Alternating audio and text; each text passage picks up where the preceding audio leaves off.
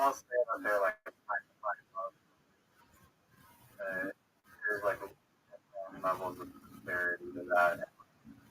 People, like, the cameras play a role there more the TV aspect. Right. Um,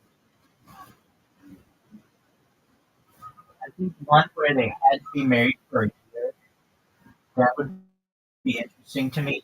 Because then you could see like the struggles of marriage. Just, just there. Uh, Uh, no, not instant marriage, but like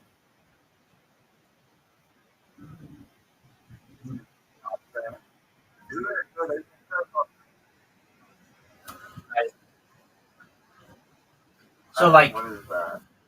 I don't know, I think you have to be together for a year, you have to like, live with something. But I would think it'd be more interesting if they had to be in the marriage,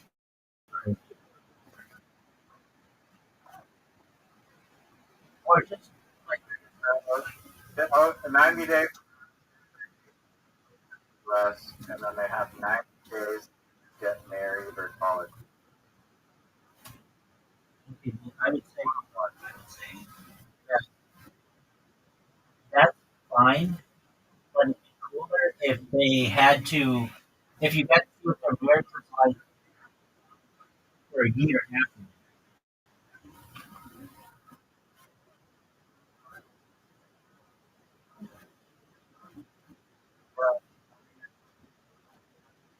When I,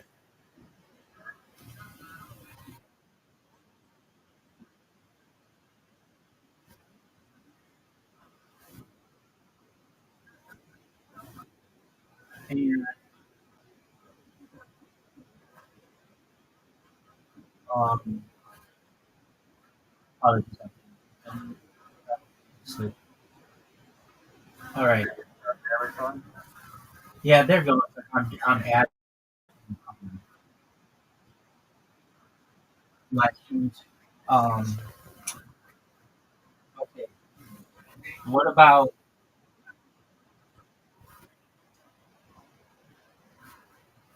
you could? Okay, so you have to choose your spouse or whatever the person you're going to date. Pardon. You have to choose them based on just what they write on social media, no pictures. So basically, what you can watch, like, look at what they comment on people only.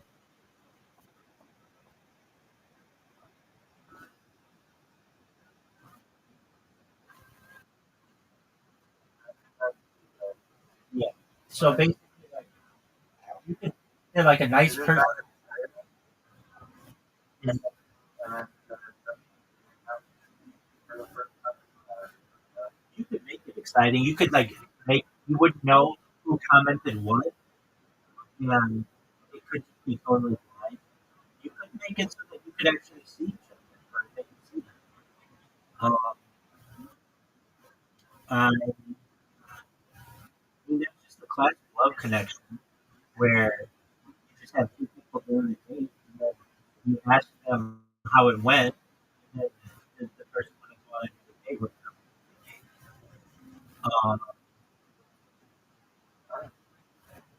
There, I guess this would be for older people, but okay, they used to do these things like, like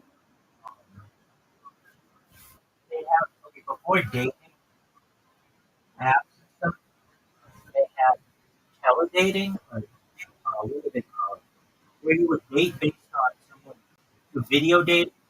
Um, so and I make fun of these environments. You haven't seen them, but basically what I'll do, they'll have like people from like the 1980s, and they're like, "Hi, my name is Janet, and I like Oreo cookies, and I really like double stuffed Oreo cookies. I drive a Porsche. I love driving around with the Porsche in the back of my car, and I want to start my own religion." Like they'll have that's actually three different chicks that I've seen all meshed together, but like they'll be like that. Okay, basically, you get these people in the 1980s who had these um, dating profiles, and if they haven't found love, you have people date them based on their 80s video profile. It's not the best idea I've ever had. If you knew what I was talking about, like, oh, okay, I can see it working. All right, let's try another one. I How about just dating based on someone singing it? Like it's like The Voice, but for dating. You know that show The Voice where they don't get to see the person, but they just have to hit the button when they are attracted to the voice.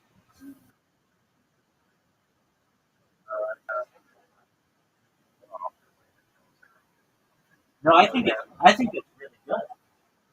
It's basically already a show. It's just instead of being celebrities at this button, it would just be one show to date. So basically, you take a girl. girl in place somewhere, and then like, right, and they all have to go try to find the girl and it's fun to find her and then going to the first other like That's cool. I like that. That's a good idea. Um, what about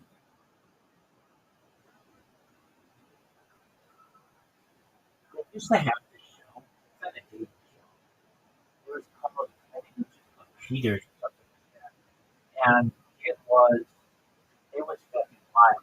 No, when you would find out it wasn't organic, and these were like setups, it took the excitement out of it. Simply what you would do is you would find people who are in a relationship already, and you would date them basically with two hot chicks. To be like, hey, you want to go on a date or whatever? And the person would be like, or some dude or whatever, they'd be like, yeah, let's go out. You know, they're already in a relationship. And they go out to dinner or whatever, and then you bring in their significant other who catches them on a date with someone else and confront them basically. And sparks will fly. Twitter Um, yeah, basically. No, there was an episode. There used to be this show in the United States called Jenny Jones, and um, they actually had a murder on it. It wasn't on the show, but it was kind of like this Jenny Jones murder case. Okay, so it was. Let's see what it was. Murder of Scott Amateur. This is really sad. Jenny Jones, an American daytime show, became embroiled in a tragic incident when guest Scott Amateur confessed his secret crush on another, Jonathan Schmidt, during the episode titled Safe Sex Crushing. The episode never aired, but it led to a series of events that culminated in Amateur's murder. 3 days after the taping, Schmidt shot and killed Amateur, claiming he felt gay and using embarrassment caused by Amateur's confession. Schmidt was convicted of second-degree murder in 1996, but was retried and convicted again in 1999, receiving a sentence of 25 to 50 years in prison. He was released in 2017 after serving 22 years. The case sparked significant debate about the responsibility of television in such incidents. Some argued that Jenny Jones was naked and handled the situation, while others focused on Schmidt's actions as a primary culprit. And they did that show. I don't know. I don't know if people do it. I would like people to fall in love. So what if it's just a show that okay, oh this is a good idea. This is a good idea for Tinder. Okay, so the show is this. You have to swipe right or whatever on your significant other or whatever. Okay. Let's say you match. You could tell the other person, hey, do you want to be in this like game show, dating show? Let's say they say yes. You get 3 couples who say yes. They met on a blind date, or not a blind date, but they met on Tinder. And the goal of the show is for them to be together as long as possible. So that means they can't see other people. They can't have an open relationship. They just literally have to be. They have to live together, and whatever of the three make it the longest, they get like $1 million.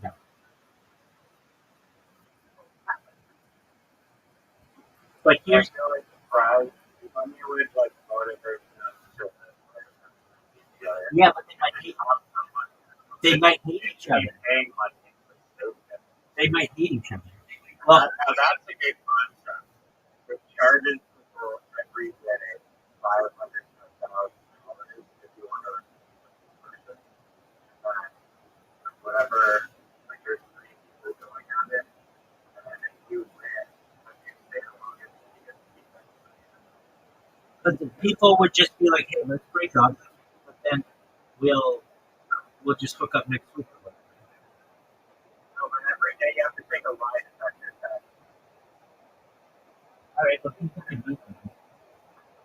All right, what about you have um,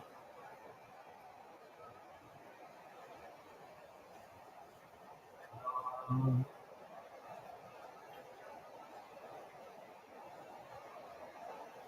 Lesbian person. yeah, but you wouldn't get access to the prisoners. What do you mean they felt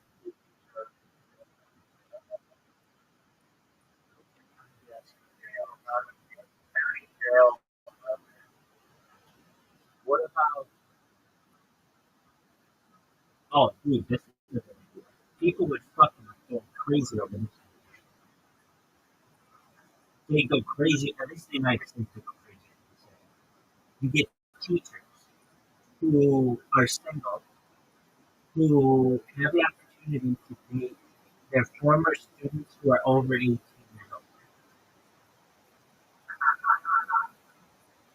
old. People would go crazy. Now, um, there's a very famous case. Mary Kay Letourneau and her like mother, uh, this guy. She was like really young, and she went to jail because of it. She was hot, and they had children together, and they like fell in love. They like were married for like 10 years. Uh, people love that. That gets people going. About guy that died of Yeah, exactly.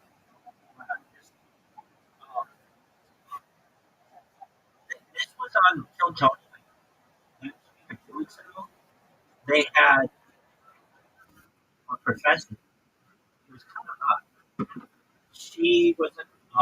So she the comic boy up first. No. The guy goes up and doesn't stand up, and they're like, "All right, well, tell us about yourself." He's like, I'm dating someone she's older than I am. She was actually my professor in college." So they bring her out. And they're like, "So how did this go down?" And she's like, "Well, you can't date your students." But after the semester ended, I looked up his cell phone and told him if you need any help as like a network theory, I will help you. And they ended up like hooking up like 2 weeks later or something, and they've been together for like 5 years. Basically, just babysit their kids.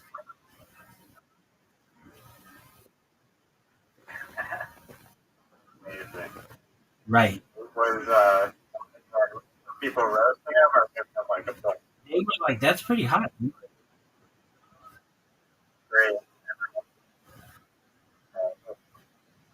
You adult. Um, there is Not gonna lie, there's one teacher degree that my French teacher.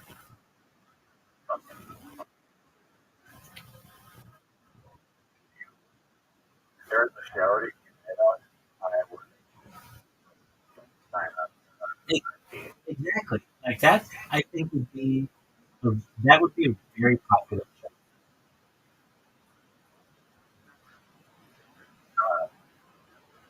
It's a good idea. There's that was probably the most probably $1. That's like furniture part. I don't know about that. know what the solution is to housing in the developing world?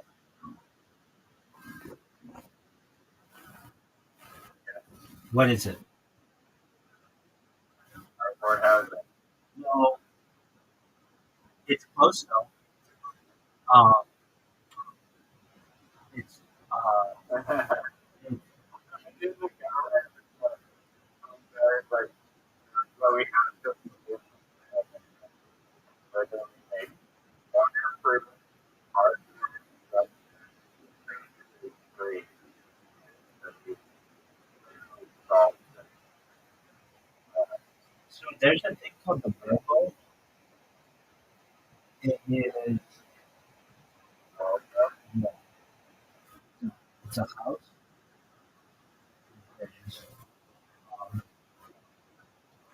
it's a house that's made out of bottles.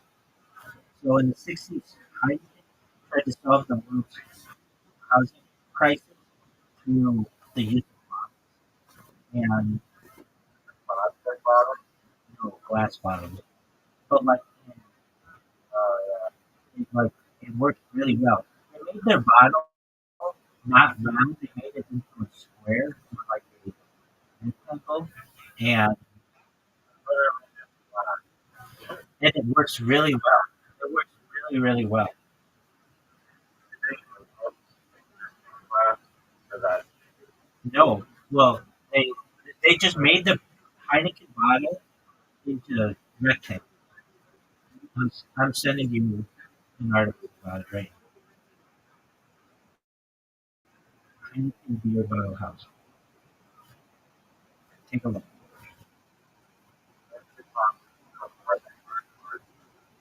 Yeah, but it lasts a lot longer. That cardboard coating is only going to last for so long. But a glass house could last. I think there are people who still live in it. This is real. Yeah, Yeah, they did it in like yeah, they did it in like '80s.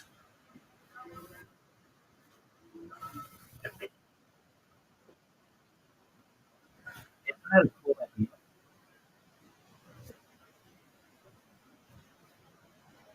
what happened? Yeah. So they did it in Venezuela first, or something like that. Um,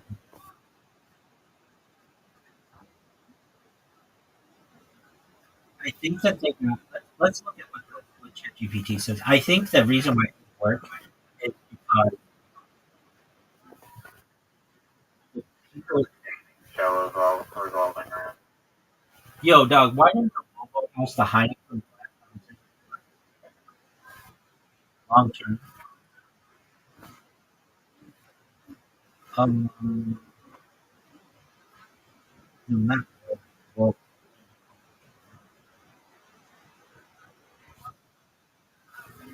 I love how it's like just like something. Yes, it's a house that Heineken made in the 1960s. Why did that idea take off? It was using a rectangular gearbox. And Heineken was an so, okay, so practicality. The idea was definitely innovative. The glass power grid is definitely sustainable. You could put growth in cost and feasibility. I don't think it's a logistical nightmare. Cultural resistance. That may be it, but nobody wants to live in a house with money. But I think it actually be really cool. It was ahead of its time. I think that's what it was. It was just ahead of its time. Yeah,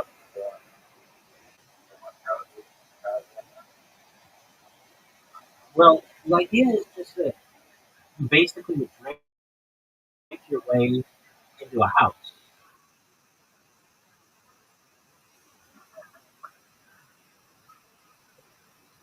the hardest story, like several thousand bottles.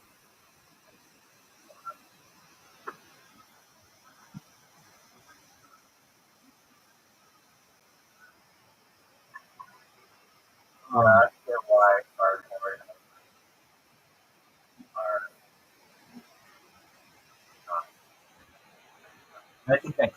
kind of know what it'll say.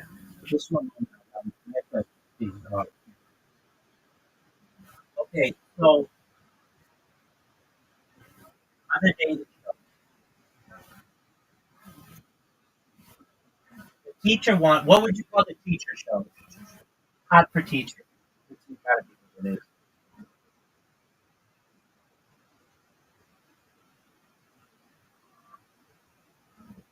Or teacher's pet.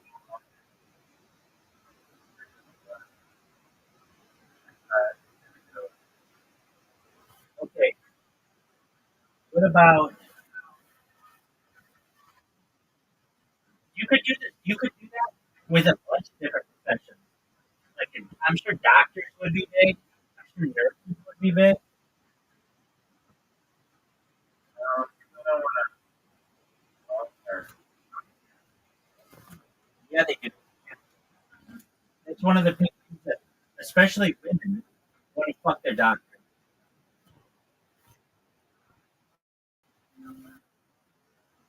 So basically, you have a dating show where doctors could be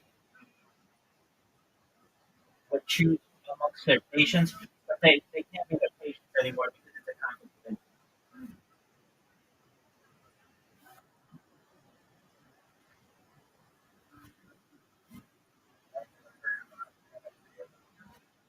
Oh yeah, that's true. Um, all right. What about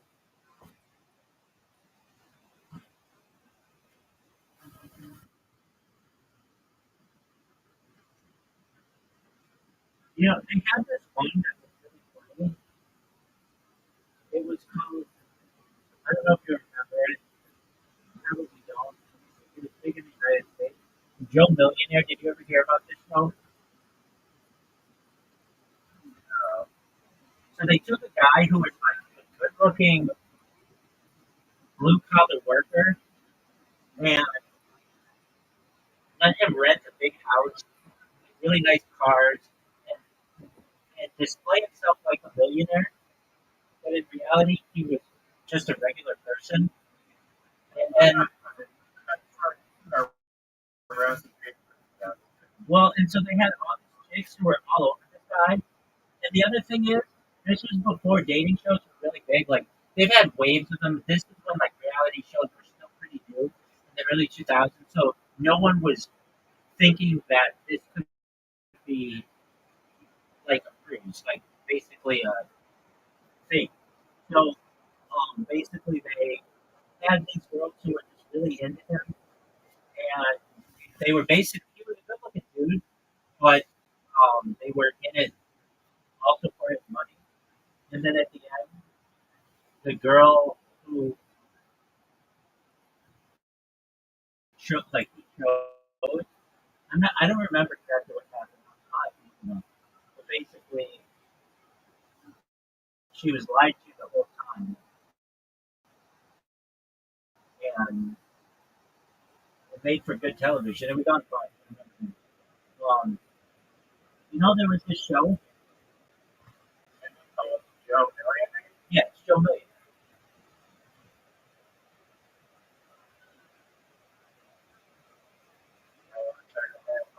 Go for it.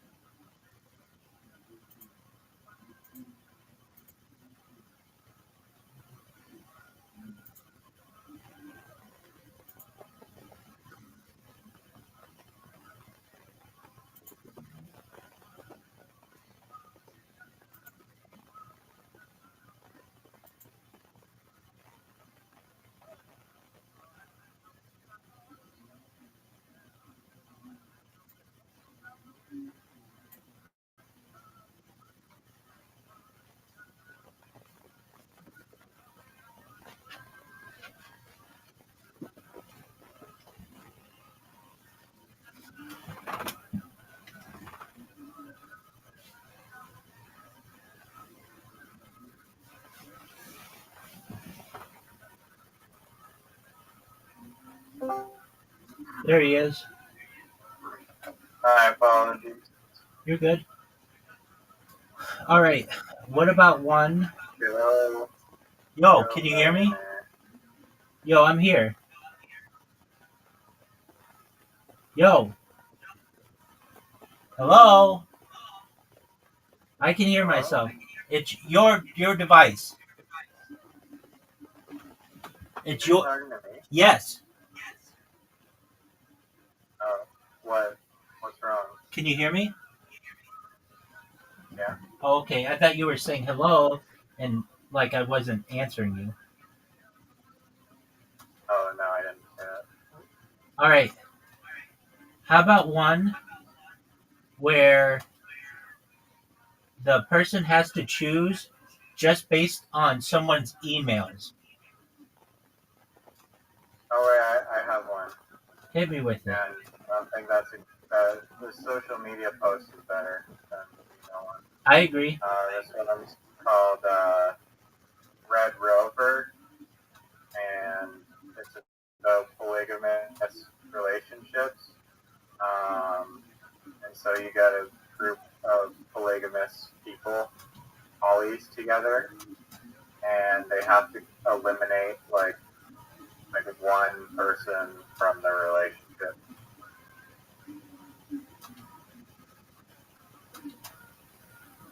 I mean, how many polygamous? I know it's like legal in Ontario, but it's illegal in the United States. Are you serious? Polygamy? Yeah, it's been. That's why the Mormons had to move to Mexico. Many of them, like 100 years ago. Why are Mormons polygamous? I thought they weren't. Some are. Those that are generally live in Mexico. That's why Mitt Romney's like father was born in Mexico. What percentage of the? Sorry, I have to call you back. Um, I apologize. My mom's calling me. You're good.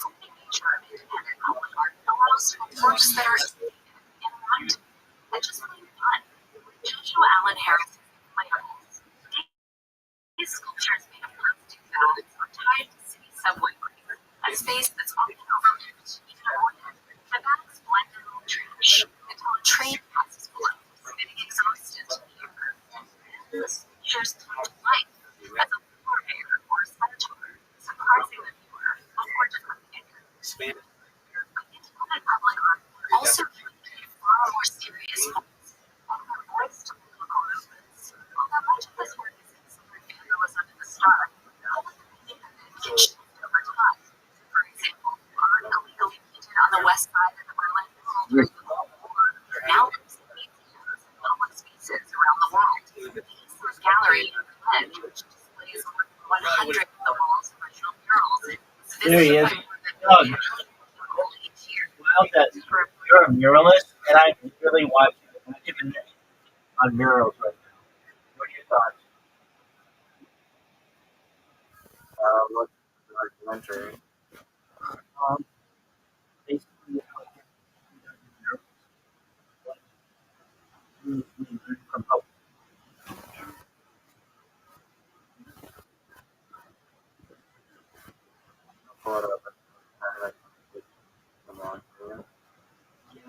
part of a crash course, so it's like 23 art history.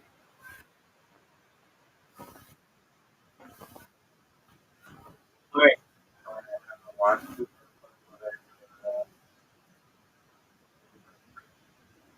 Um, I actually, believe it or not, all of my intros, art history was like one of my passions.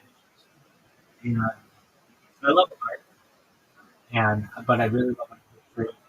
I think I loved it in school, and even though I'm not necessarily good at tradition, dog, you have to see. I am an artist, and I make these things. They're so funny. They're funny to me. Go to Instagram, Prodigy Project.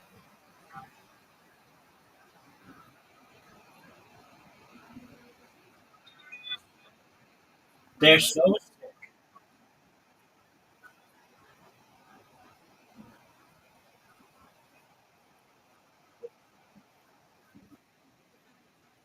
I have so much Instagram content.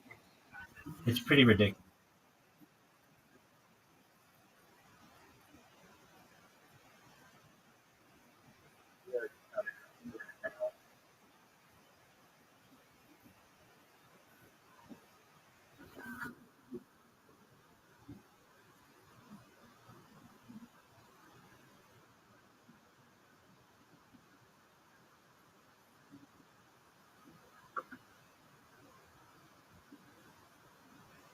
And while those things that I make are art, they're definitely art.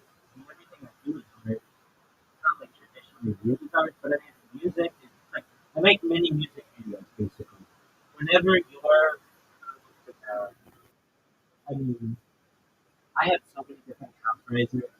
I don't know, I made them like a year ago or so, but um, I have like because I don't have anybody. I don't tell anybody about it.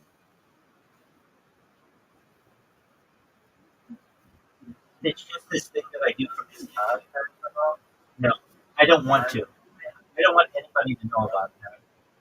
I mean, I've only shared it with one other person, and it is, and it's cool as fuck, and they're really funny. And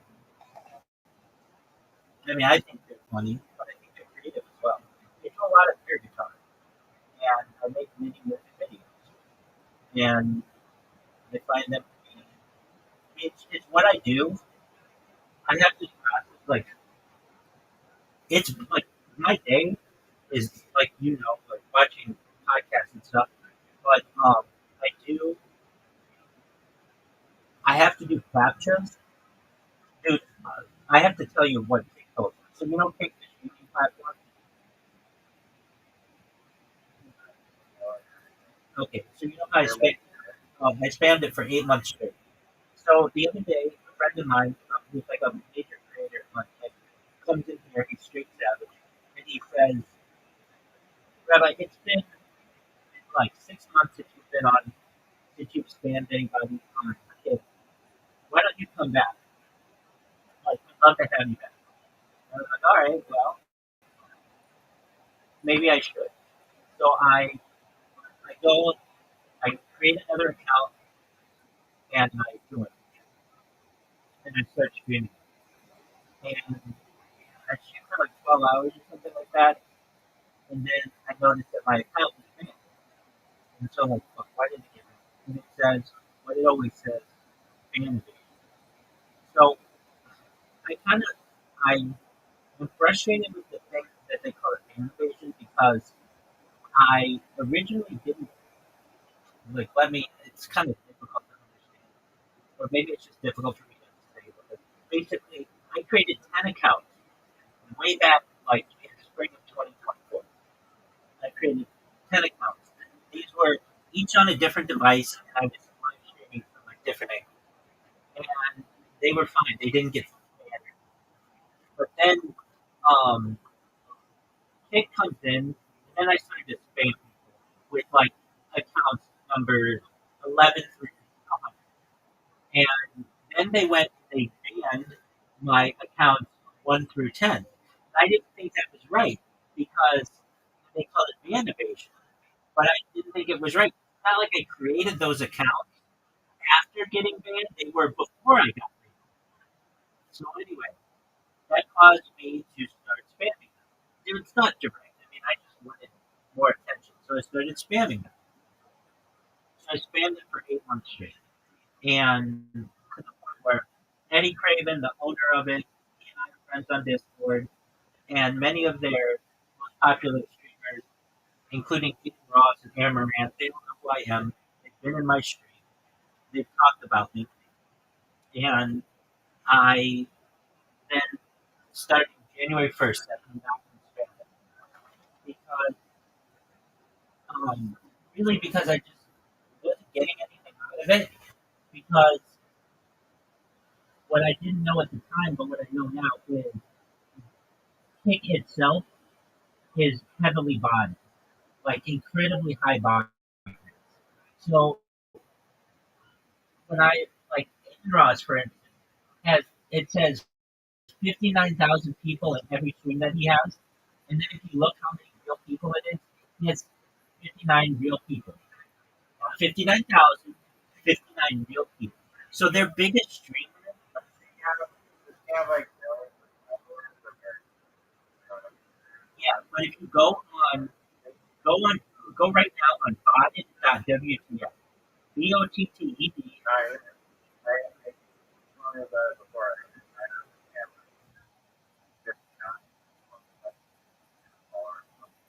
Well, I mean, I can tell you, I have 48,000 followers on Twitch, and nobody's watching me there. And I have 10,000 followers on Instagram, and nobody's following me.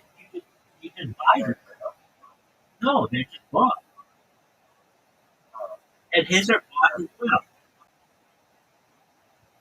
And I'm not saying all of it.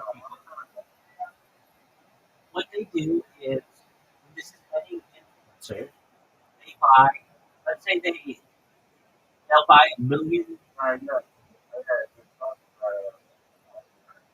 Okay, so they'll buy a million.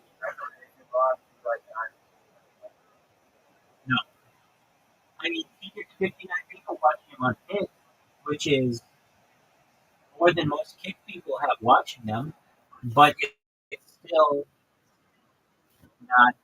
It's just not a popular platform. And I'm not saying that it's not a good platform. It is, but it's got a lot of competition. Anybody is streamers on YouTube. But for one reason or another, they get kicked off YouTube and they're on Twitter or on Twitch. If they get kicked off of that, then they're on Rumble or Kick, but they don't even have to be on Kick. And Rumble is a superior platform because Rumble stores your videos. And Rumble already has advertising set up. Now, Kick is better for creators, but they best wishes if you want to get a following. Only 30, only 30 days, and that's not good. Um, I well, like Twitch is the same way. They do it 30 days if you have a previous account, 90 days. But again, like I'm somebody who thinks that archiving is important, and so that's why I trust Kick. If I'm going to spam anybody, why not spam Kick? Because those people only are going to save my stuff for 30 days maximum anyway.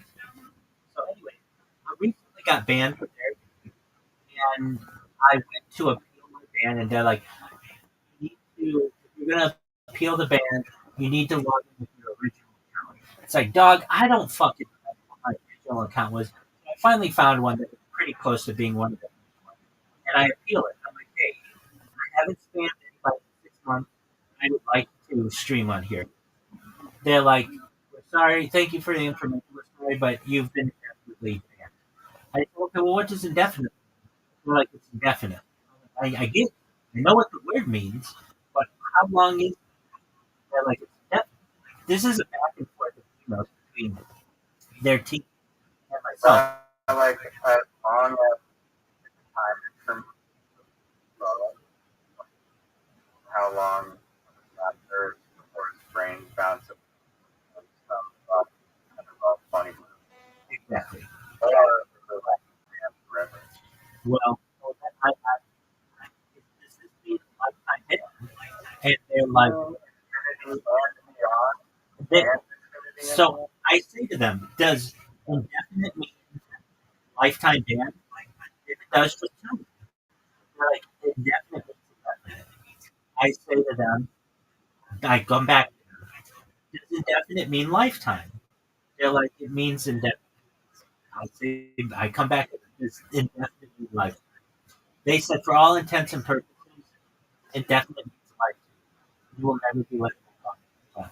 I say to them in another, do you mean to tell me it's the year 2025 right now? If I survive until the year 2075 and Nick survives until the year 2075, you will not let me.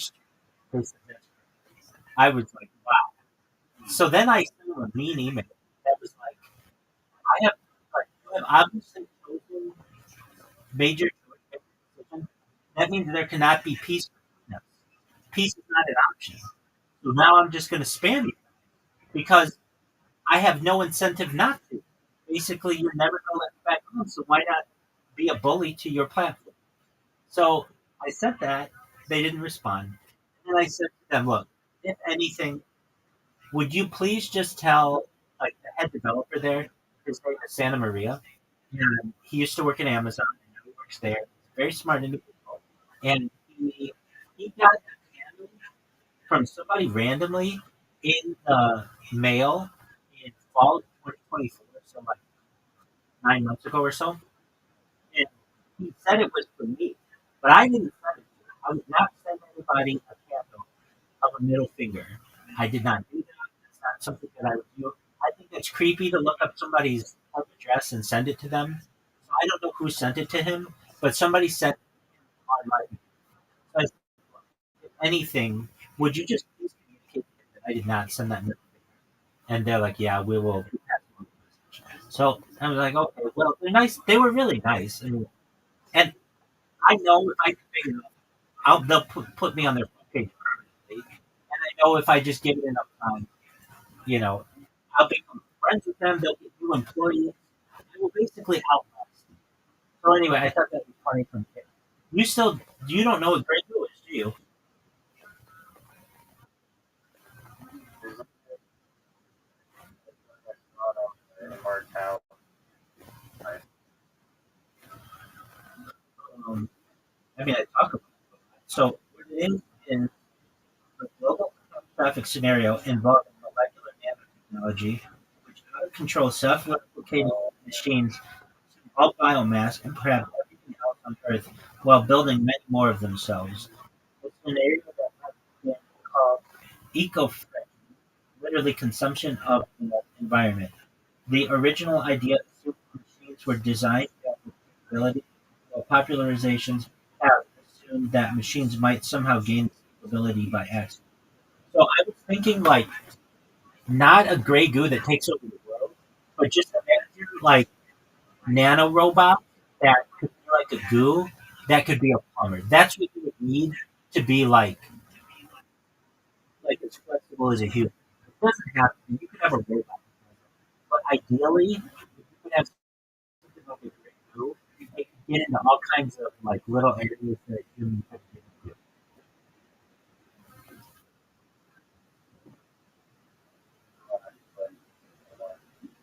I think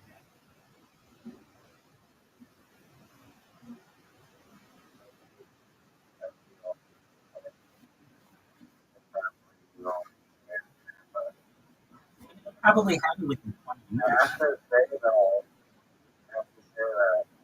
Like, it's fun. Like, fun thing you are. You're just. I would imagine you consider yourself a huge title. Oh yeah, dude. I that's what I spam on Blue Sky. I say, please come to my Discord to discuss these futurology topics. I am What is your someone who is interested, which is very simple. But when you get down to it, like there's all kinds of stuff that I spam people on Blue Sky, and even though I'm annoying to them, when I say to them is really useful to them. Like the one that's been getting a lot of traction the past few days are Santa Claus machines. Have you ever talked about Santa Claus machines? Okay, so yeah, like a replicator. Also, smell-o-vision has been getting some traction. Basically, digital, uh, digital, um, hold on,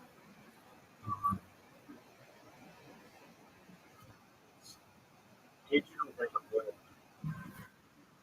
um, digital, digital. I even like put it in for digital enhancement. Um,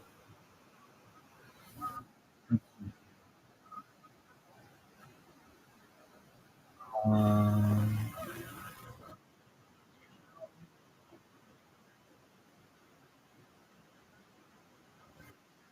digital order projection, basically, and electronic nose. That's getting traction. Of course, like when I talk about like a very straight tunnel and a transatlantic tunnel, those are all of interest to people. Um, I mean, And like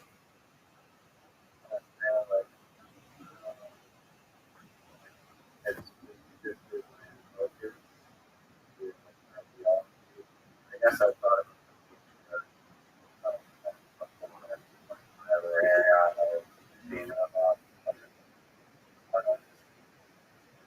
down rabbit hole of like all these things or technology and really thinking and like, oh, we may not have right now, but given enough time and there's going to be like something that wrong and all of that stuff.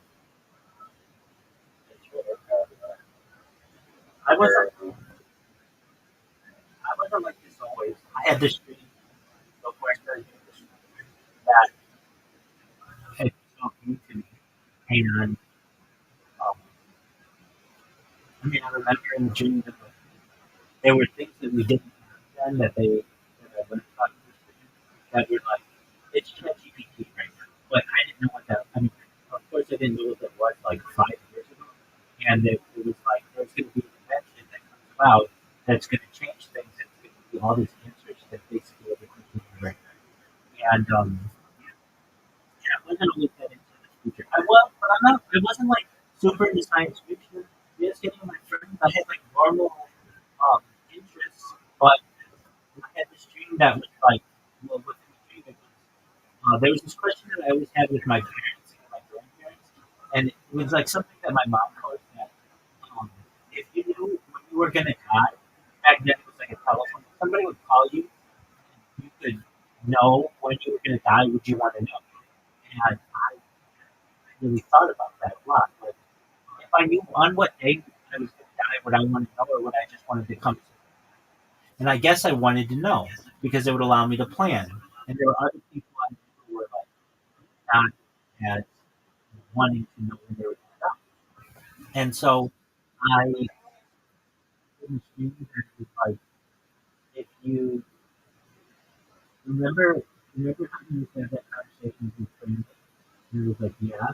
And it was like and you always wanted to know what day you would die? And it was like, yeah. And then in the dream it was like, well, what if we told you that you weren't going to die? And I was like, whoa, what do you mean?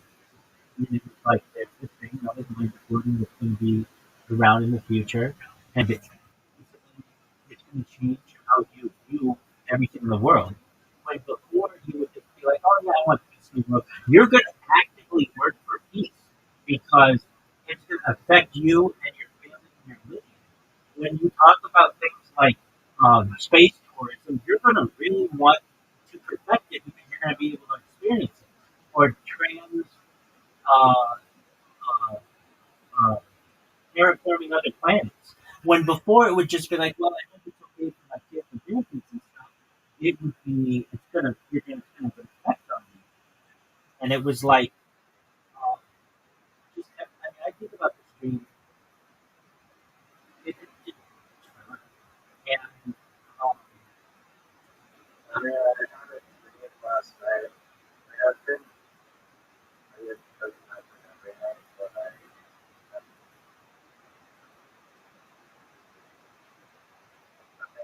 that dream that I would never be able to come up with, like, just my regular frame of mind. Um, uh, like 2 days ago, I had an idea for the life, because the enemy of my dream was, my ears are very sensitive, and, like, to fly or altitude, like, pain, generator, like, like, yeah, and there is a thing that you can do, uh, it's called yeah, for the father, like, styrofoam top of the box, and you use the um, created by the boss of the author, and, water, unplugged, your, that makes you, like, I tried it, and it's like, totally agree with what you can make it right. It's like headphones, but it has control and and I'd be like headphones, like over the top headphones, but be like ears, on flight. I was cheated of that. Then I was reading and this they're just gonna product they that already uh, ear earplugs that altitude and that happens here. But I haven't tried it yet, but the one review I watched on it, and I'm curious to try it for myself. okay. So earplugs have been around for like 35 years. What you're talking about, the thing that makes your thing different is the sleep part of it. But they make an earwax removing headphones that basically, I mean, that can work. Like it just sucks the air wet in like a clear headphone, and then you just clean that out.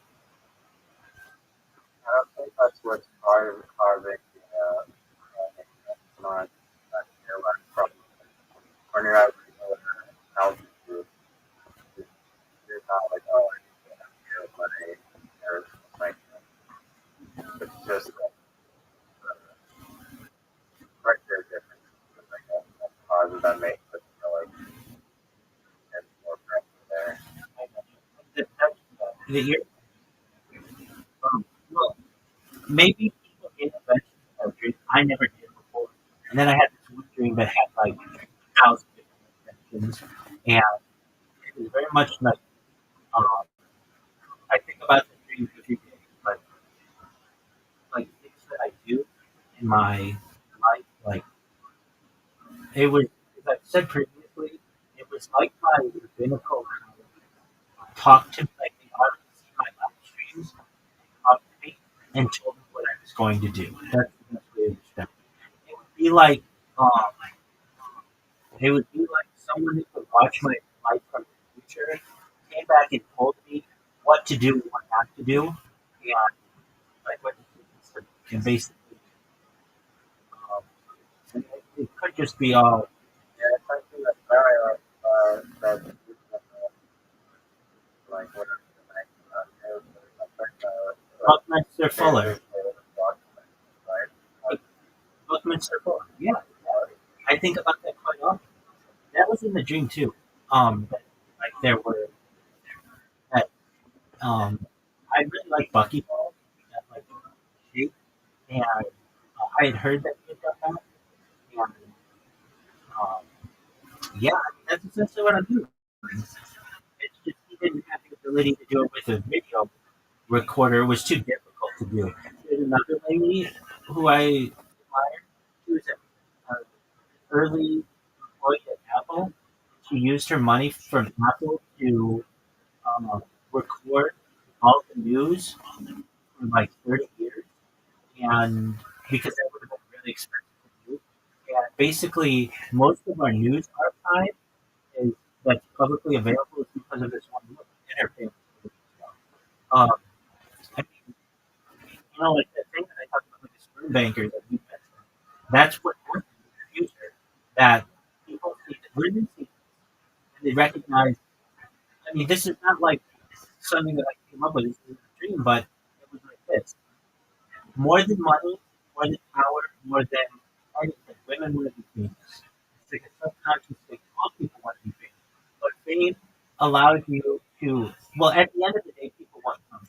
That was a big part of it as well. But if you have all the money that you need and all the comfort that you need and all the other and everything's being equal, women want fame more than anything because they like to be able to one up their friends. And you're going to be the most famous person on earth, and that makes you the most eligible bachelor on earth. And you're going to be with somebody who progeny are like going to take over the throne. And um, I mean, it was like whether or not this is true, I'm not sure, but like my progeny take over the earth, and Elon Musk take over Mars, and I'm okay with that, and I don't fight it. But I do become the first person to climb Olympus Mons. You guys do a celebrity. No, we do that in the future. Oh no, no, no! Listen, this is real. This is real. We do that in the future. It becomes mixed martial arts becomes really big, and among like tech growth. And I have an undefeated record, except I lose against one person, and that's Logan Paul.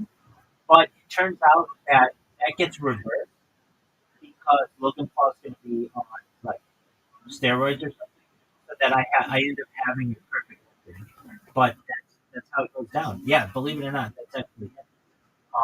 Whether or not that's true, I don't know. I think it's Logan Paul or Jake Paul. I don't know because I didn't know who they were in the dream. Only now since like I learned Mike Tyson and everything. But yeah, Zuckerberg's the one I really want to do. I also had a dream. Very interesting dream. Was unlike any other dream I've ever had in my entire life. What's that? Yeah, I've told you about that. You know, like, uh, the only time it's ever happened to me where freedom a song, let alone a song that was recreated from that. Or there's a couple. There's like songs that made me feel the first one. I remember it being like amazing.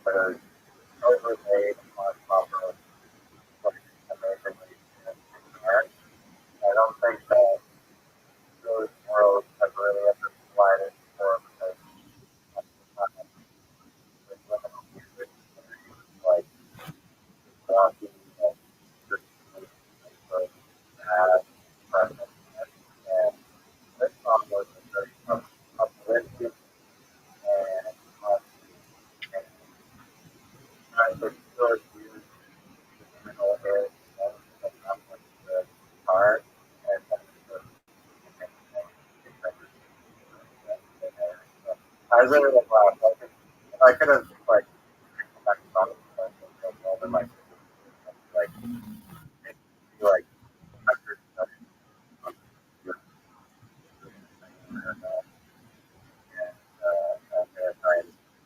like structure of work to make those two great. Do you remember the song? I don't remember exactly how it looked like.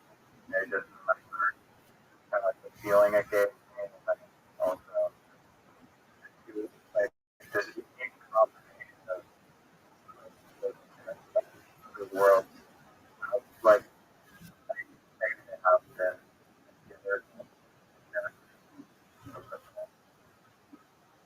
Something I could have never come up with.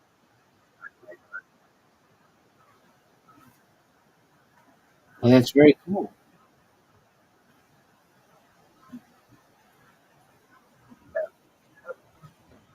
Doug, do you remember?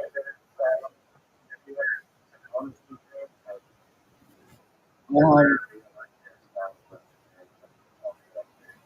yeah, it's generally visual. There's like dialogue, but it's not like Yeah, I never, I don't recall hearing music. I mean, like I communicate with people. I think like I hear their, I don't know if I hear their voices. It's almost like telepathic how we communicate because I don't really recall their mouths moving, but I know like we're talking in the dreams. Do I remember? Do I have like a song? No. I know my thing. Parody songs become really big.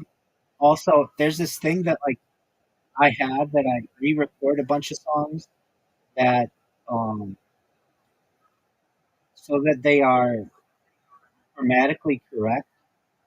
I just have a thing that I don't like when music is not grammatically correct, and so I just like change all the songs to be grammatically correct. But no, I've never heard a song. So you can't even describe what the song is.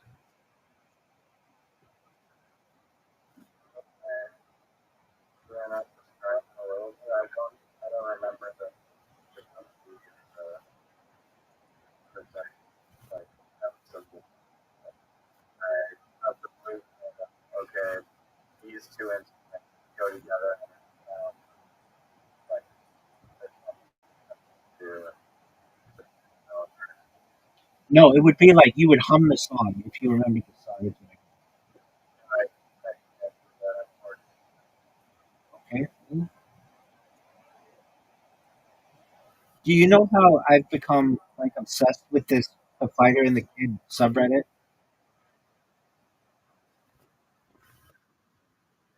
Okay, so they kept hinting that something big was going down, and this just dropped uh, 13 minutes ago.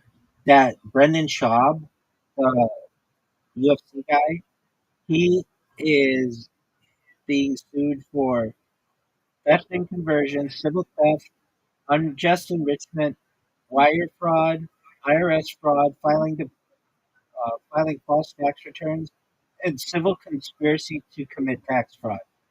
So this is going to shake up the whole Rogan verse big time.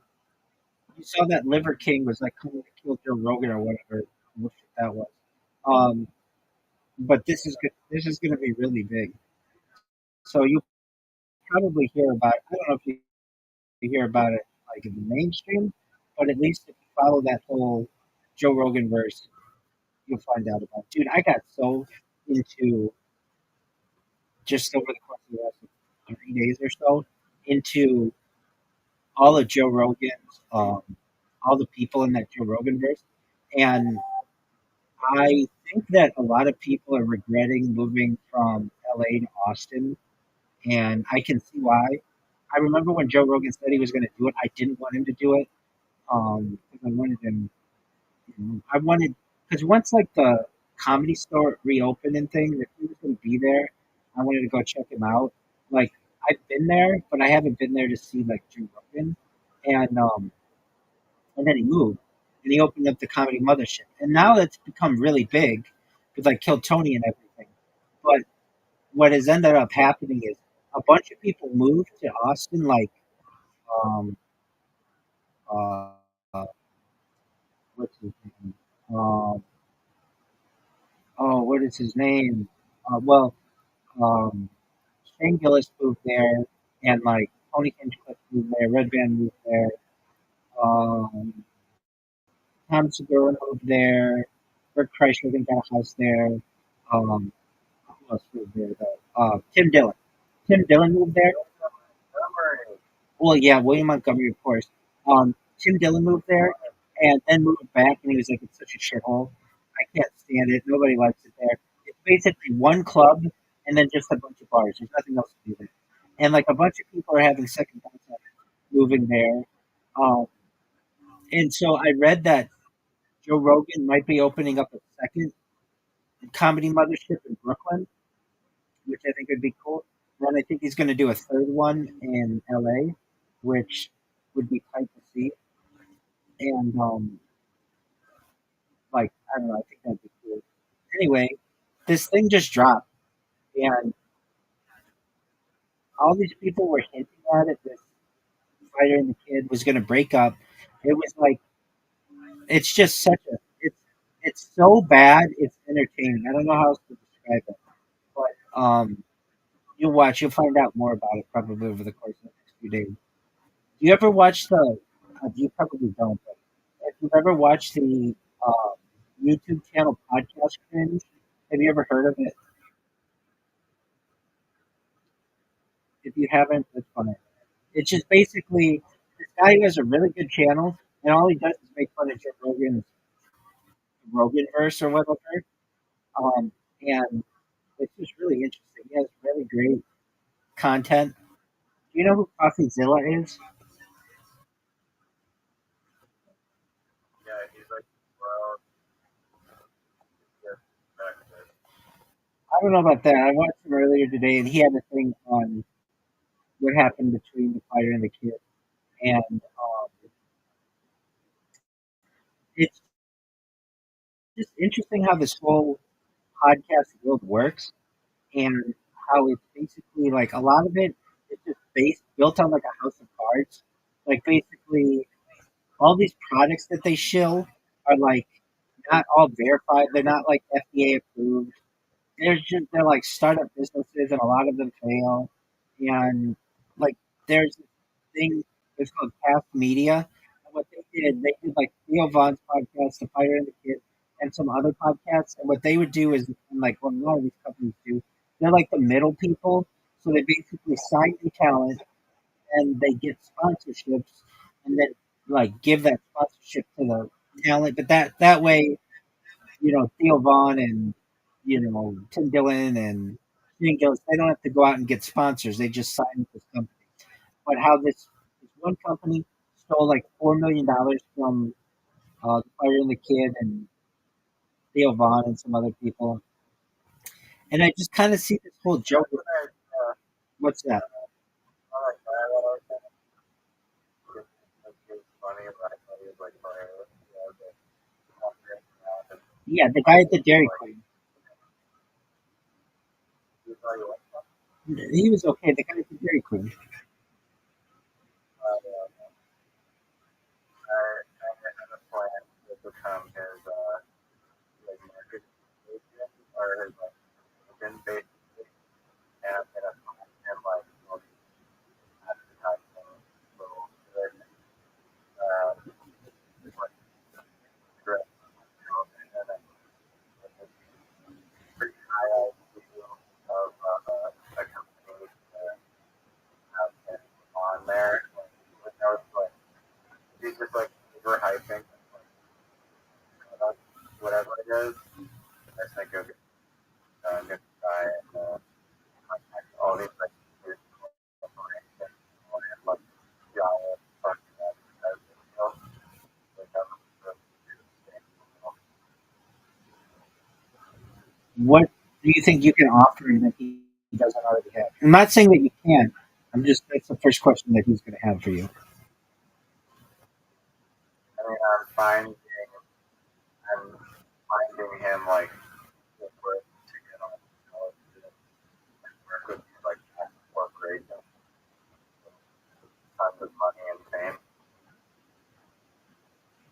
Okay. For example, like Tim Hortons or one. There's always bringing up Tim Hortons and the offer and like, oh, like, I don't think you've never seen anything like this in history. Human world.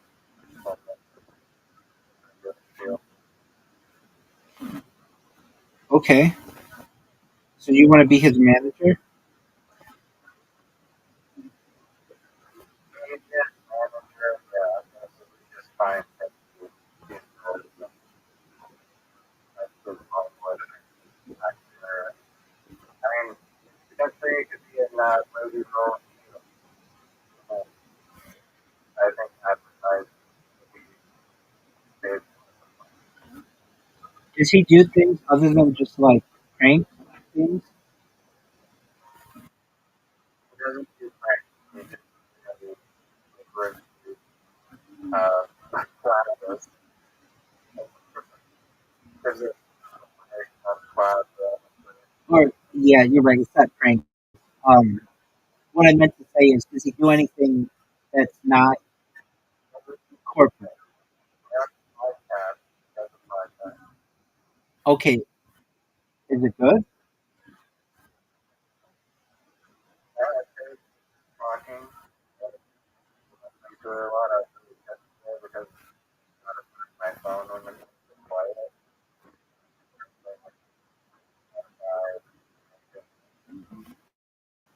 Are you excited for William Montgomery's movie?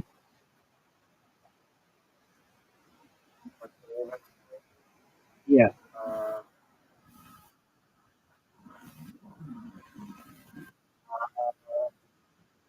I don't know. I mean, I really watch a lot of movies. But I'll probably have to touch one now. Of course, with like, Yeah, I'm kind of in the same. I mean, I like David Spade. I like Theo Vaughn. I like Cam Patterson and William Montgomery and Casey Rocket. So I might check it out. I mean, like, stream it or whatever. I'm happy for those guys to get.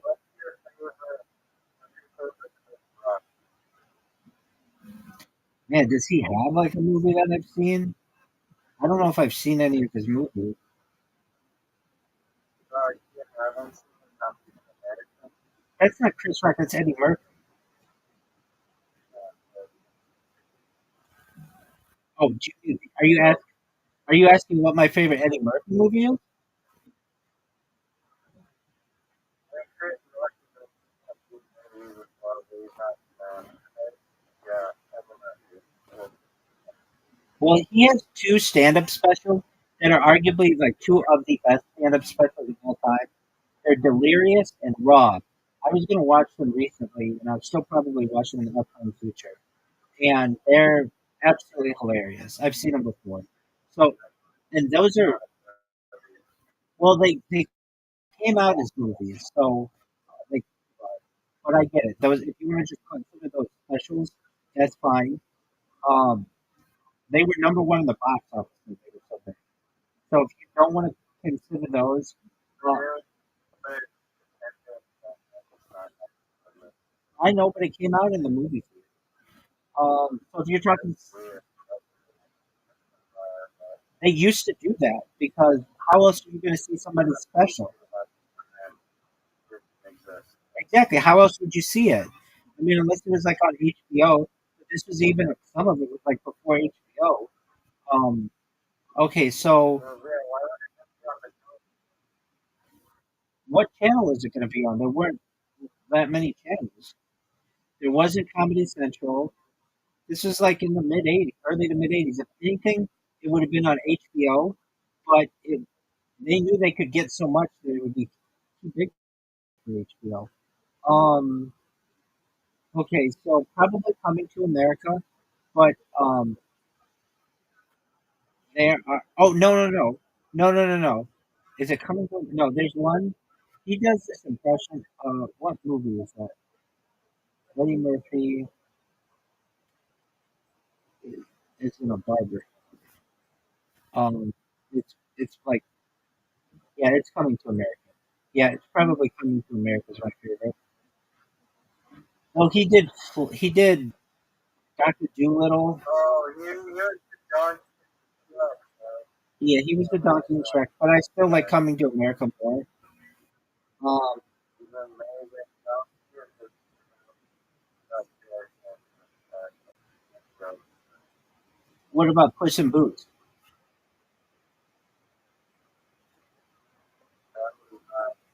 Like, and Antonio Banderas?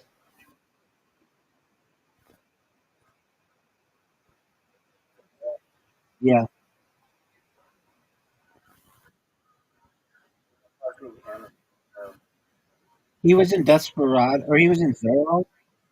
You don't know who Antonio Banderas is? Um, okay, so Eddie Murphy's in Beverly Hills Cop and Beverly Hills Cop 2. It's been a long time since I've seen those. I like those. Harlem Nights he was big in. Um, he was in 48 Hours, which was a big one. But Coming to America is my favorite of those. He was giant. I mean, he was like, uh, he was he was he was like the youngest person ever on SNL or something like that. Eddie or like Eddie Murphy or like hosting SNL, youngest SNL. Like that's how I know Eddie Murphy is from SNL. He was let's see here. Eddie Murphy joined SNL, making him he was 19. He was one of the youngest. Uh, who's the youngest person ever to be on SNL? To go. Oh, dude, they're so funny. Anthony Michael Hall was 17 when he was on that.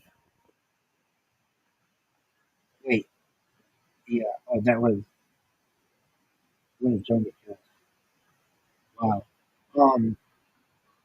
But he's still really young. Dude, I watched uh, a bunch of Richard Pryor. Do you know who Richard Pryor is?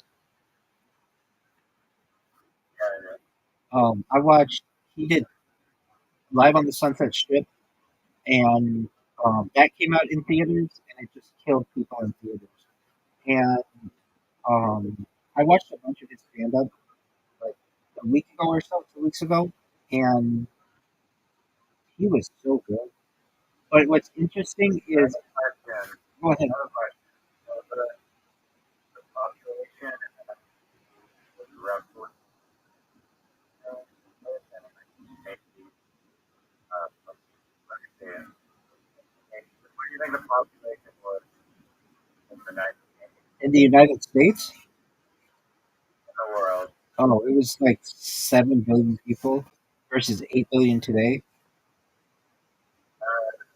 Apparently, in the 1980s, there was like 4.4 to 5.3. Okay, there you go. So there were a lot of people, but like my point is that like in the 1980s or like that era, there was so way less people. Yeah. And nowadays, like there's way much like population has increased by like times, but like, like, From from Canada or anywhere in the world. everywhere. Yeah. I So maybe I just don't know a lot of times I've seen like so concentrated, and I got that idea was very central. Control that way they play out. You well, yeah. I mean, like stand-up comedy didn't really come to fruition until after vaudeville, which is like after the 1920s, and It started to make its way into the 1940s and 50s, but television is the thing that really revolutionized it.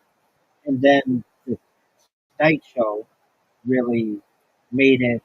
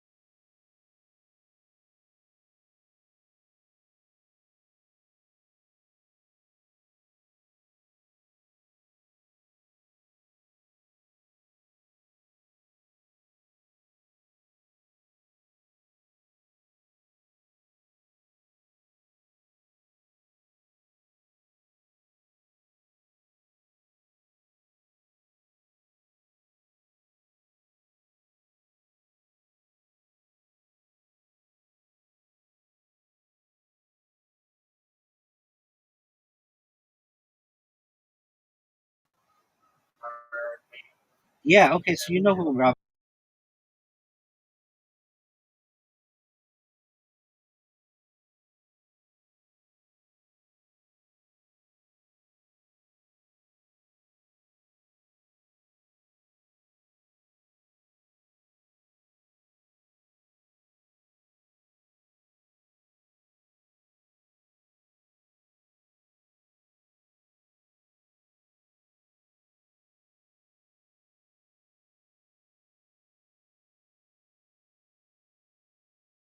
Met Ralph um, bus outside the facility when he was going to perform or outside the club. and they made him breakfast. And that was like the way to Ralphie's heart is to like make him food. And so he's like, you know what? In fact, like Ralphie made that great. You know, you got heart. Basically, come out. It was like 5 in the morning, and you guys made breakfast and orange juice and everything.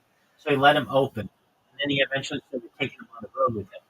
Matt Rife was not that good looking like people think he is today. He had like all kinds of surgeries and stuff, and he was able to pay for those through Ralphie May. Anyway, um, yeah, that's the origin story of Matt Rife. And like Matt Rife did not have a really nice smile.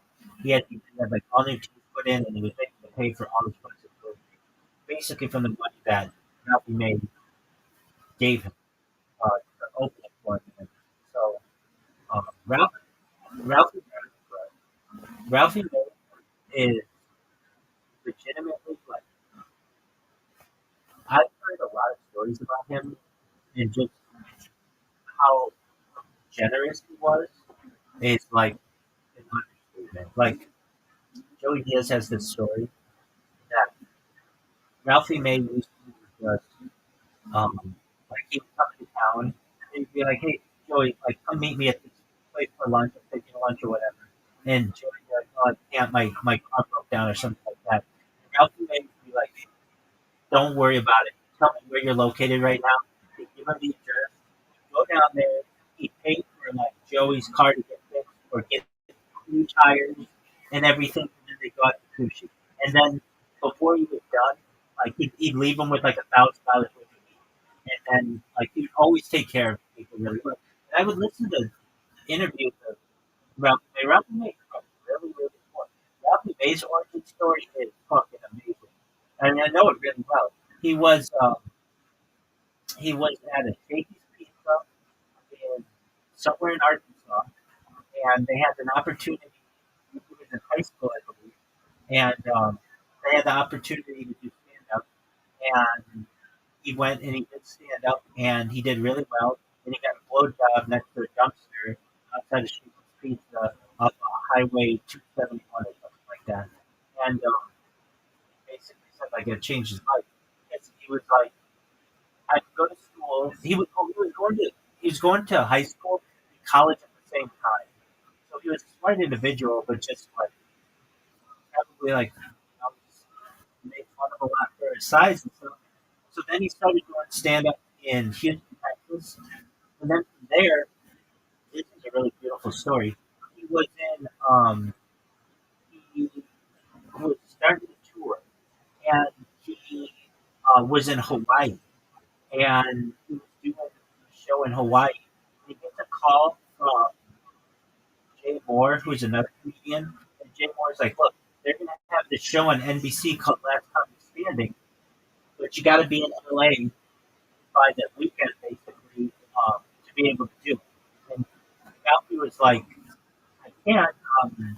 On the I'm in Hawaii right now, and I got to do the shows." And they're like, "Look, if you want to be on the show, it's going to be on national television. You got to do it." He didn't have enough money, so he was married at the time to a lady who's also a comedian, and she went to her mom. And they had to put it all on like an emergency credit card. And so he flew to LA, did the show, got on the show. Actually, ended up getting second place on the show. He did not win, but that made his career. He made all this money for that. And the guy who won, his name was Jack Dad. I remember watching that kind of standing because it was pretty big in the United States. Like, hey, there's a comedy show, you guys can watch it. And the guy who won was really, really funny, but never did anything after that. Like, he never, nobody has ever heard. I mean, he just he didn't have a good career. But Ralph May had a good career. Anyway, that's kind of how Matt Do you like or McDonald's? or McDonald uh, uh, from it's better than I like. I've always been kind of mad at my friend. I was at my friend's wedding a few years ago, and We were going to have his bachelor party, and we had the opportunity. Norm Macdonald was playing in Irvine Improv, and I wanted like that to be the bachelor party. And there were some people didn't really, they weren't really into comedy, and so they weren't too thrilled about it going. So we went bowling and we went to like, we had like burgers and bowling for my friend's birthday. They were wedding in 2020. And I wasn't the best man. His brother was the best man, but I was like the second best man or whatever. I was like the second to the groom or whatever. And and then it would turn out that like Norm Macdonald would die within like a year or two of that. And I've always regretted not going to see him because it would have been like I would have liked to see him before he died. Anyway, there's no big deal, but I like to see him. And what I did Well, for never started coming to Vancouver.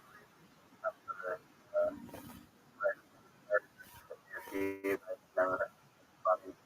Maybe one direction that was funny. I want to go to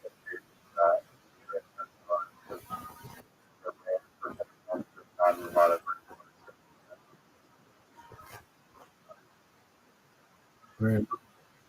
um, who was I listening to? I was listening to oh, dude, what are your thoughts on Bert Kreischer?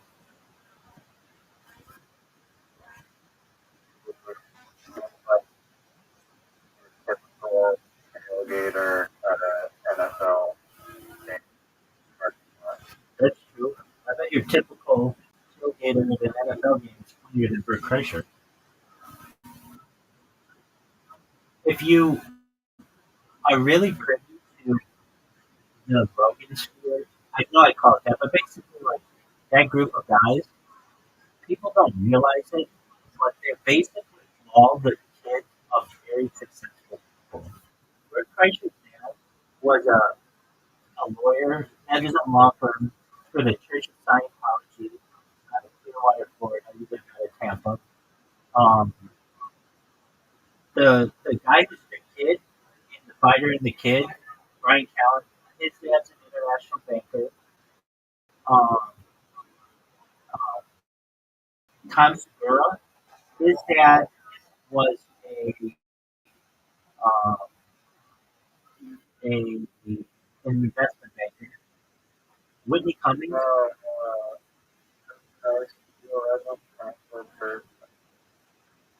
wait, what?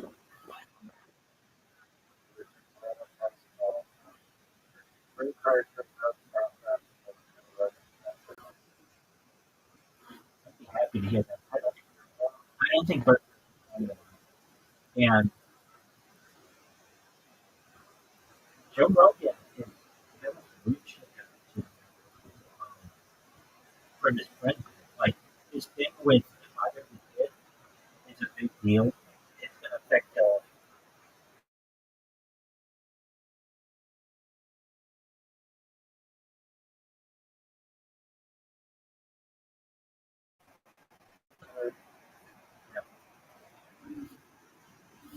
um, Bert Kreischer. What you said? Kreischer. Yeah,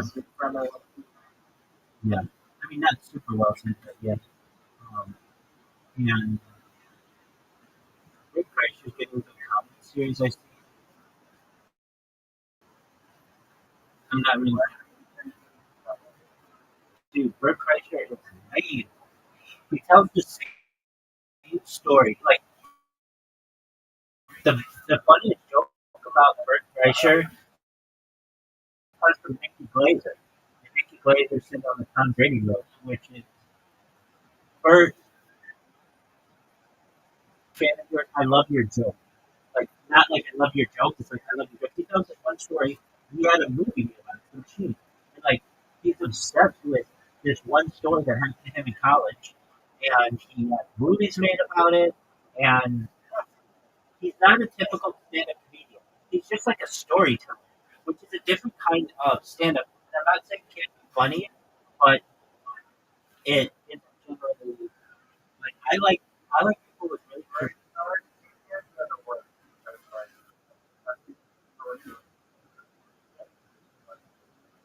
Exactly, exactly. It doesn't show a lot of talent, and then he just takes his shirt off, and it's like, okay, that's your story. I mean, like there are some comedians who are just joke after joke after joke after joke, they're like machine guns, and that's hard to do. But when you're just like telling the story, it, it's boring to me. And Bert Kreischer also talks about his family. I think inappropriate. Like he'll talk about his daughter's period. Like, can you imagine how embarrassing that is? Your dad's going out just because he needs material and going and just talking about like a very personal issue like that, or just things that happen. I don't find it very funny. I mean, it's just like some people have boundaries. I guess he just has no limit, no boundaries. Um, I There's the thing. Like, in order to be a stand-up comedian, I'm not saying it has to be this way, but it's really hard to be a stand-up comedian if you come from a really poor background. And you wouldn't think so, but it is because stand-up comedy. Yeah, he was able to do it, but he had a wife that helped to support him. Like that's the thing. If you ask any of these stand-up comedians, like the popular ones, what is uh like how can you be a successful stand-up comedian? They say number one, be prepared not to be paid a lot for like the first 10 years, and number two, date or marry someone who has a job, because basically you won't be able to make any money. And it's true. So the popular stand-up comedians that I've named, they all come from wealthy families. Whitney Cummings, her Like night,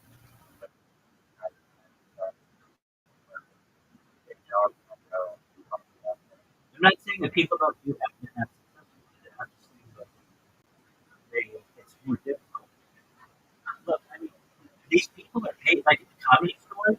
Even like Joe Rogan, when he plays the comedy store, he makes $200. Oh wait, is it $200 or $20? Hold on. How much does a regular make at the comedy store per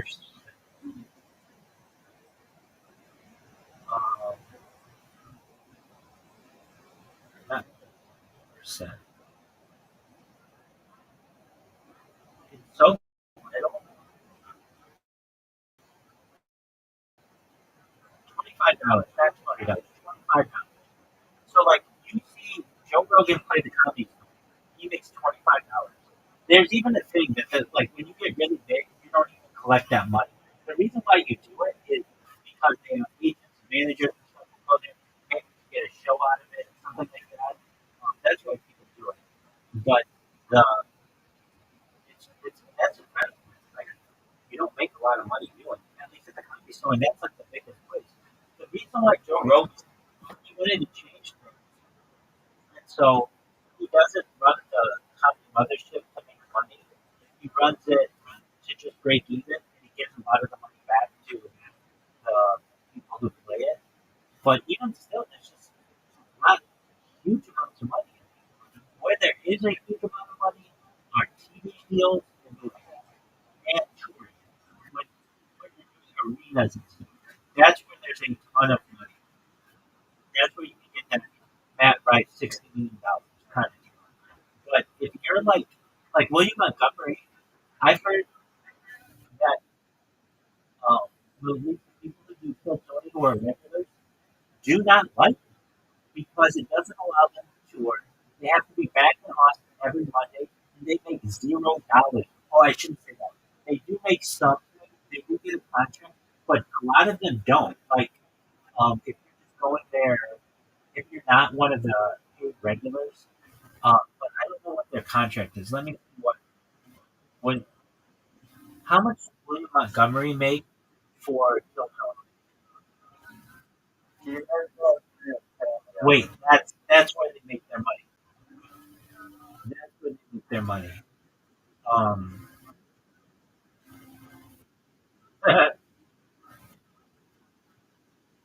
you know how he makes those jokes about being sponsored by Kirkland and everything? Um, ChatGPT takes it seriously, and so they are like, for instance, it is suggested that he earns at least $3 million a month from his Kirkland sponsorship. That would be $36 million a year. And I think we both know he's not making that kind of money, but it takes it as serious. That is hilarious. Um, I know David Lucas did not like he was a regular on Kill Tony for a year, but he said that he didn't make more than a year. He said he didn't like it because now I'm sure he did like it, he's just saying this, but they don't pay you. Or what they pay you is like $25. Very, very low. And you have to think they're not doing that much work. It's literally like 1 minute of work. So, it's like not a lot. They don't have to pay you a lot. Though it's a lot of work to get that 1 minute. They don't have to pay you much work. And like one of the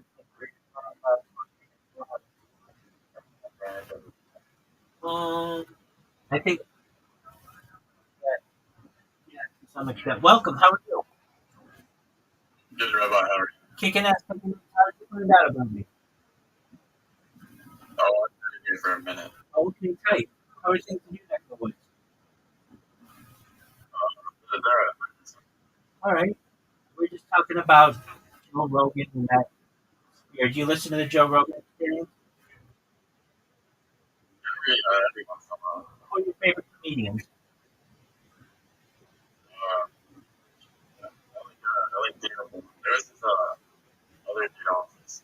I forget what his name was. Word dog. Theo Von's great. Very fun. Did you ever listen to his podcast? I get clips of it every now and then. What he does on his podcast that I like that the other guys don't is he has regular people on there and he's hilarious with them.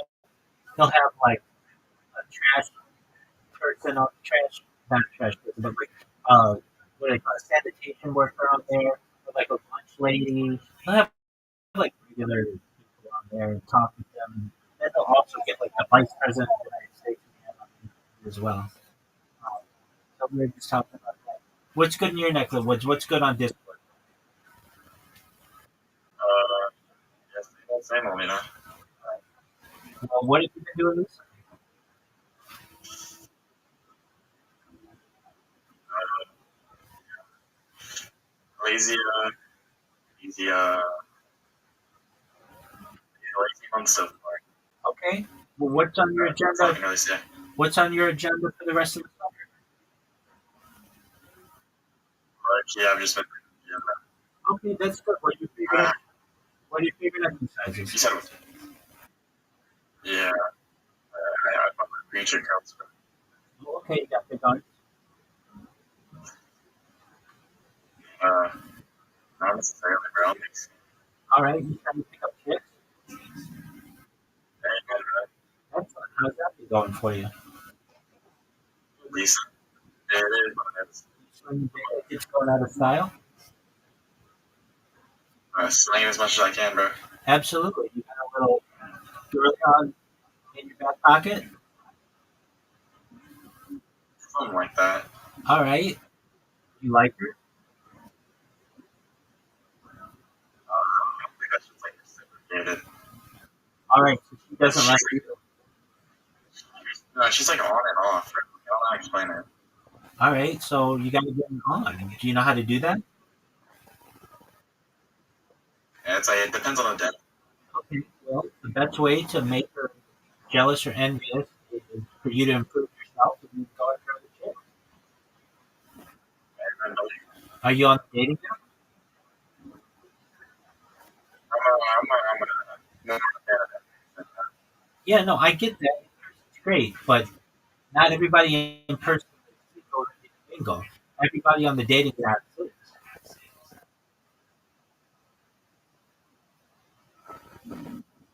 Do you ever do the dating? Not every once in a while.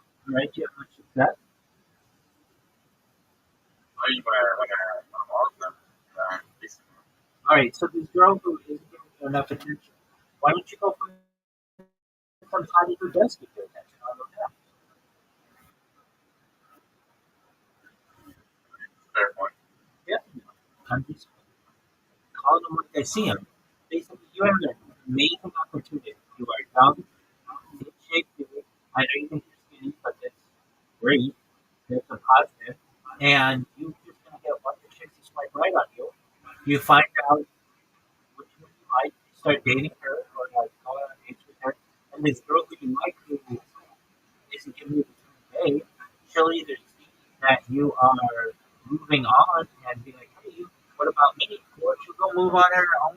That's fine. She won't be wasting your time anymore. And you'll have some hot chick that you found on the apps. Amen. That's what you should do. Are you going to see Rabbi? Oh, well, I consider myself to be perhaps the world's most eligible bachelor. I just have to go file. So for me, I don't date. I've made that a conscious choice now that I've been doing it last year. However, before I did, I dated a lot. I body count, I did check at 42. I date all kinds of chicks. But the one thing that all have in common is their intelligence. I dated women who actually worked at Tinder. They actually worked at company owns Tinder, and so I got some behind the scenes knowledge of how it works and how the dating apps work. I like to consider myself as having one Tinder because I get every girl in LA that's quite right on me. I I have a profile. It's really great. I get professional pictures done. I have really good interests. I'm an interesting individual. But also, the way that I get all these chicks to swipe right on me is I would use auto swipers. So basically, I would just use like literally physical things that you put on your phone that would auto like people for me. So I wouldn't have to sit there and just swipe right on you. And I would just have to look at my phone and I'd have not just dozens, but hundreds of chicks from to choose. And then, I could flirt with chicks and be like, hey, what's your sign? All that bullshit that people do, which sucks. I would get the brass tacks with chicks. And I had this body I would use.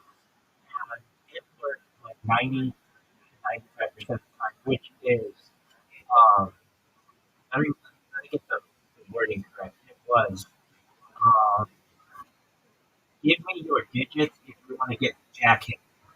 Or no, give me your digits to get jack hit. And I would just get girls who just send me the numbers, just in math. It was like, this motherfucker is not beating around the bush. He just wants to fuck, and that's all I want to do as well. And I would just get bitches numbers. I wouldn't fuck around with, you know, like, what's your age, what you sign, all that bullshit. Um, and that works. Just getting down to. Now, I'm not saying, you can't play around a little bit, but then this is in the Jewish community. We have matchmaking, so I've done those apps as well, where basically you have a third party that places you with someone. And if I were a normal individual and wasn't live streaming my life, I would have found a wife that way, and we would have lived off into the sunset. But I recognize that there was an opportunity perhaps to really change not just my life, but my children and grandchildren, create a dynasty. And that was through data. So I basically started living my life more than 3.5 years ago. And let's say it all shut down and I was unable to live stream my life. I had to go back to being normal. I'd go back to being a project manager, which is what my career is. I should have been project manager. I get up the house. The one that I use is called Cellular Sign, which uses a matchmaker system, but I've also used J-Suite and J-Pay, which are Jewish matchmaking platforms. But I've also used Tinder. We have Juice on Tinder. We have Juice on Bumble. We have Juice on Hitch. Um, I've known a girl who worked. She was like a campus representative for Bumble. And it's the one where the girls make the decision on what to do. So I've gotten some insight on that. But if I were to give you uh, my advice for those apps, you need to have 5 good pictures pictures or so. One of them of you doing an action, like something exciting, sport or something, like on the boat or playing basketball, or even golf. Just something that shows that you are active. Surfing's a great one. It's great to have one with an animal. That's a great one to have. It's good to have one, um, like just perhaps wherever you live. Uh, Women like to see, kind of the background of what you do. What you don't want to do, I mean, like probably two others. Just outdoors ones are great. Moving in nature is good. And then just like but lighting is key. And I've even paid professional photographers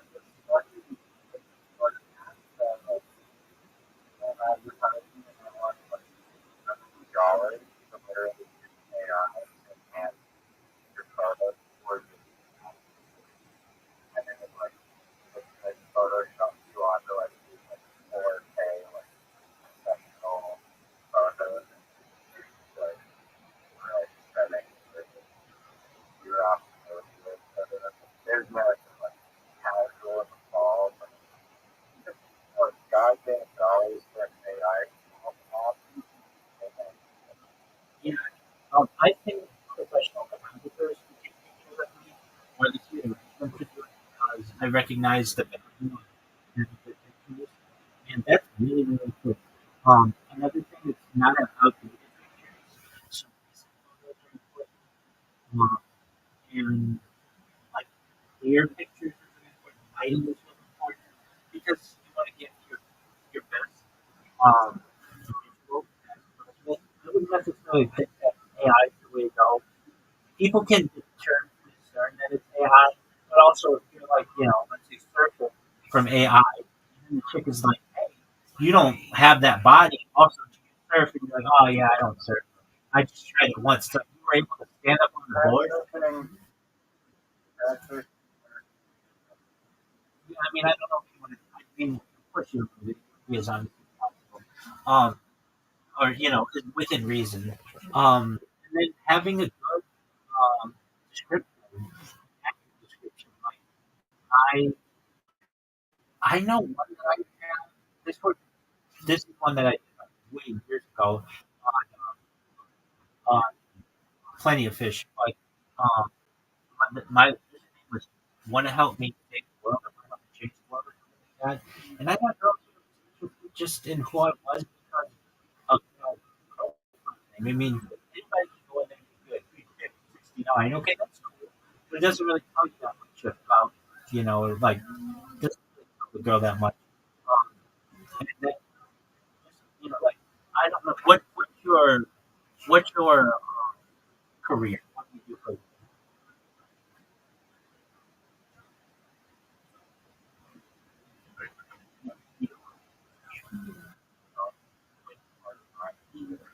Okay, that's fine. What do you want to be? Okay, so then you can call yourself an aspiring lawyer or something along those lines. That's a difficult one to be, but that's what you want to be. It sounds better than working, part time at McDonald's, which you have to do all with McDonald's. That's a good job. A lot of very successful people that started McDonald's or whatever it is. I'm not saying that you can say like work part time at whatever or like part time employee, but aspiring attorney. It tells a girl that you have hopes and dreams. You want to like have a end goal, or maybe what she might end up with in the future.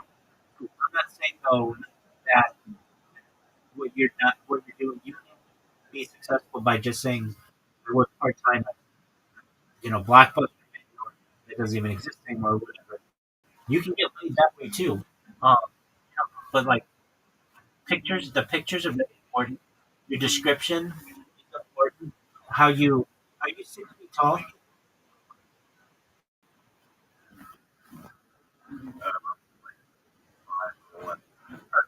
You can say that you're 6 feet tall. Because when you wear shoes and socks and everything, but that's the key one. You get 50% more chicks by coming on your 6 feet. And, or, yeah, um, like those are the big things. If you're working out, it shows that you care about yourself. So you'd be like, employed. That's a big one. So you could write like if I were going to write yours, I don't know you, but basically you could write employed, aspiring attorney, love to work out, and over 6 feet tall. over 6 feet taller. There you go. I mean, frankly, that's going to be better than 70% of guys that you're going to see. And it's a good picture. Like, if I could very nice. Absolutely. I mean, but you're gonna have to learn inspiring. You're being honest with them. They're gonna know that hey, this person has they're goal oriented. I mean, that's another thing that's that goal oriented. Um, and I know, you've got this other chick who we're seeing or whatever. But if she's not into you, don't waste your time. You're young. You have the opportunity to score some really hot chicks, and that other chick when like the thing is, you're gonna make her jealous, and she's gonna root for you. Like right now, she has no competition with you, so she can dangle you. But the second that she's got competition for you, she's gonna be all over you, like bees on honey.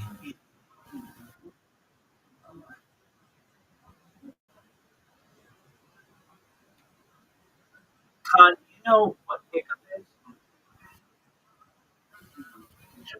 Pickup. Yeah. It's, Let's take a basketball. that's a good question. No, it's a community. It's basically the seduction community. There's an art to picking up women. And most men don't know about it, but there are people out there who consider themselves artists on one of them. We have layers, basically, where we like meet up with other pickup artists, and review strategies, and we'll go like sergeant, we'll like, go out and like meet chicks either individually or in a group, and see who can get more kind of numbers in a given night. I don't know where you are, but you can certainly. The first thing I would read the book by Rothschild called The GUINNESS. It'll tell you how this nerdy writer has Britney Spears' number back in the day when she was on top of the world. What else? They can tell you the compare.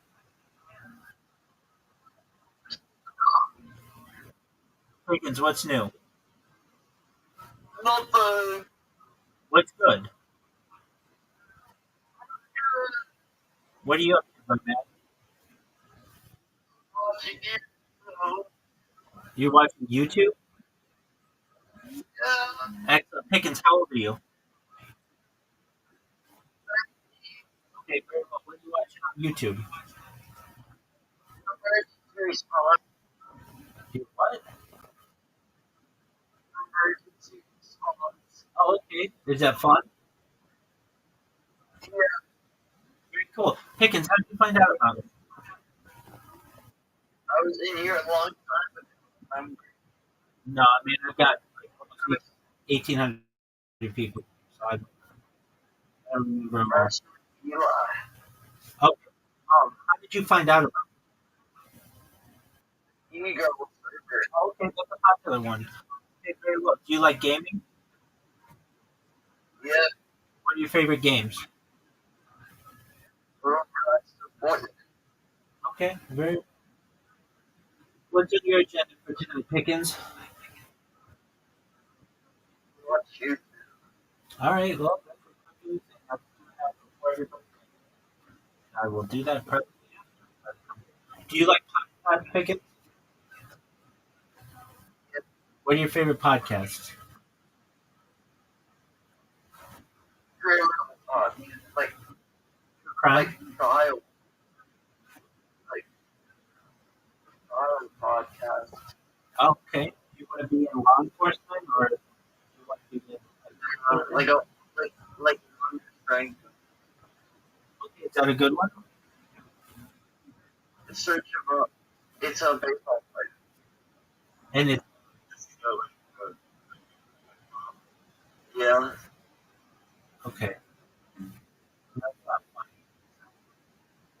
I'm not. This is a baseball player got named a 15-year-old. Oh, that guy from Tampa, what is Tampa Bay? Yeah. Okay, gotcha. Yeah, and he got a 2 year suspended sentence, right? He was a jail time and 3 years probation. Yeah, it's That's it. disgusting. Yeah. But, That's it. but he got 2 years suspended sentence, I thought, which means like he couldn't play baseball. No, no. Yeah. All right. I remember watching him Was he good? play. He was like, he was some future and he was getting paid like $100 over 10 years. Oh, so he was a pretty good player. He was only at 21.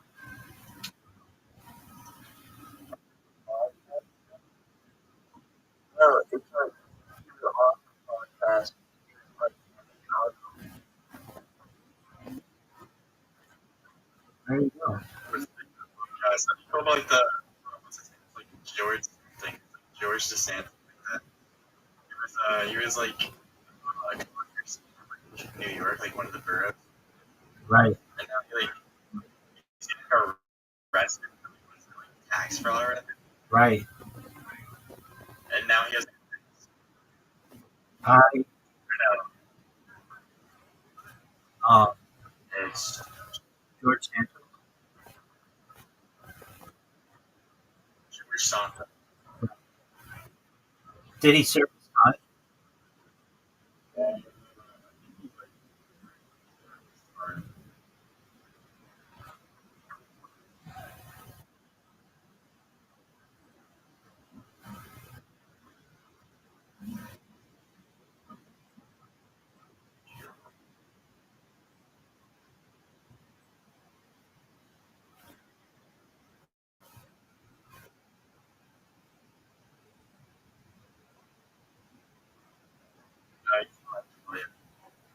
He got sentenced to 8 seconds.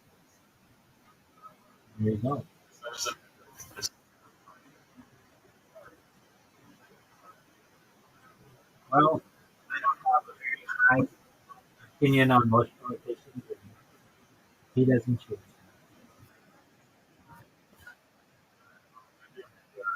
Absolutely. You're always welcome here. Get yourself a new little lady friend if you can, and if not, get the other one. Okay? go Please do. Keep us updated, okay, my friend? Take care, buddy.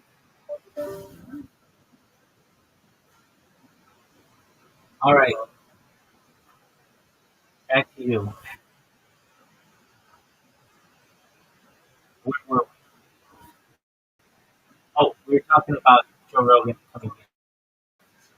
Um, I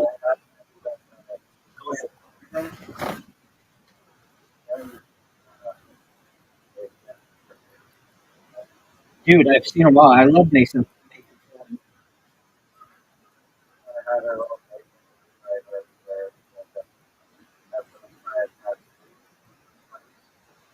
and on there for the possible.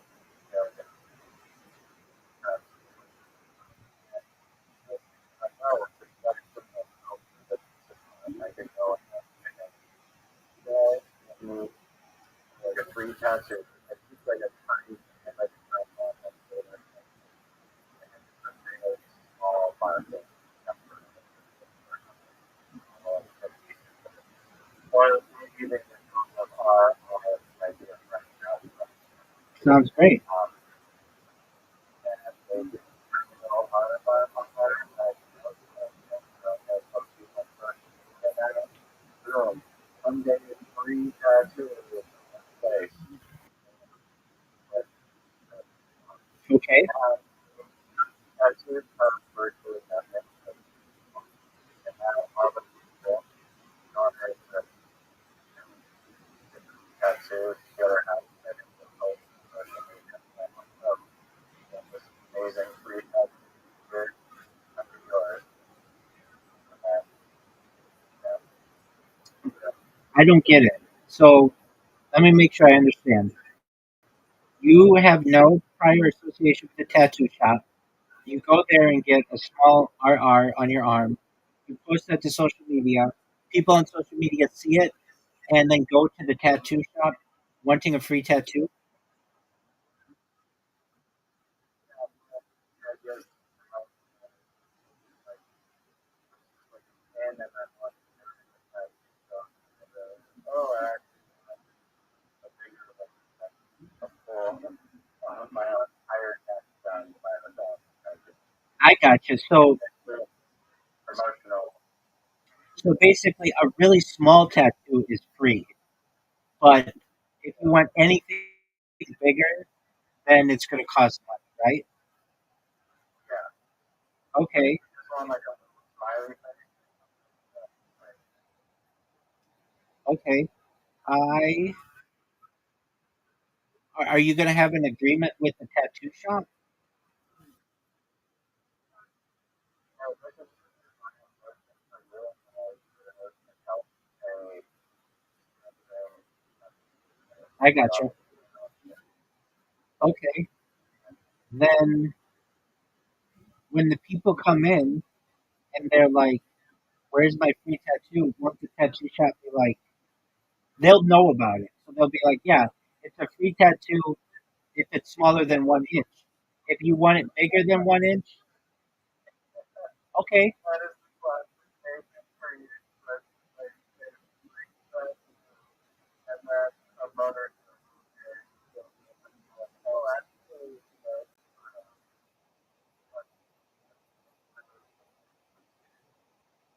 yeah, that's actually a pretty good idea." Like a Nathan for you kind of deal, where he, dude, did you ever see the last Nathan for you?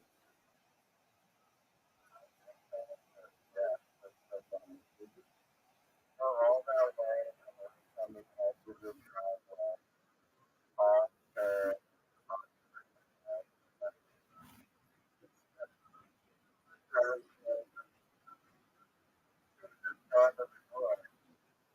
Yeah, that would have freaked her out.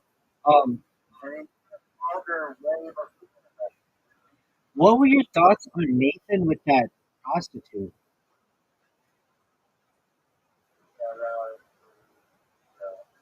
That was weird.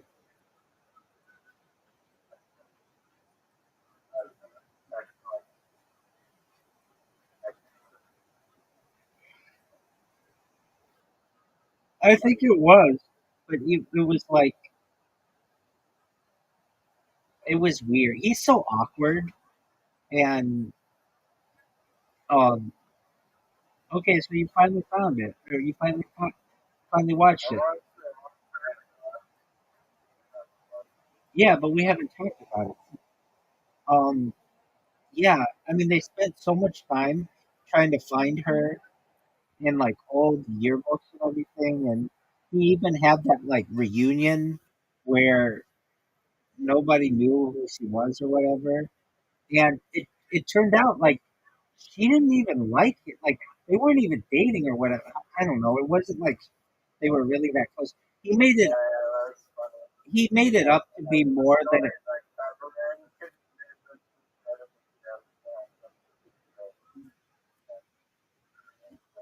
the guy that Bill Gates impersonated. Right. There's something that I can never get out of my head, which is that song that he sings. Like I'm a diaper dandy or something like that. Whatever the fuck it is. Um, there's some song that he sings, but I don't want to think of it. But um, it was uh, it was it was a weird. It was so different than the other episodes, and I thought it was really beautifully shot. Like um, the camera work they had for it, but I like how they're following the story arc. You don't know if it'll work for like okay, like imagine apparently the soundtrack by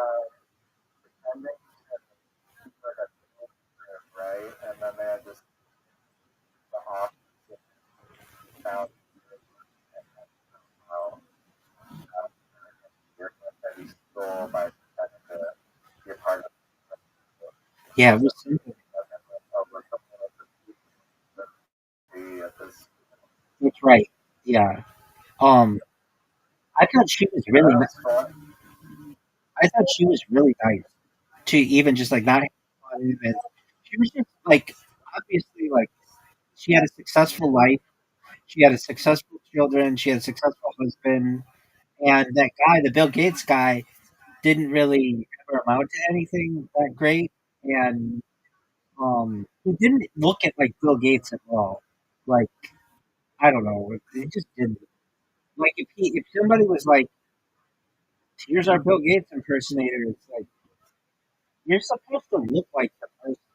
He just was an old man with glasses. It's like I wouldn't necessarily think that he looked like Bill Gates, but okay, that's fine. I don't think he's a doppelganger, but I don't think that's what an impression is.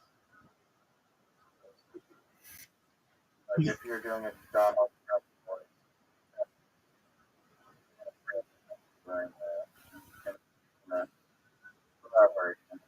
Right. But I don't think that is actual Bill Gates impression at all. Yeah, exactly. He didn't know anything that much about computers, and so it's not like he could sound really techy. And he was just too old to play Bill Gates. Like he's got to be 20 years older than Bill Gates, so or something like that. Anyway, I felt really bad for him. I felt really bad for. I mean, fortunately, for the show and everything, Frances was still alive, and they could put a bow on the end. Like, imagine she had died, and it was like, all right, well, I guess we just shot a bunch of footage, and we don't have anything to do, or they still wouldn't be able to find her or whatever. Um, I'm interested to know what Frances thinks now that it's become somewhat famous. I can almost guarantee she doesn't think about him like in a sexual way or whatever. It was just weird um that he was like, my mom didn't want us to be together, and like she wasn't that into him at any point, but he just made it out to be like she was the one that got away or whatever. I get that. I get it. I mean, everybody has perhaps. You said you would write me a letter. How I was the only one. Oh yeah, he cheated on her. That's what it was. He was a scumbag.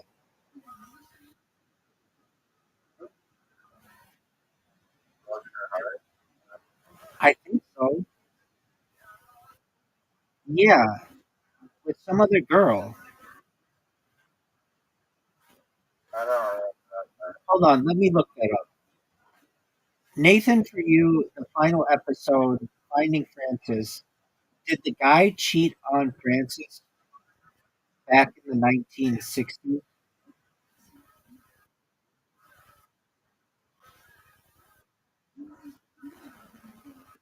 The question of Bill Heath is his name. Um, the episode suggests that there were complications in their relationship.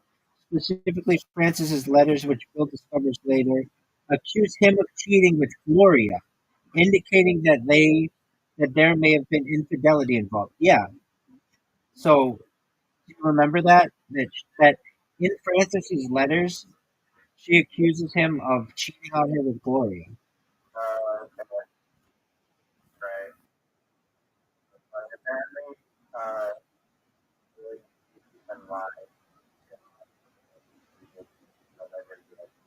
Question out Bill Gates in person. With the guy good at twisting things. Right. Um, And that should have been pretty obvious because UFO is hiring professionally. exactly. And if you're going to hire an impersonator, I think an impersonator should look like the person. He didn't look like Bill Gates. He looked like an older man, and Bill Gates was kind of like middle aged. Not, Was like a while I mean, he had like, yeah, it was a while ago, and I don't know. Bill Gates still looks a lot younger than Bill Gates.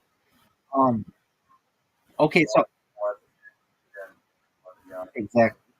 Um, I felt bad for Bill Heath. Did I? Do I know? Is this correct? Did he die?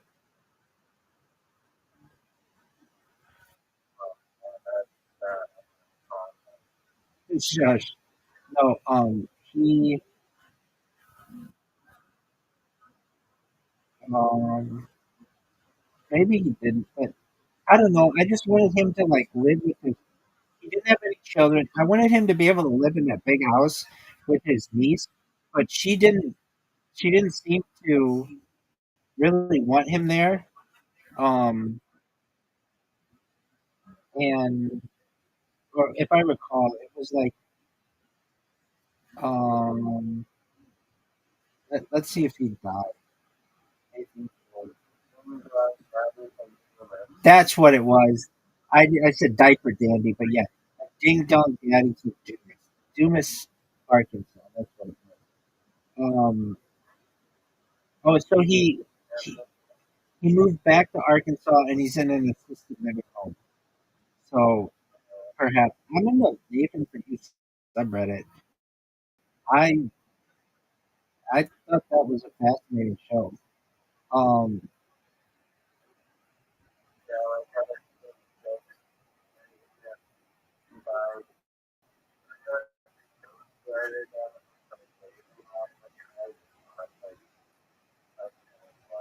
oh yeah, he wrote yeah, that like an entire book, like exercising. Yeah, other exactly. stuff, like it works at the move, like uh, Dude, that one guy got a show off Nathan for You. That private investigator. oh, That the security guard guy that I that guy was weird. But that guy, there was a show. find things like weird. One of my favorite characters. I never saw Oh his. no, we're not. Yeah, like the detective guy. That's what I keep saying. Yeah. Um.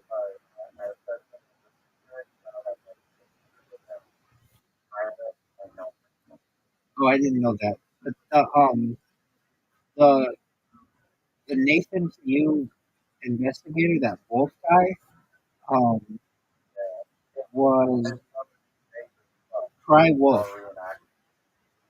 Cry Wolf.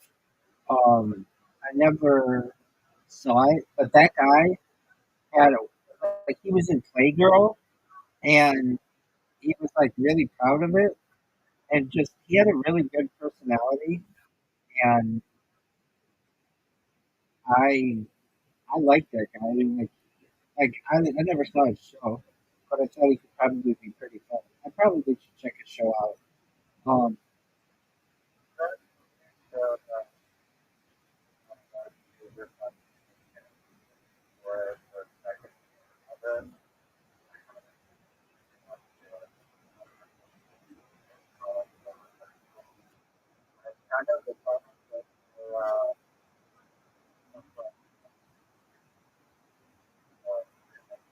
Type deal. But I was instead of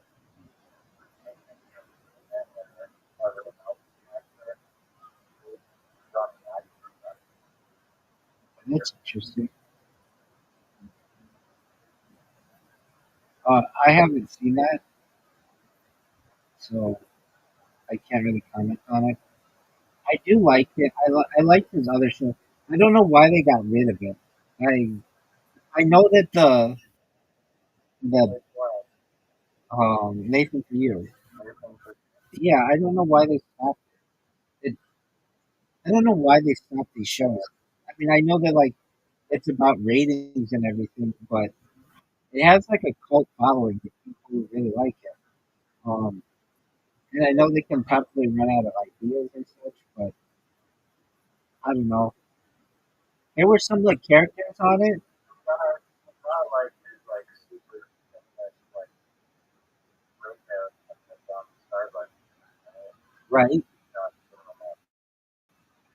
Yeah, Um, the that one definitely blew them up because we got like local TV and stuff. Um, and I think made national headlines. But the Starbucks did not like that at all because they saw it as a threat to them. That like, hey, they could basically you could have somebody steal our logo and then just make it an art installation or whatever, and have people lined up around the block. And you could do that in every major city in America. And dumb Starbucks would become more popular than Starbucks. If I had the opportunity, yeah, it is. That does. It actually becomes the biggest um, coffee place in the world eventually. That episode becomes. You got to think like 50 years, people are going to look back on that episode as being like really artistic, and they're gonna that'll blow up. Um,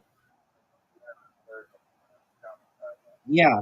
Also, McDonald's. I know it. You're thinking like, oh, these all just came from movies, but movies and art becomes really big in the future.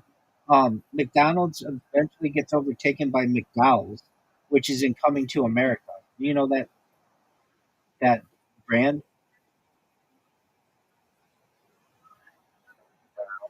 Yeah, it's like an African American McDonald's that they have in that movie. Um, Hungry Jack becomes really big. It actually takes like Burger King takes over McDonald's, but then Hungry Jack is the thing that actually becomes really popular, which is Australian Burger King. People find out like, oh, they just they embrace it. They embrace like the fact that Burger King can't be in Australia because there's already a Burger King there. So there's a Hungry Jack's, and Hungry Jack's because it's Australian, it has huge attractiveness to the United States and becomes really popular. What else?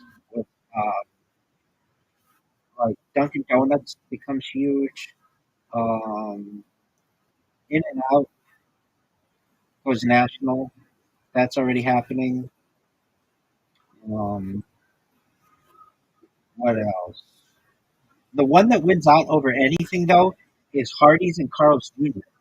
because they did these ads back in like with like Kim Kardashian, like 15 years ago, where she's in like a bikini. They also did them with like other actors, other like models, and since sex sells, these like really sexual advertisements they did many years ago get this resurgence and become very popular. Um, what else becomes big? Arby's becomes really big because like the term like roast beef pussy becomes like more common, and so whenever anybody thinks of Arby's, they think of or whenever anybody thinks of like roast beef, they think of Arby's. Did you know that Arby's it's spelled ARBY apostrophe S, but it's really like short for RB, like roast beef. Did you know this?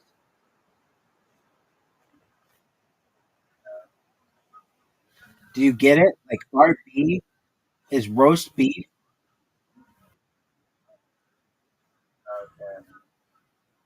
There you go. Um, what else becomes big? Um, Long John Silver's becomes big, not for any real reason except they did this um ad. It wasn't even an ad. It wasn't a commercial.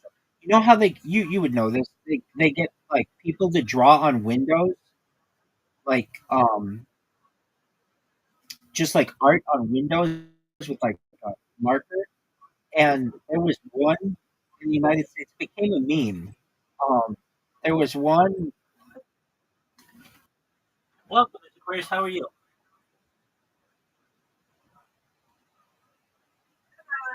What's good? How was your day? Lovely. Are you ready for me? You got it. Riser, would you like an invitation?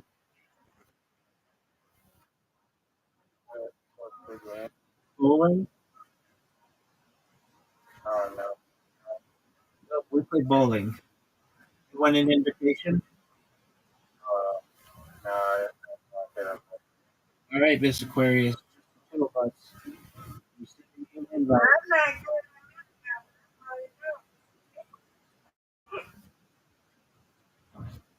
All right, Miss Aquarius, you got your invite. gonna.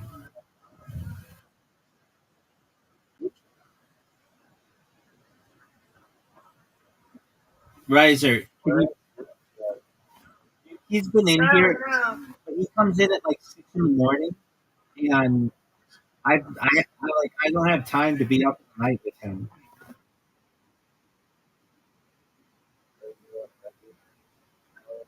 Yeah, for like the last week, and I'm trying to maintain that.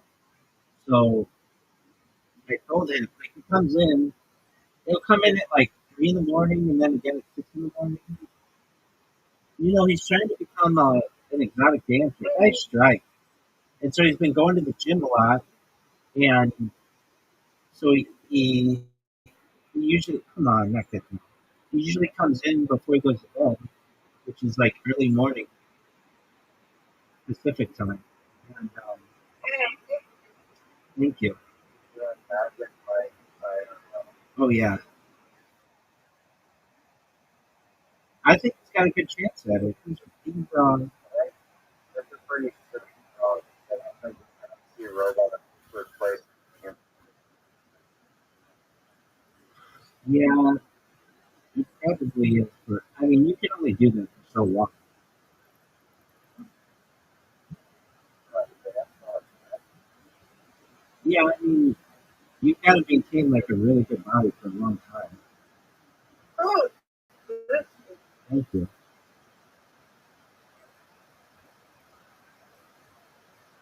Get it, Miss Aquarius. Oh, what a strike! That was a big strike. come on. Not what I wanted. All right, I've got to get this here.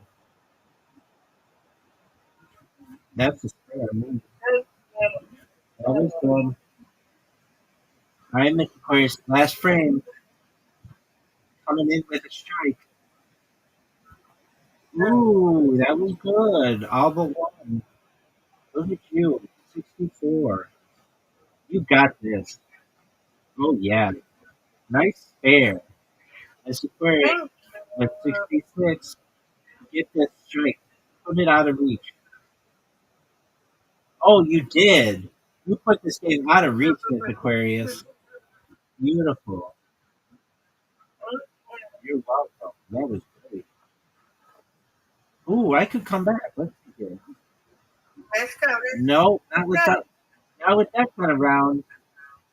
Oh go. wow, good job, Mr. Aquarius. You win, I win, I win. That's right. All right, I'm going to send you an invite for one more. You should have the invitation. Wow. You guys good. I know. You beat me 3 straight games if you come yesterday. At least. Maybe more.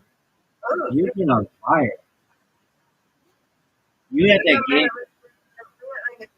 That's right. You had that game where you had 104, and you've been really good. come I'm fine.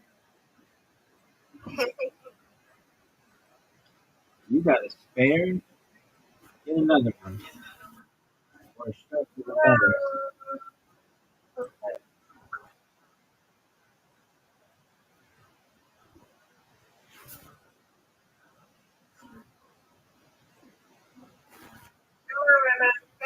Oh, for sure. No doubt. No. I hope so.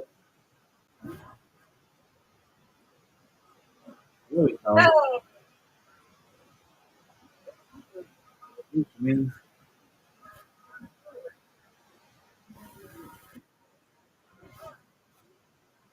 Oh, look at you. Look at you. That was Great. I tried. I was looking like it was going to do it. Get it. Got it. You, you, my friend, got a strike. Get it. Two in a row. Well, almost.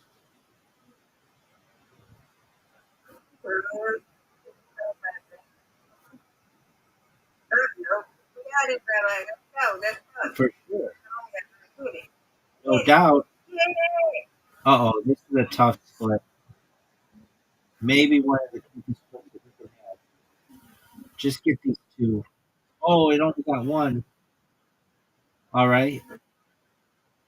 Get this.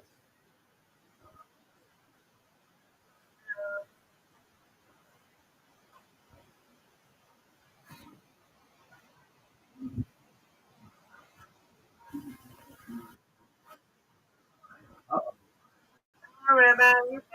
Uh-oh. Okay, come on. I need to just get one pin. There we go. Thank you. You win, I win. I win, you win. All right. Very good. Thank you for playing. Undefeated in bowling, undefeated in friendship. Sweet dreams, Aquarius.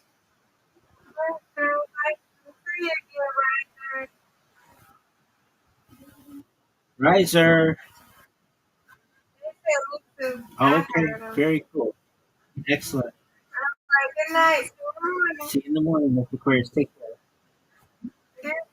Thank you. Riser, isn't she just the nicest lady? You sound like you're 1,000 miles away.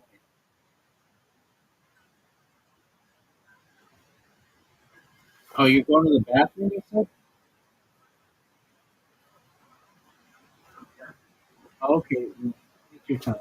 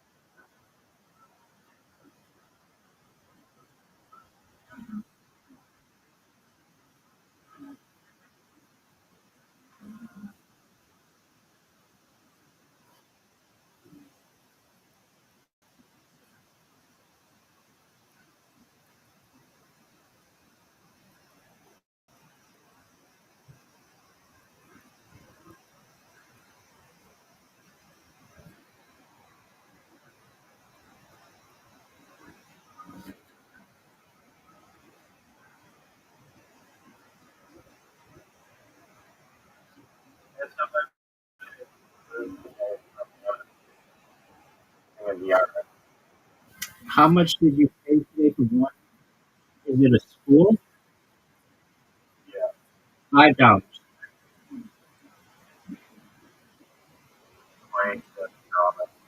Why so much?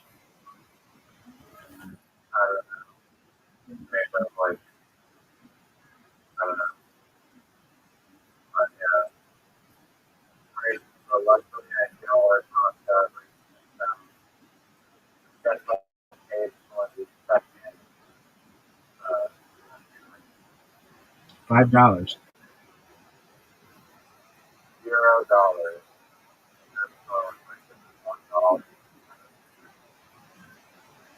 Are you guilty or something?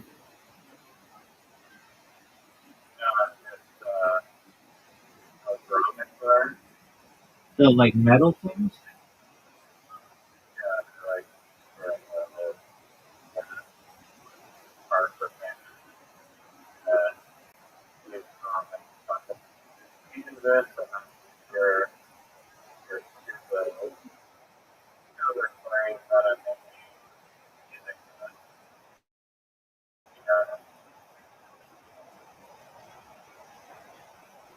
right.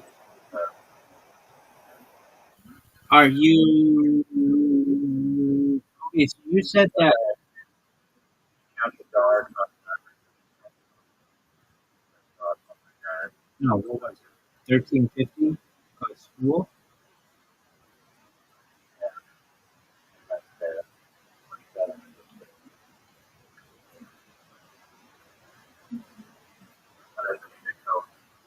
What are you asking? Do you like First Nature?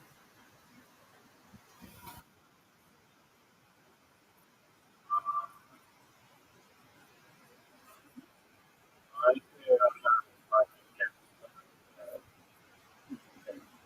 the other day, supposedly, um, like a crop circle, like a bunch of products that are in like this weird location that get food made, like some are tasty. I'm not sure if it's AI or not. But, yeah, I want you to give me a lecture on what's the category anyway? Yeah. How I the art history, what specifically, or what things are history, like the one, like crop circle, or another, No. like mining, all kinds of historical art. Okay, so you're asking what kind of art history do I like? Yeah, is Oh, there yeah, I like specific architecture. general, I, or I like architecture a lot, and I like modern art. If you want to know my favorite art, it's um, it's so simple. Just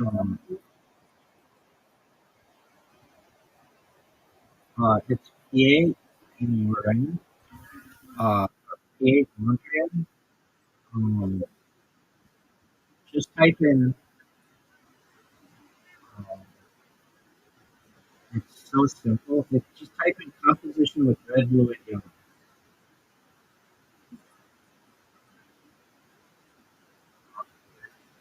Composition, composition with red, blue, and yellow. I fucking love this art. I just think it's so beautiful.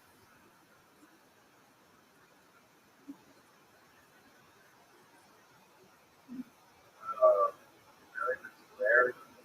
I fucking love it. Isn't that weird? Yeah, Yeah, it's just so simple, but it uses the primary colors, and I don't know. It's just really happy with it. Like I look at it, and I like it. And the reason why it was popular in the 1930s is like no one had done anything like that before.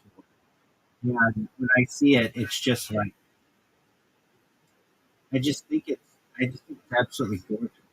I just I don't know. I like colors. Those are like the primary colors. And I love it. It's just its simplicity is something that I really like. Um, it's just like where like if I saw this gallery, I would be like, like, it's just like so minimalist. Like there's so minimalism stuff to be okay, but like this one where like I feel like if anyone could do it, it's like really not very hard, you know?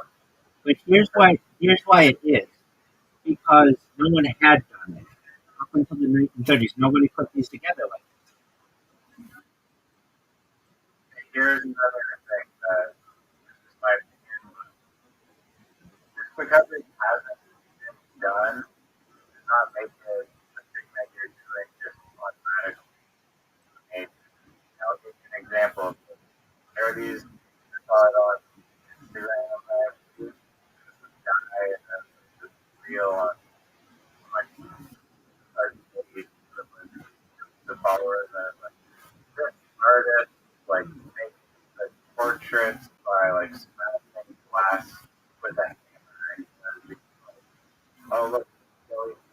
did like smash like a piece of glass.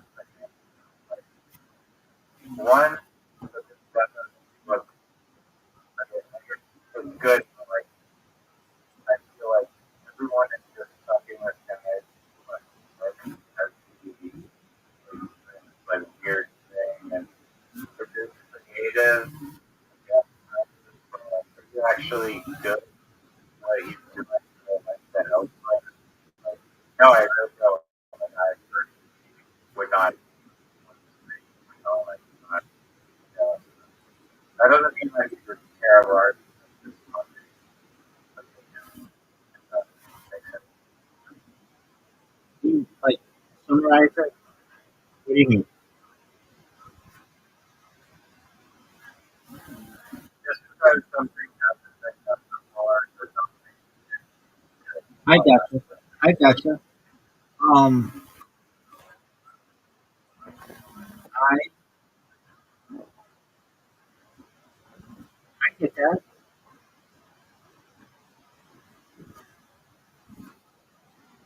I mean, there could be a guy that just threw triangles and built a triangle. You know, that guy just has before.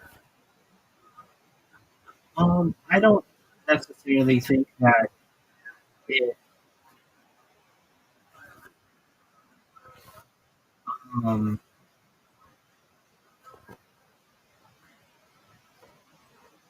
I mean, it would have already been done to some extent. I can believe it. I actually probably would like that, so I might be the wrong person to ask about that. No, it's the right person to ask. Welcome to disagree. Not to get affected by your argument in a bunch of kind of things. But I'm more like the way that you actually do like it. Out there. Are there any other minimalist sites or other? I like that. I like the colors of it a lot. Um, are there any others? You know, people talk about Jackson Pollock. They really like it. Um, yeah, there's one. Actually, it's different, but I've seen it recently, and it's like, okay, so what would I find? How would I look this up? Artist, um, pink bucket string. It's yeah, here it is. Wait, is it this? Um, um, let's see. Art, artistry. Yeah, here it is. Yeah, this is beautiful. I love colors, so um,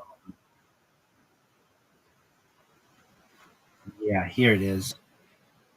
This kind of art is just so beautiful. I'm sorry. I'm sorry.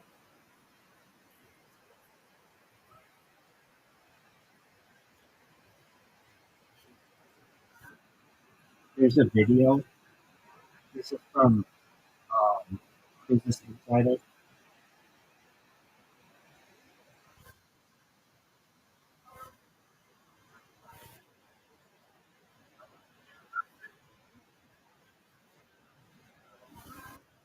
Oh no. Oh, Oh, I love it. I love it. It's so beautiful. no. It's so. How don't you like that? I How, wonder like the rainbow color, but I this is like exactly like just because has done before. It's not the first approach that you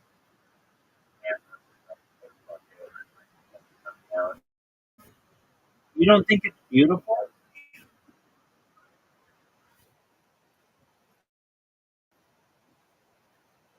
personally, for me, I don't.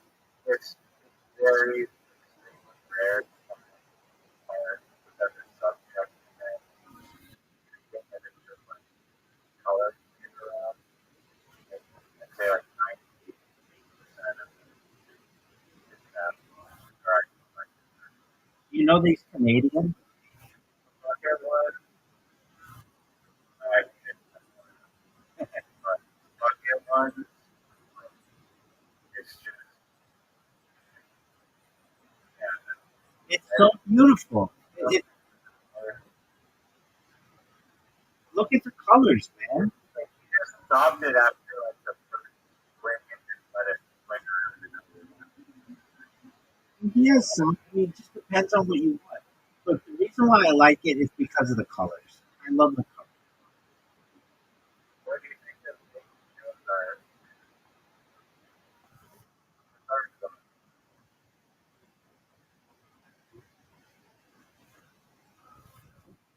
Uh, Let me see his art again. It's been a while.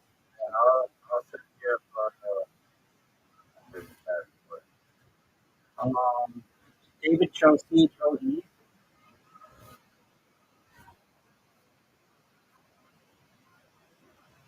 But It's look up Hero. David Chelsea. I like pop art, so I like Andy Warhol. That is not that impressive.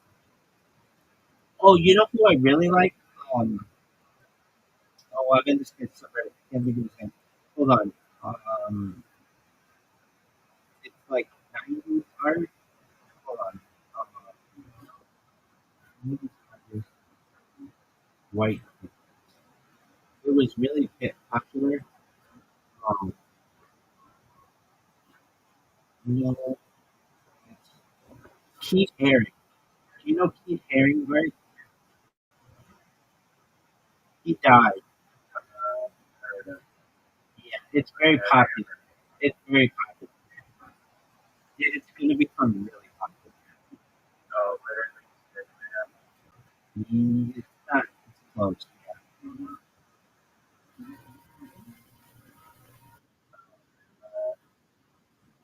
Like interesting arcade. Well, that's not my favorite art. Like I said, I like architecture probably. It's like, well, I got music too, of course. But like, I'm talking about painters. What other so I like Keith Haring. I like Keith Haring. I like Pierre Montblanc. I like um, not sculptures, just painters. I like Georgia O'Keeffe. You know who Georgia O'Keeffe is?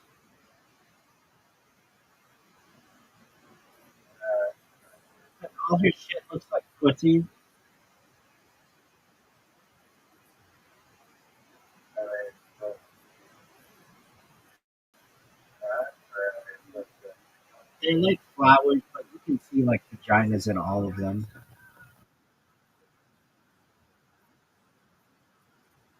Um, I like whatever that paint bucket guy is, that Canadian guy. I fucking love him. His thing is so beautiful. I like brightly colored art, and I'm not afraid. You can use literally any fucking color you want. So they use like browns and dark green, like boring and ugly. Why not use bright red and bright yellow and bright blue and bright green and make it as exciting as possible? Um, I like Andy Warhol. Do you know Andy Warhol?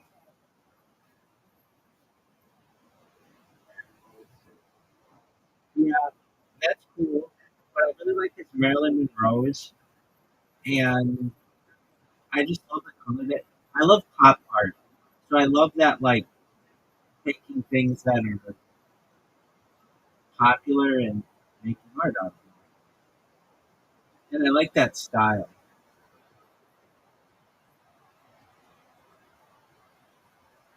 Who else? I want you to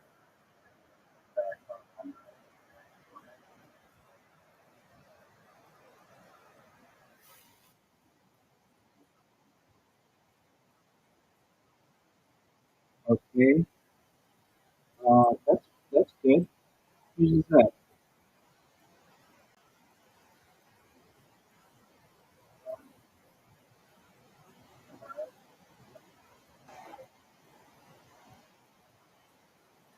It's my favorite. The colors could be brighter, but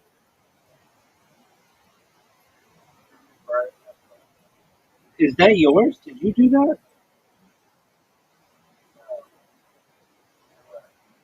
Yeah, that was gonna say if you did that, that would be really good for like someone new. Um,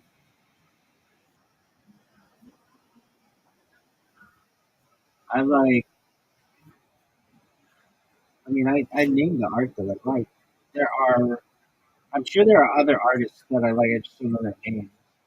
Um, but again, I like architecture, and I know that people don't consider them art or a different kind of art, but um, I'm becoming more and more an architect junkie. Not necessarily have you seen who. the drone guy? I don't follow artists on Instagram. Not to say that they're not. He's not an artist, he's time.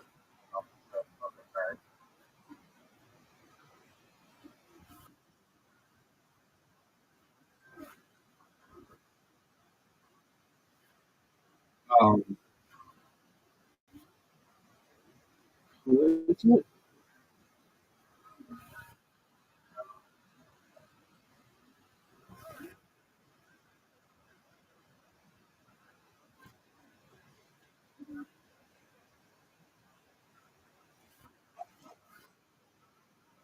I really like Andy Warhol.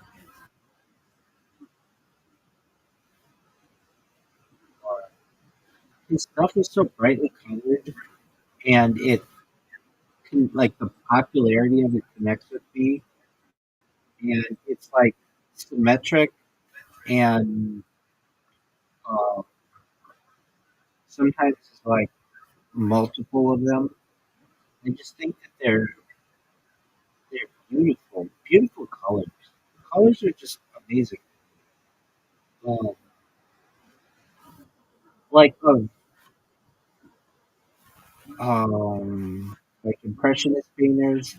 I like Monet. I like Manet. I like pointillism a lot. Um, so like what? There's another artist that I like, but I don't know his name. Wait, like famous pointillist. Tourism is good. Yeah, that's good. Um, okay, so Surat is cool, but oh, like I don't know. They make these hot.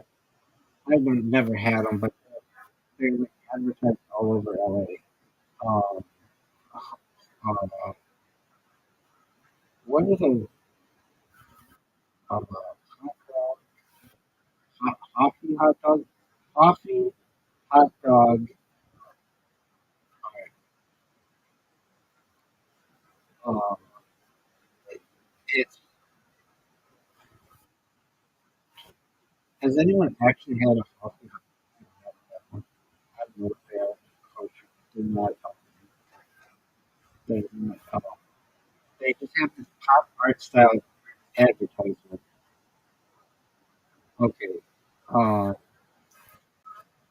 pop art point list. Uh, pop art point list. like a lot like um like uh comic books. Um, oh yeah, here it is. Ray Lichtenstein. Look up Ray Lichtenstein.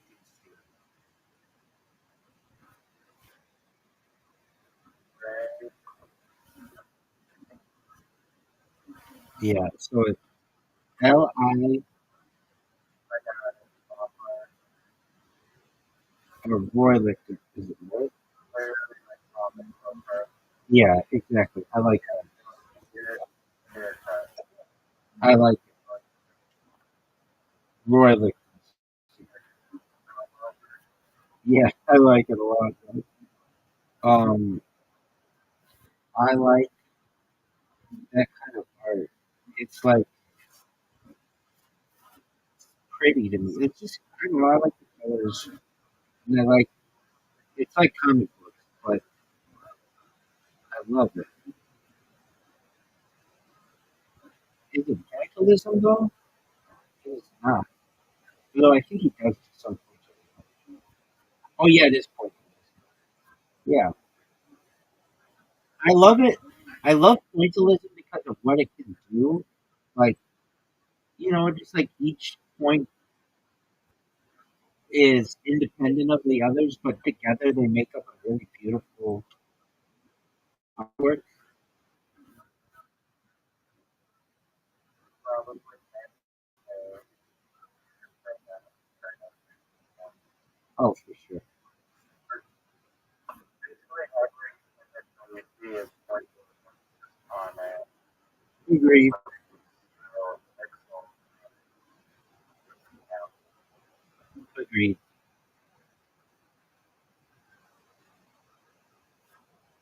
And like, I guess the difference is just what the human eye can perceive the negative space in the middle. But yeah, you're right. Every piece of art technically is pointillism, or every piece of it. And art, and I know it's probably not Right. really that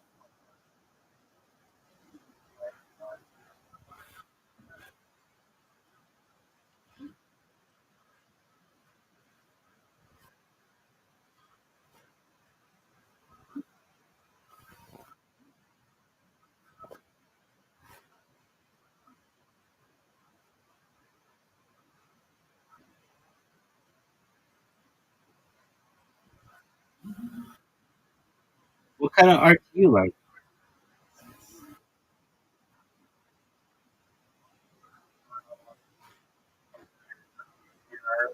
Yep.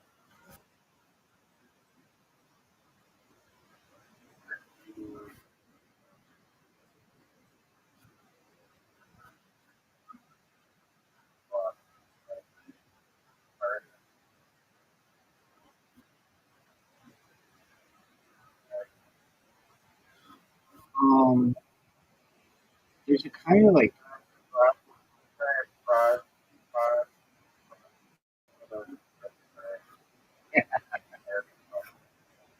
that's some good shit, man. You're funny. You're funny. Um, they, I think that graffiti street art becomes really popular in the future.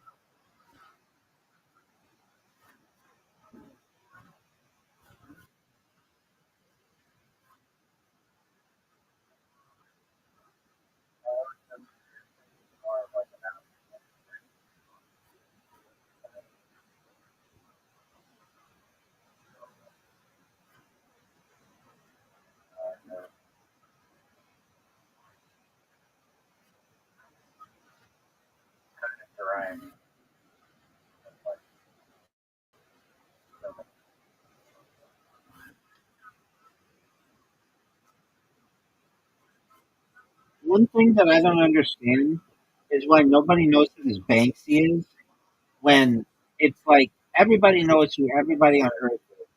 How don't we know who Banksy is? Yeah, I don't believe that one. I think that is a made up group.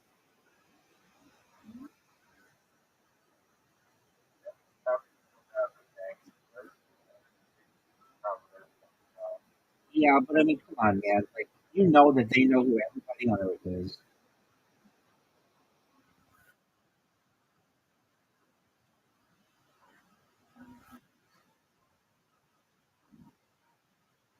There's this kind of art. I do like some street art, like graffiti. Um, there's some that I don't like some that's done graffiti street art on Twitter. I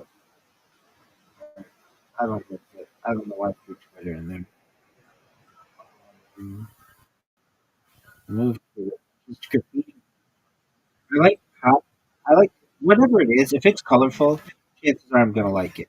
If it's not colorful, then it's not necessary that I won't like it, but I probably won't like it. I can't believe you don't like that bucket.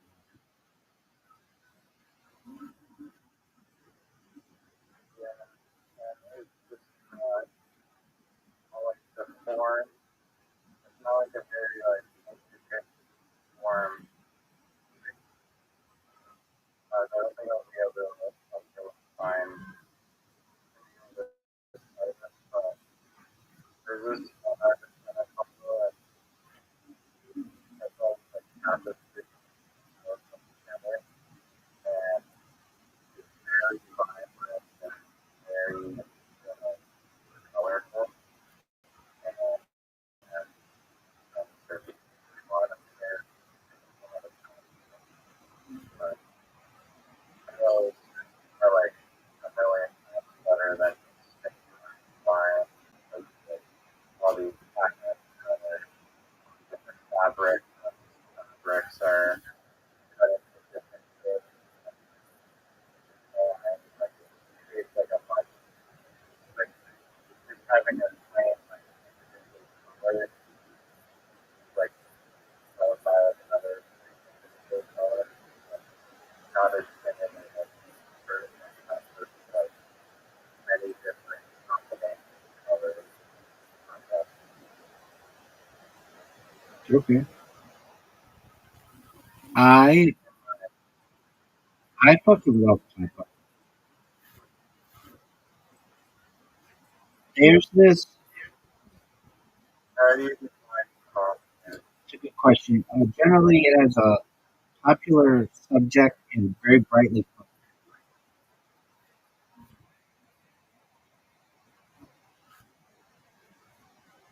Or beyond the couple of times?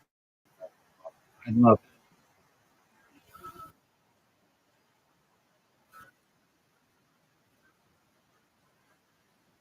Yeah. Um, I fucking love pop art. Like I'm looking. I just typed in pop art into a search engine, and I'm like, I love every single picture that is like every single one. It's like I love them all, which tells me like this is my kind of art that I really do. I love it. It's beautiful. It's just, there's like not a single artwork that I see. If I just type in pop art, there isn't a single one that I don't like. I like all of these. Like even causes me to look at it and like scroll back up and look at it. It's like, you know, it is just it's gorgeous. It's absolutely gorgeous. And it's my favorite. I don't know if it's my favorite art, but it's I don't right now know of an art that I like. It's I like pop art. It's my favorite. There's so much you can do with it.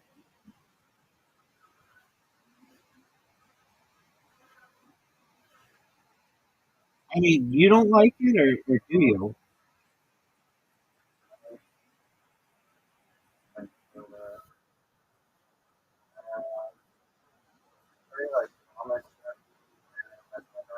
Yeah, amazing.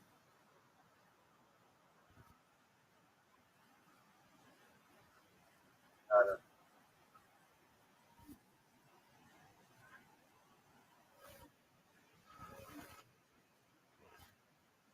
How can you?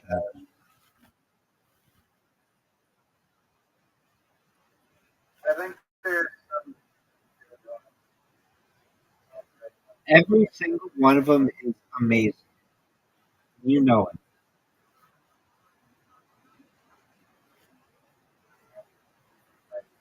It's so beautiful. I, I, I really mean this. I didn't know how to describe it. I did, but I just didn't use the word. I'd be like Andy Warhol, like I like pop art, but I absolutely love it. It's very 1960s, and I don't know. I just think that's a cool tune. There's this kind of art. I don't know how to describe it. Okay, it's similar, but okay. There's this song. It's called Sunday. It's a really cool song, but it's the art in the song. Let's see here. What the fuck is that song? It was popular a couple of years ago. It has something to do with Sundays. Um, just a moment. Sunday song.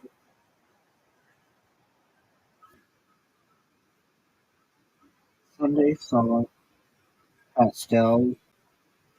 It's by like no. Uh, what in the fuck is this song? It's like very Barbie Dreamhouse. Um, it's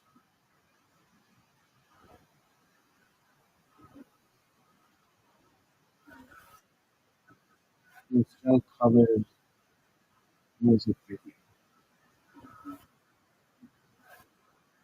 Sunday Best, I think it's called. Sunday Best, and it's by um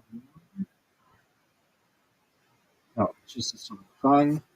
Sunday Best. It's very Barbie Dreamhouse, but I like that. It's called Surfaces. Have you ever heard the song Sunday Best by Surfaces?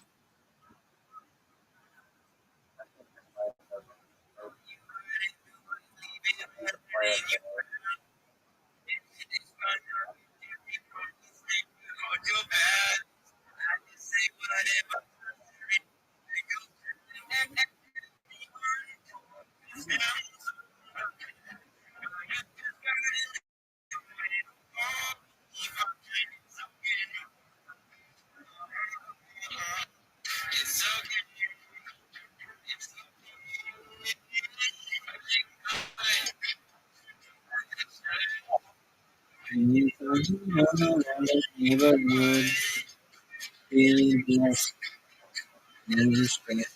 I like I like neon colors.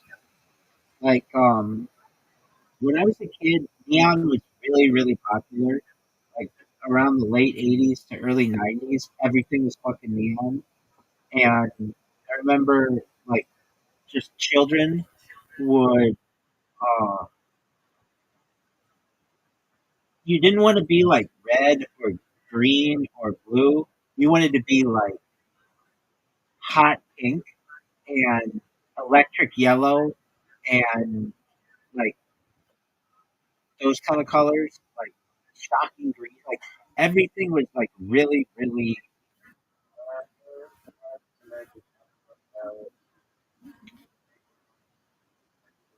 style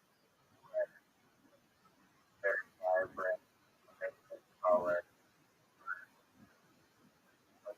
color, there you go. and style. Yeah, that kind of coloring is was very popular. When I was a kid. And then it went to this weird world of purple and teal. For the 90s, purple and teal were very popular in the 90s. Like teal especially. Like everything was teal. It's like that Dixie cup like logo, you know that it's become very popular. But it's like that logo that was on Dixie cups and now is all over. That's very 90s. And then the 2000s didn't really have the same color pattern. I think of like 2012 with like the rainbow colors, but and then like 2020 is like Black Lives Matter, so I think of that as like yellow and black and brown and stuff. But the 80s were very much um, neon colors, and they made this material color change for the 80s. It's called hypercolor, I think, or something. Um, yeah, hypercolor that would change when clothes were exposed to different elements. So if you like slapped it like with heat, it would change colors. I think like people don't do that anymore, but I think that can be really popular for your ski company. or what's that called? Change the color? Just type in hypercolor and you'll see like if you were to put your hand on your chest, it would do an outline of your hand. The reason why it didn't work now, or the reason why it didn't last, is because literally, if you wash the stuff, it lost its like power. But if you didn't wash it, it would like it was really cool. It would change colors to whatever you had on your hand. Oh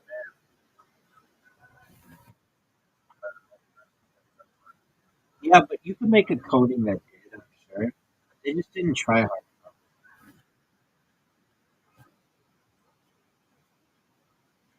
yeah. Oh my,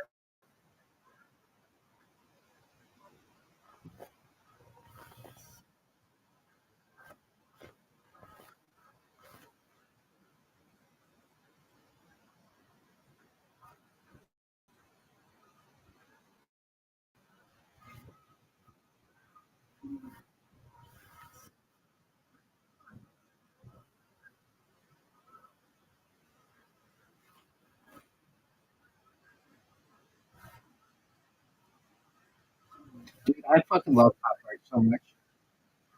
It is so amazing.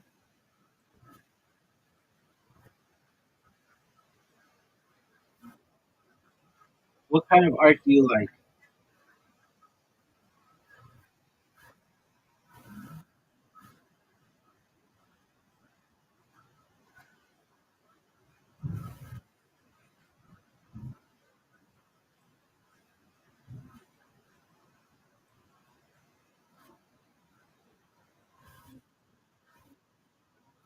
What kind of art do you like?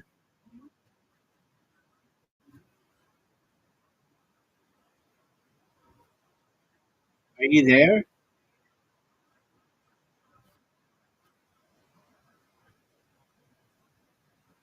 Riser.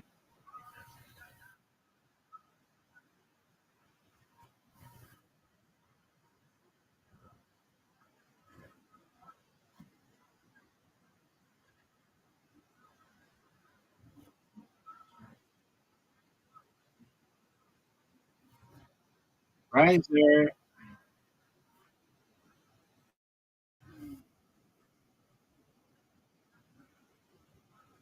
Riser.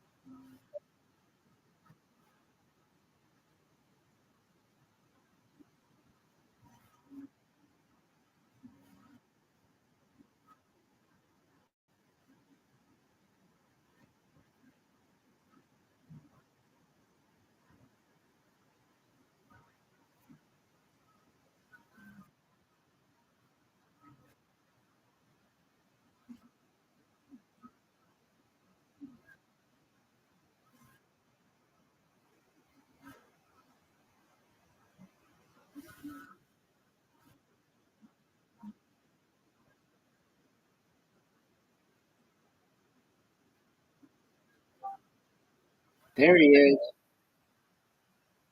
What kind of art do you like?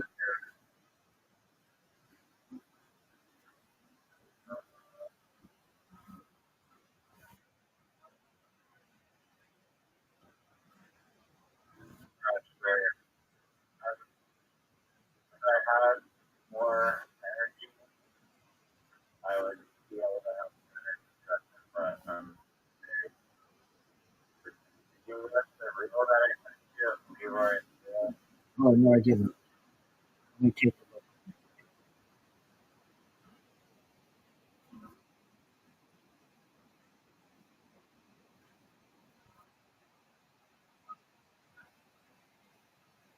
Oh, okay, it's the big blue ring.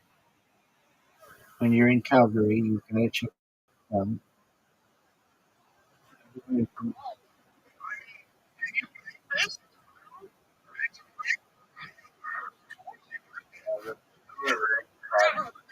more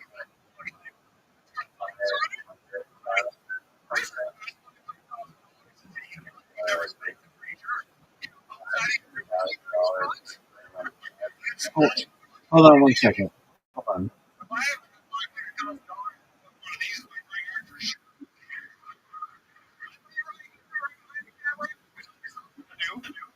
Wait.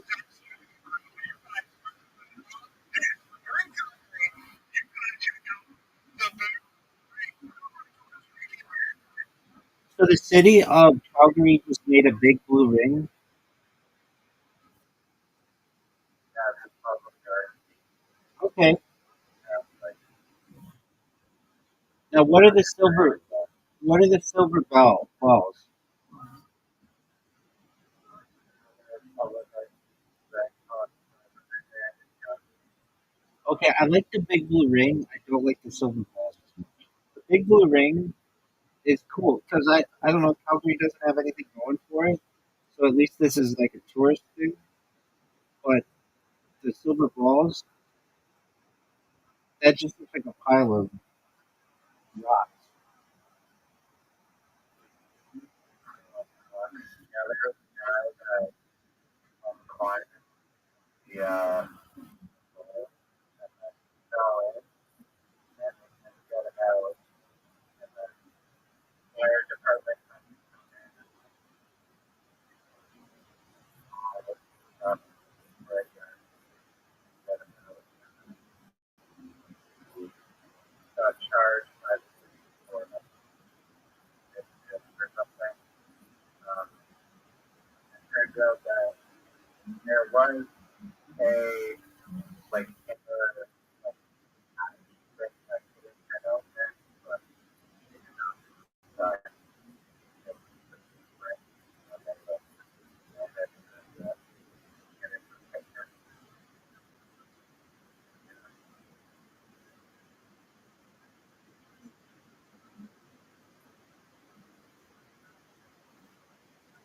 There's a tower downtown LA, that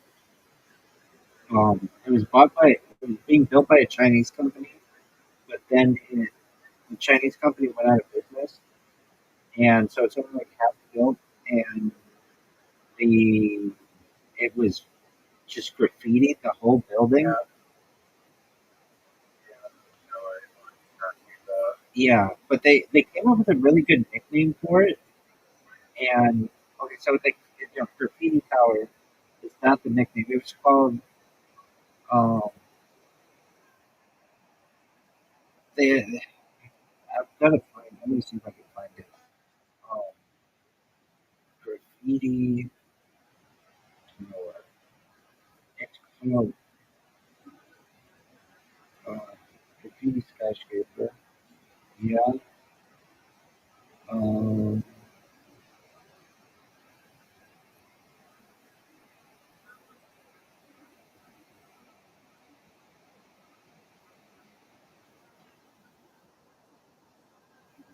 it was like a really good name.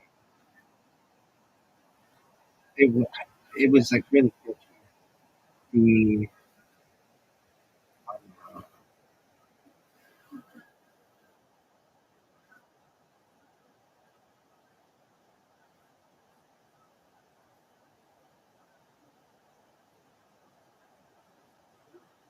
wasn't Tag Tower. It was better than that. It was like a really good nickname. I forget. I think I heard it on the radio. Um, no, it didn't have anything to do with a country. It had to do with it was like a portmanteau of graffiti and tower or graffiti and skyscraper or something. Let me see if ChatGPT knows.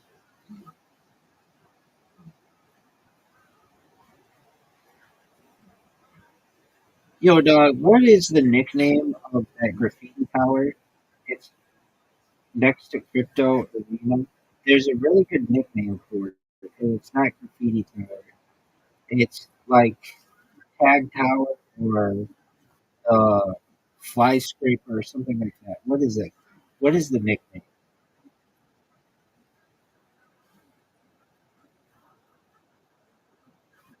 It's Graffiti Towers. Like Graffiti Tower, Graffiti Skyscraper, Graffiti Towers. No, it, it had a better name. Yeah, and um, Graffiti Tower, the man, I can't believe I can't find the name of it. It was so good. When I heard it, I was like, "Oh, that is a hilarious name for it." Um,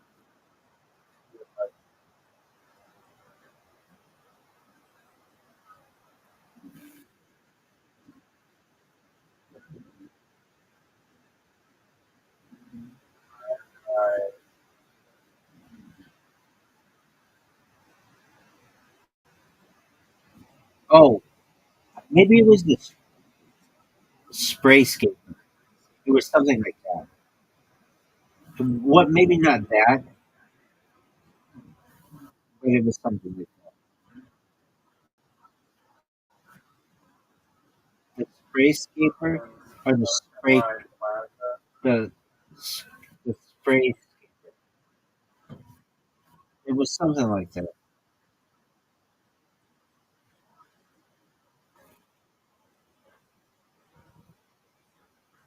or maybe it was just a spray. No, it had a better name, but it was like the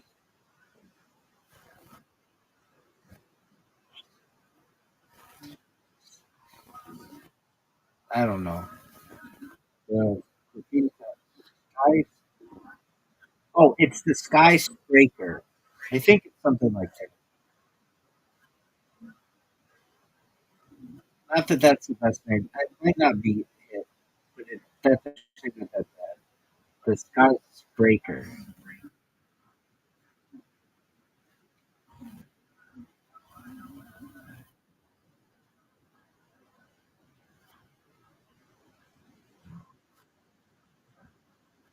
But I don't know if that was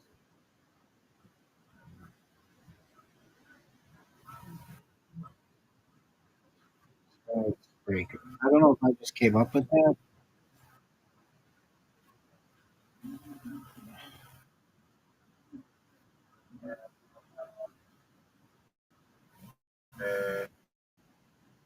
Another fenced it off Yeah, and they have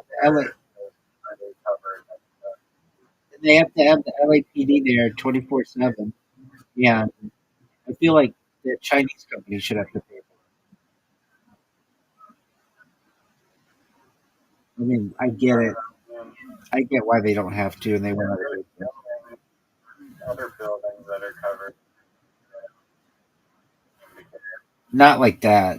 Not like the whole building of like a skyscraper.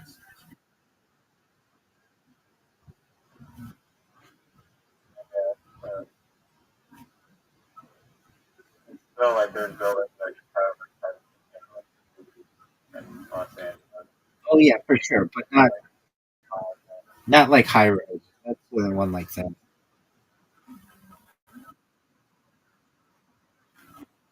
But I feel like that building could potentially be really popular in the future. I mean, you already know about it. It's not just like a local thing. So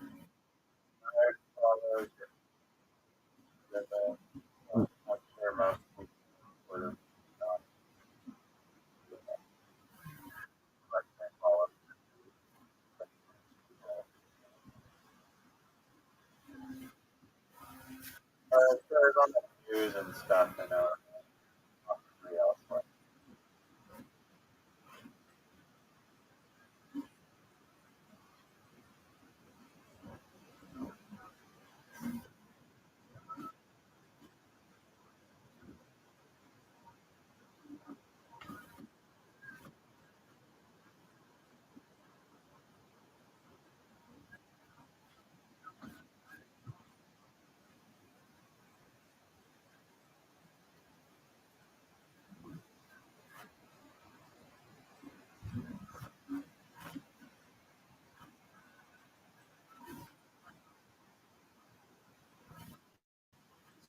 So, what kind of art do you like?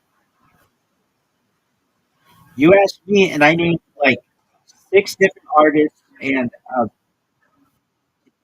a genre or a type, and you haven't named anything. I like beef, I like Name artists. No, name an artist you like. soul, like Oh, that one that you sent. uh, That one you sent me. yeah, like the but the whole I like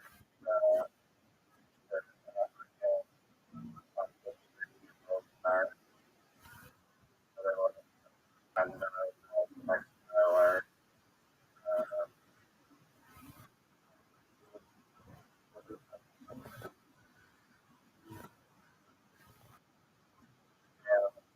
outside of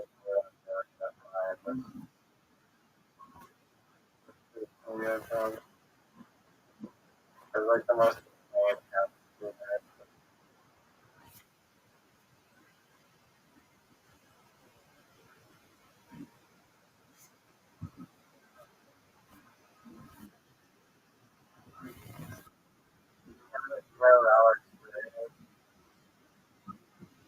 Yeah, whether or not he's a UFC fighter, right? like Alex Pereira. gray. Oh, Alex. Great. Oh, apologies. Um, You really like Denver, yeah, that's cool. Oh, I like that a lot.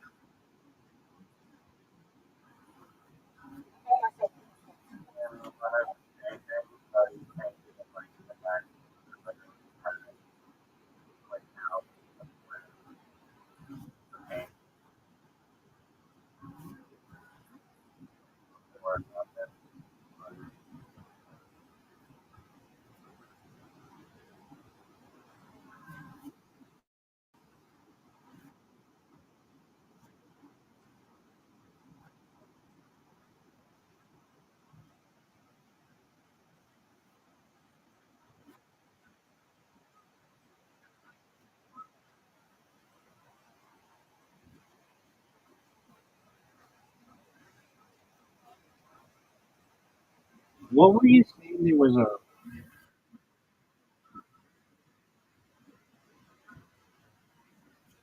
a crop formation out of rock.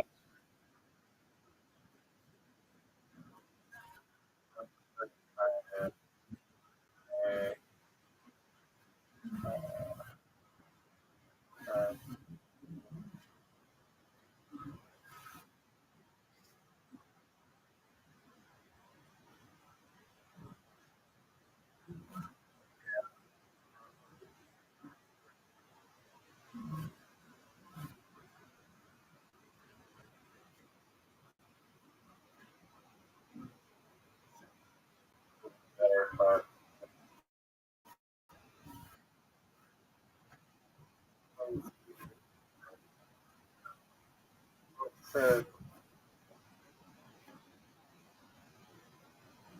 No, just tell me what is Google.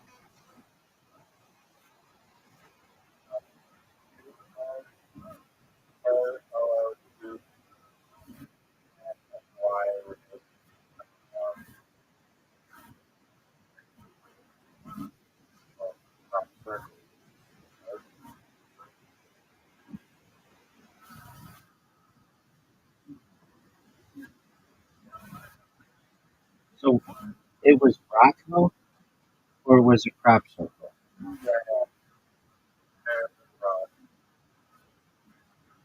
It looks like a crop.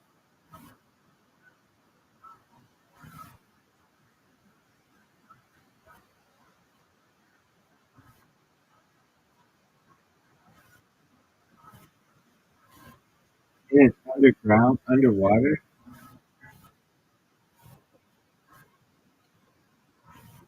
Uh, sure.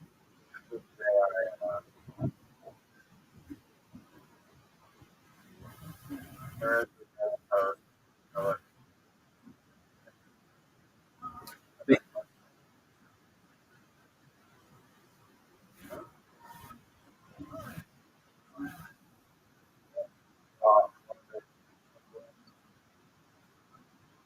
Now let me look at that underwater portrait.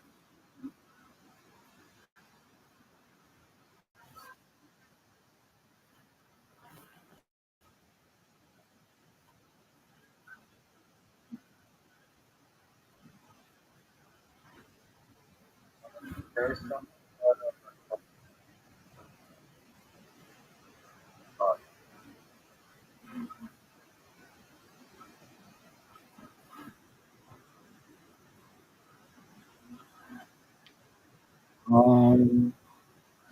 Looking at it, yeah, it doesn't really look like anything. What are the mysterious? Okay. Oh, now I see it.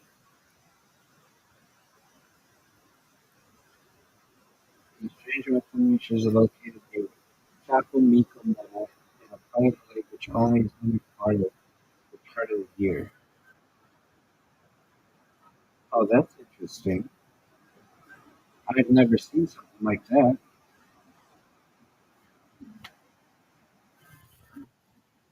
I like that. Whether it's natural or uh, artificial, looks cool. Have you seen this thing, or is it just something you learned about?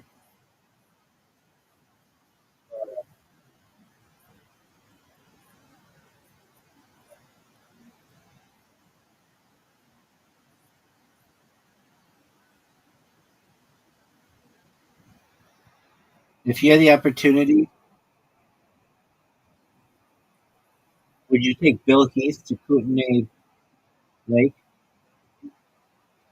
to show him the underwater rock cliffs?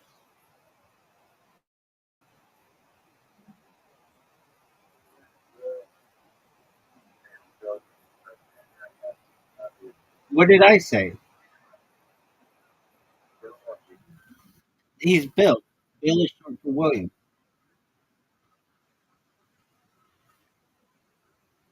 Yeah, dog. Bill Clinton is William Jefferson Clinton. Bill Gates is William Gates.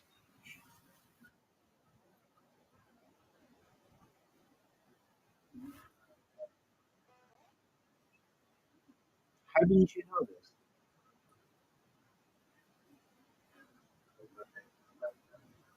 It goes back to like medieval England. It was like a joke. It was like seen as funny. So like someone with the name Richard, they would eventually call that person Rich, and then as a shorten, and then Rick, and then it just, and then they would play on it to be Dick, and that's Robert. Same thing.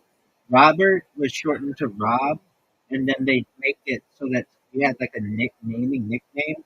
So Bob became for Robert, and Will, and then it became Bill. So William for Bill, and Dick for Richard, and uh, Jack for like Jacob or John, um, and like Nick for Nicky.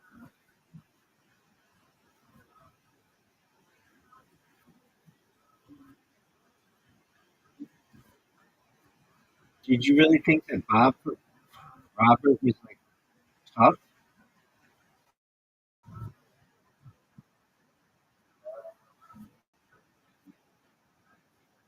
I mean, I don't know. Like the ones that are weird to me I was trying to figure out, are like Liz for Elizabeth. That one isn't that obvious to me. Another one is Peg for Margaret. That's an interesting one. Um, I think like Dennis. It can be like Denny. That one makes more sense. Um, oh, uh, Candace and Candy. Um, there's there's like a weird one, like I don't know. There's like Dot short for oh I know one. Dot was short for Dorothy. That's a weird one. And Trixie for Beatrice or Beatrix. That's another one that's like I don't want to say it's weird, but it's like people don't really use it anymore. But it used to be very popular. There's another one like that too. I was just thinking about the other day. Um, Trixie. Uh, what was it? I don't recall at this time, but it was. It's like one of those names that isn't used that much anymore, but was once very popular, and it had like a nickname to it. Not a big though. So is Trixie. It's just like I, no one calls their kids that anymore. Um,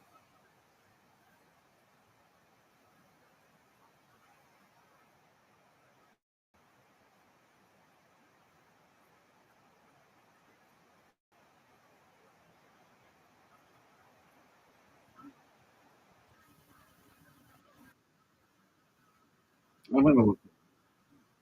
What is the list of names that are not really used anymore, but were once really popular?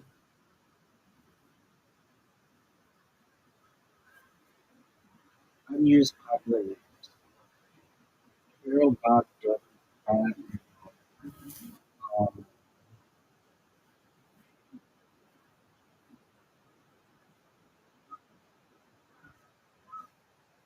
now these are like, I mean, some of them like it's Bertha, Mildred, but then we have other ones that are still pretty popular. Keith, Ruth, Cody, Gary, um, Jim, Robert. Those are so pretty popular. somewhere. Yeah, Yogurt, I had a friend of mine who named his daughter Eleanor, and it's like I don't want to say making a huge impact to some extent. There's some that are making a I don't comeback. like the kids. You know, and, like Eleanor has all kinds of similar names that come off of it. Like it means illuminated in Hebrew, but there's like Ellie and Ellen and Lenore that are related to that. So it's not. It's like maybe the whole name isn't being used, but Ella, Ellie, uh, Ellie, Ella, Ellen. Those are still like pretty popular.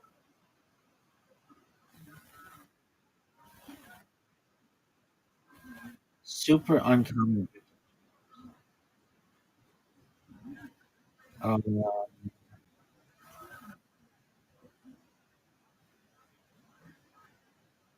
Mar- Margaret.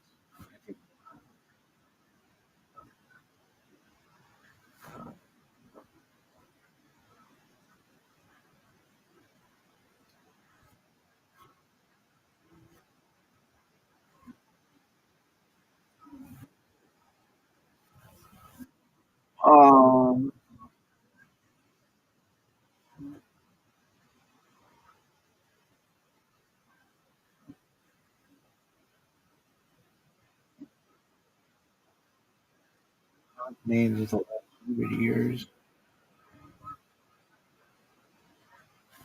Oh, still up.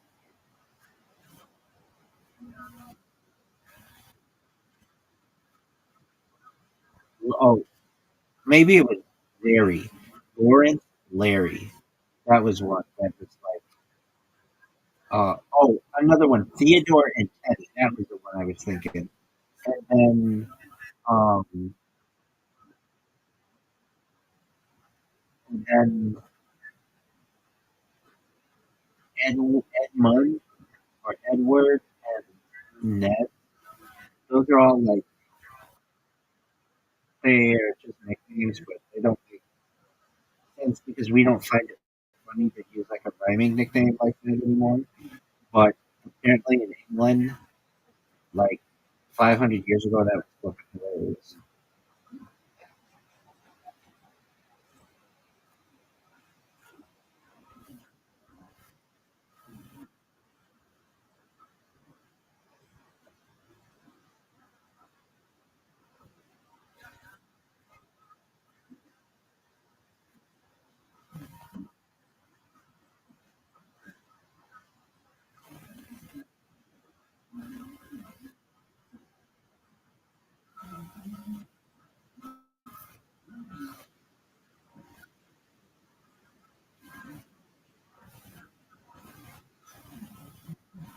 Oh man, I'm just reading about surprising gender bends. You've heard of boys named Sue, but how about girls named Robert and Jim? How about boys Daisy or Alice?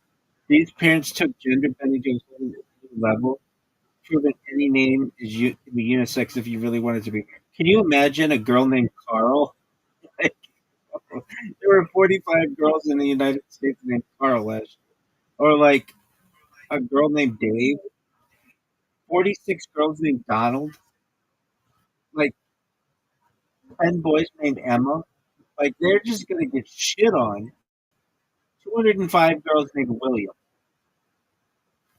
205 girls named Robert, 54 girls named Richard. Like,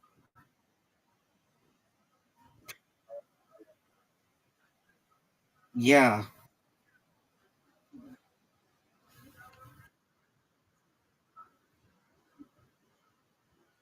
I mean Richard is still a pretty popular name, but anyone I've known who's like under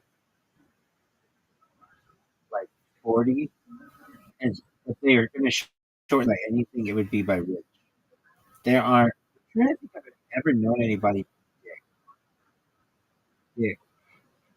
I've known of like professional people who go by Dick, like uh, Instruct who played in European and Dick. yeah. But who would I've known to Dick? They've always been like famous people, I guess. I don't even know famous people like Dick though. Dick, they'd be like Dick Tracy, like like not a real person. Dick, famous Dick, like Dick Richard Dixon was the big one. They call him Dick Dixon. I don't know if I'm gonna just type in famous Dicks, which I literally just typed that in and enter it. Like I don't get a whole bunch of garbage on my fucking shit.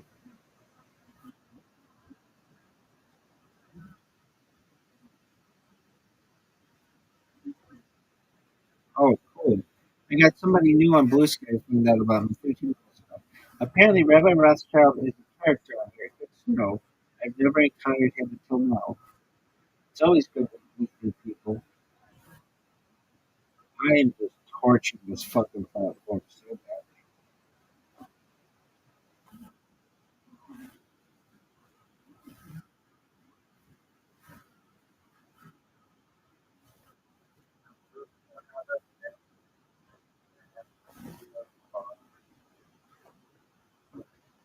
Can't do Harry Potter.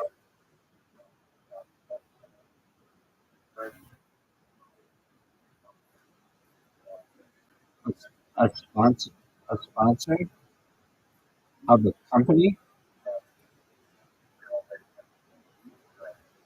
Yeah, Rothschild and Co.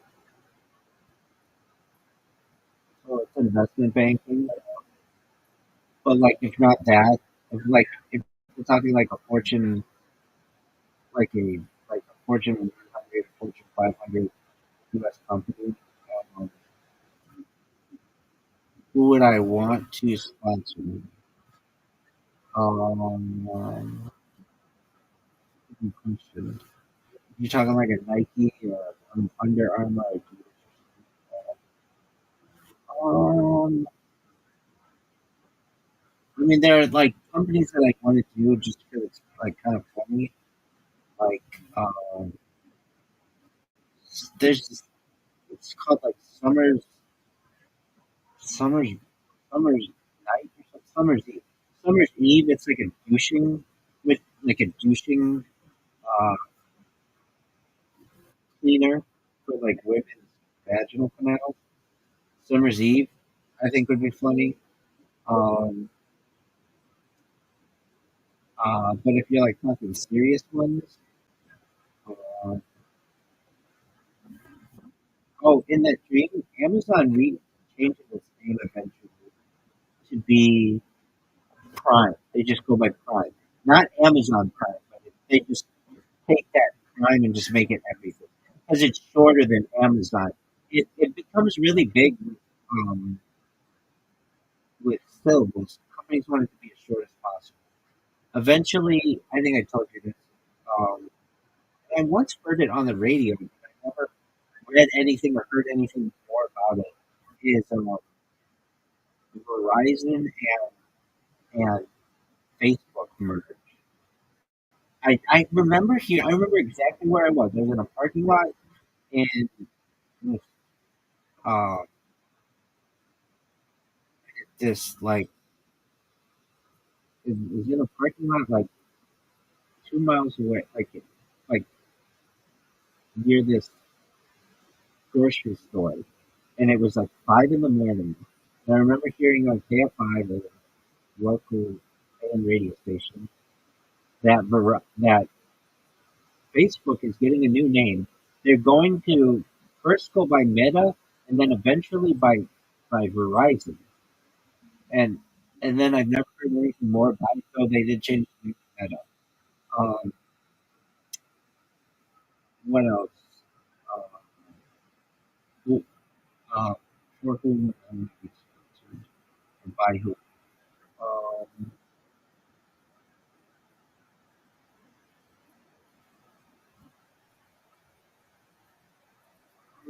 JP Morgan would probably be pretty cool. But if you're talking like stuff that people know, like popular stuff, Alphabet would be cool. Amazon would be cool. Um, Pantone. Do you know what Pantone is? They're the company that like make all the colors. I would like I would like Pantone. I'd like Crayola. They like are the ones who define what colors are. They have the Pantone grid. Uh, they do like they have a color matching system.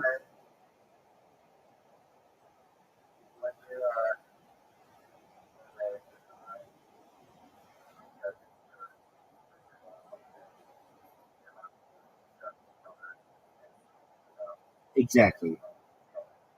Exactly. I thought that was just like a standard way of like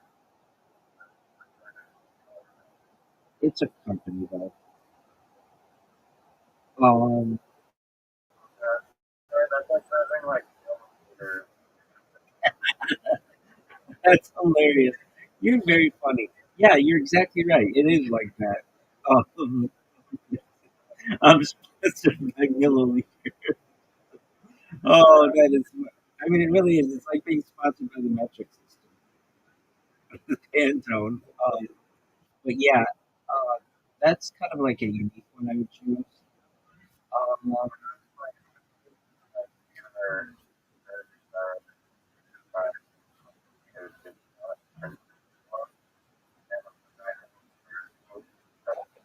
stop supposed to have other players and you from behind you you have like their stop time factor. But Hilarious. I wish it still had to That's hilarious. Um, I guess like there are foods that I like that I want to be by which I want to be sponsored. Um, but I like this sriracha company. I've seen that on clothing. It's called like Oreo Frongs or something. I have some right here. Uh,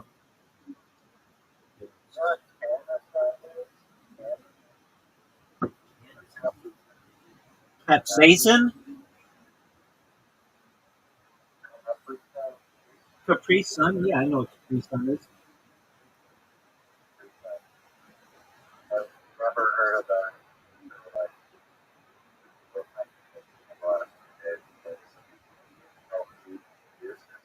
It's not healthy. It's just sugar water. The thing that makes Capri Sun popular is its packaging. It's like in a remember that packaging that we.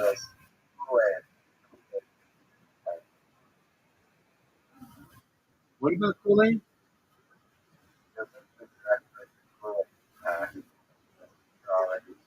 Right, but Capri Sun had it first.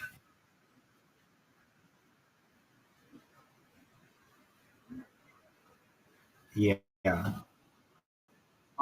You know what? Like to be sponsored by you,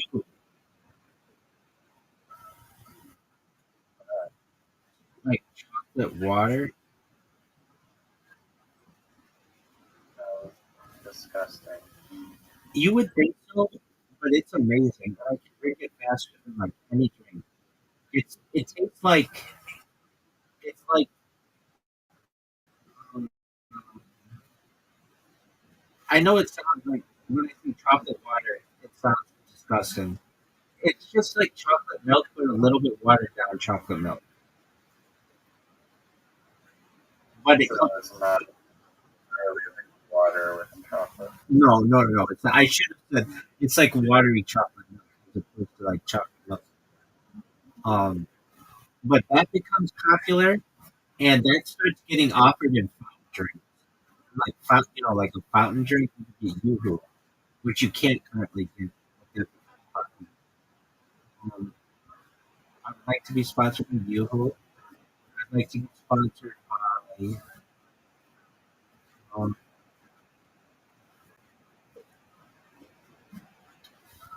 oh, what else? Like Philadelphia cream cheese. I fucking love cream cheese. Bagels. And, there's a kind of bagel. It's called Dave's Bagel. I'd be really cool to be really cool to be sponsored by them. Ken dressing. It's like a restaurant. It's not dressing that's really popular. And fucking that dressing. I would like to be sponsored by kind of like Coca-Cola. Um, I'd like to be sponsored. Actually, Coca-Cola is fine, but Cherry Coke. I'd like to be sponsored by Cherry Coke because I think that Coca-Cola does not promote Cherry Coke as much because it will cut into their sales. Because Cherry Coke is very popular. Like, if you give people the opportunity to drink Coke or Cherry Coke, a lot of times people like Cherry Coke over Coke. Uh, I'd like to. Never had it my entire life. Oh, no, you're missing out. Uh, I. You Like, what is know what grenadine tastes like? It tastes like cherry soda. But they used to make it. People used to make cherry coke by Okay, do you know what maraschino cherries taste like? like very No, it's like really candied cherry. It's like in a thick syrup. And all right, so you know you know what a maraschino cherry is? It's like on the top of a sundae,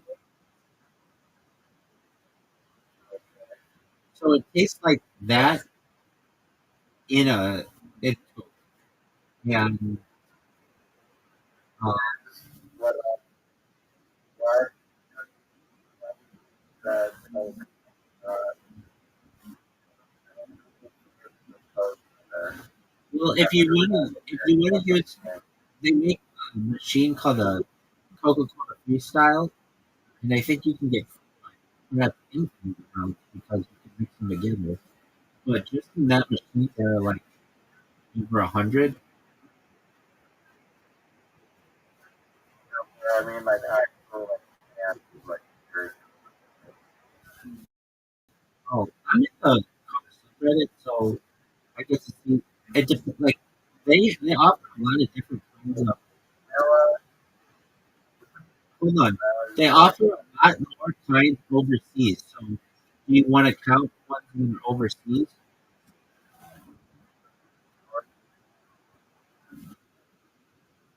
yes, more company.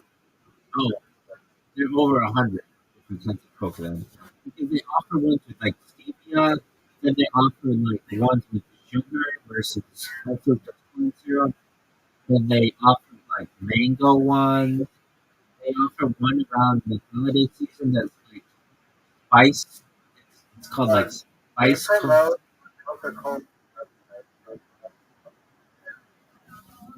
So,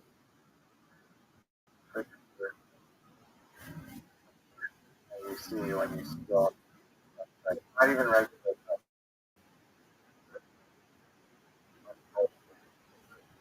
I think you're a certain Coke. Okay, I mean it's just not offered in a lot of like outlets. I think it's rare. Whatever. So yeah. Well, and then they discontinue them a lot, and then they'll bring them back. It's like a yeah. People said it was terrible. I mean, I just remember what people said. They would get all excited for it, and they're like, "This tastes like garbage." Imagine that. Yeah, here's an interesting one. Why is Coke brown? Like, of all of the colors to choose, they chose brown. You would think that they'd make it like red, like their logo, or clear. You can make it clear, but I think it has to do with it's supposed to have a technically, if you give it a taste, it's supposed to be like a caramel taste, and so they make it that color. But it doesn't have to be. In the end, it's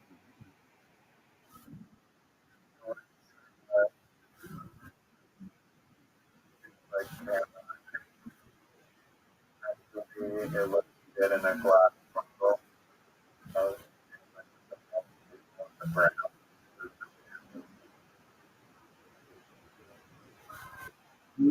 I think it probably look better black then. It looks I mean, it does look it black. does kind of look black. No, you're right. But it's like the moment to make it black. So why is it? I'm sure this is the basic thing, but why is Coke brown? You know the difference. It is due to the caramel coloring, which will give the beverage its signature dark color. The color is not a result of the ingredients themselves, but rather an added coloring agent. Companies have found that customers expect cola to be brown, and clear colas have not been as successful in the market. Like that's weird. Like, I bet you can change that because I think it'd be better to be clear because it doesn't stain your teeth, and if it gets clothing, it's not like staying.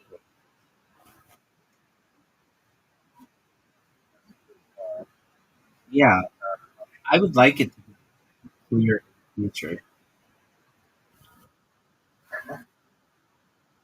I don't know. I feel like it'd be good.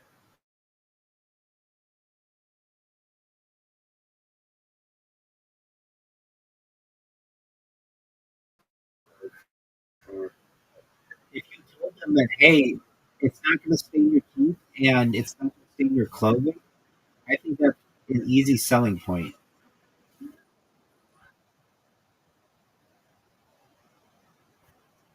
Um,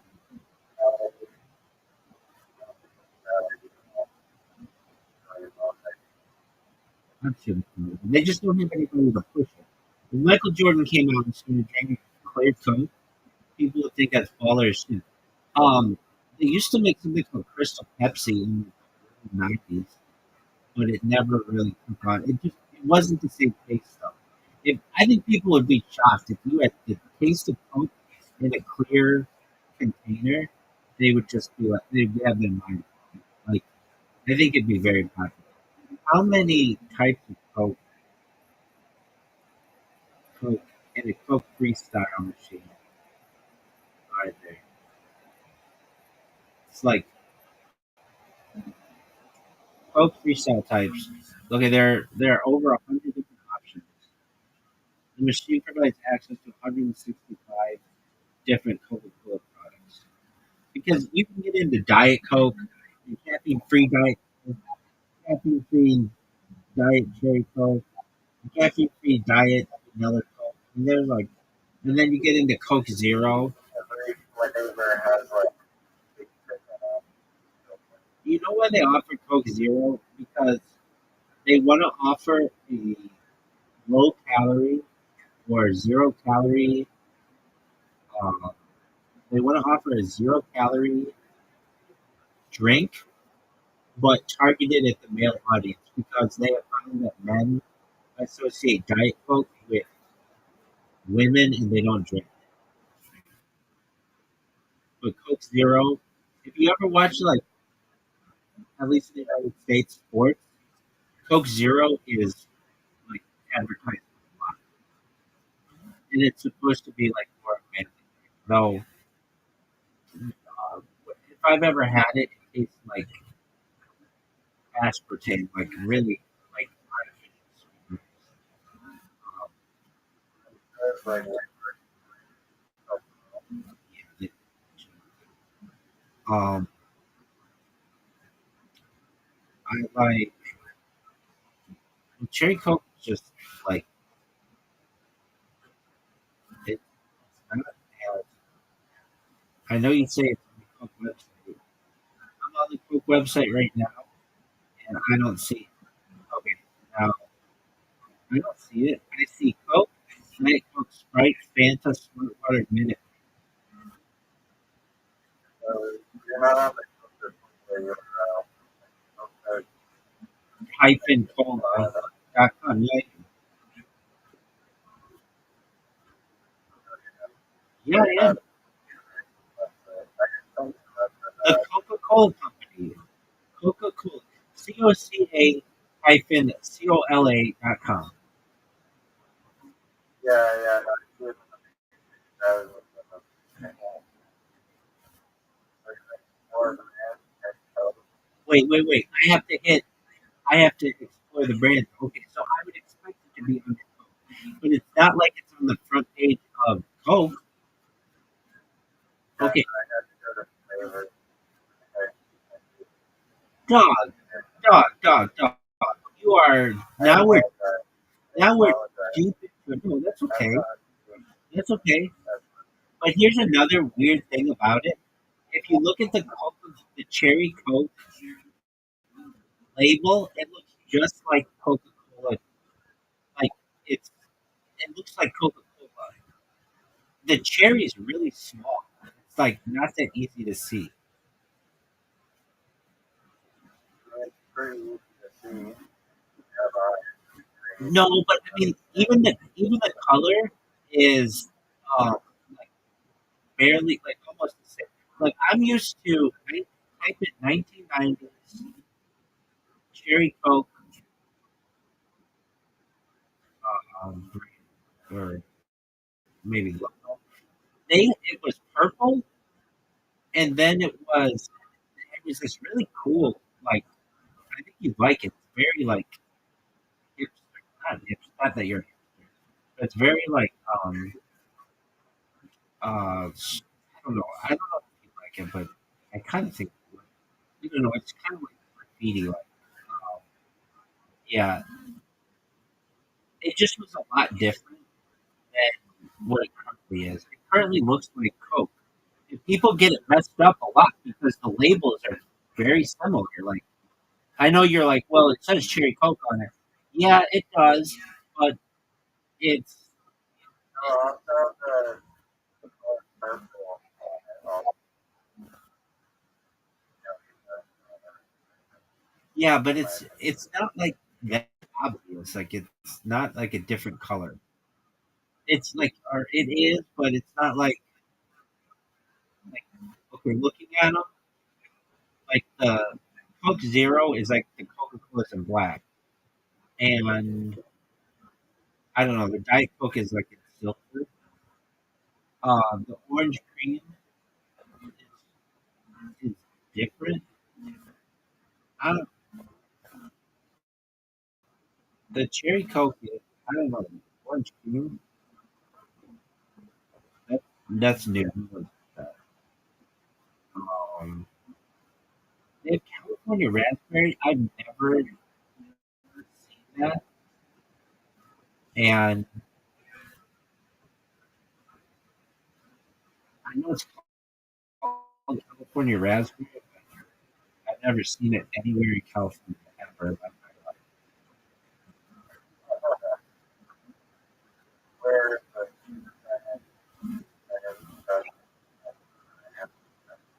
Like the Oreo Coca Cola one is distinct. It's like way different.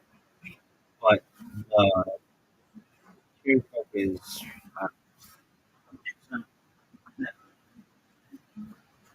um.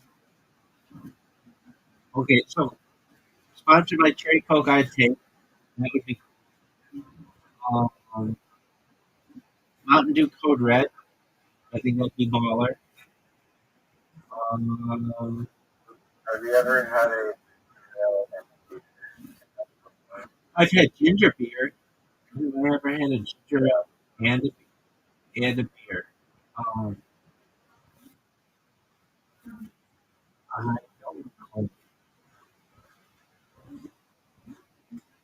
I had ginger beer though, and I very much enjoyed it. It's like a Japanese thing.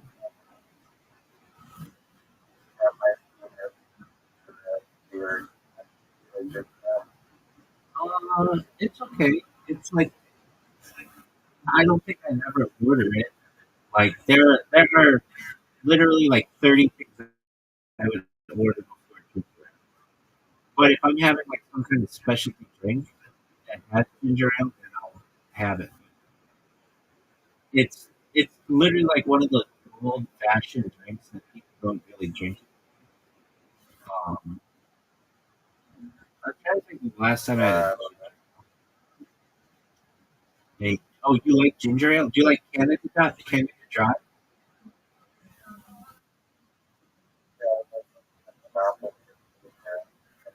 Yeah, no, I don't know.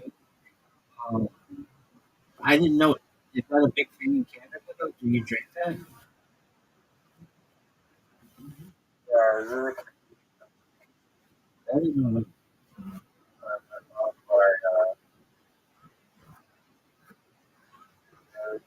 not a Coca-Cola product, but Dr. Pepper Schweppes.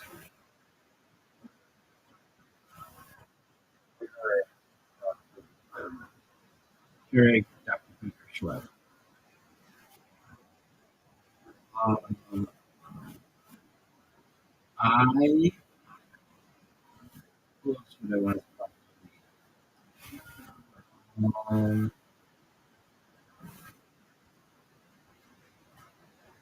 Trojan condoms. Be kind of funny. Um, like what's it called? Uh,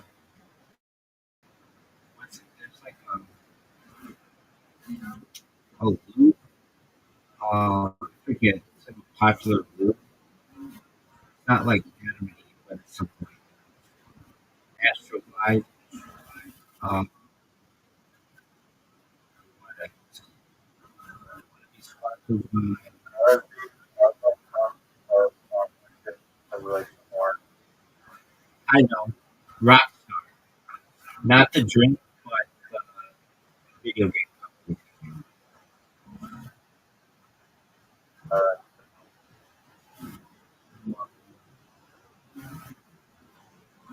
EA Sports. I would take a sponsorship from them. Um, Hitachi. I would take a sponsorship from them because they make the magic wand. Um,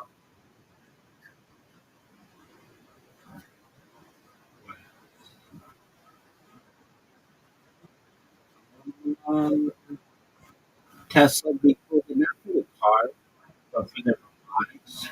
Boston Dynamics would be cool. IBM. I would really like IBM. Microsoft. I like IBM even more than Microsoft. There's something cool about an old brand like IBM. Except that old.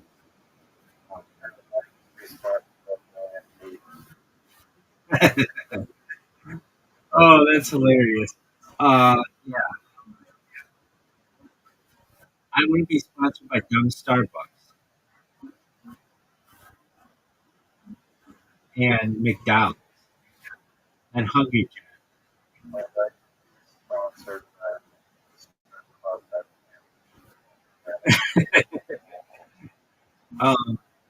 There's a berry company.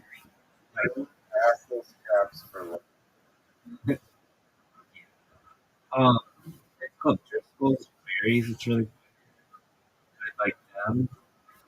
Chiquita, which used to be United Fruit Co. That would be cool. Um,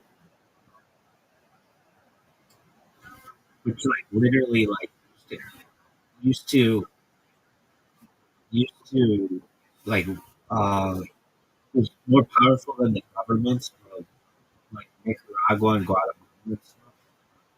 Um, there are like meat stores or there's one that I really like. It's called Rome. I really like to buy that. Oh, there's a bakery. It's called oh, it's a German. They make the volcano. That would be cool.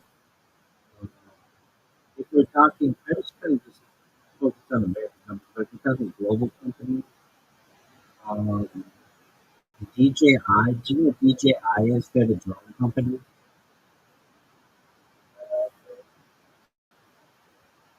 I just saw. There's like controversy over DJI selling company and Oh, that's interesting. multiple soldiers saying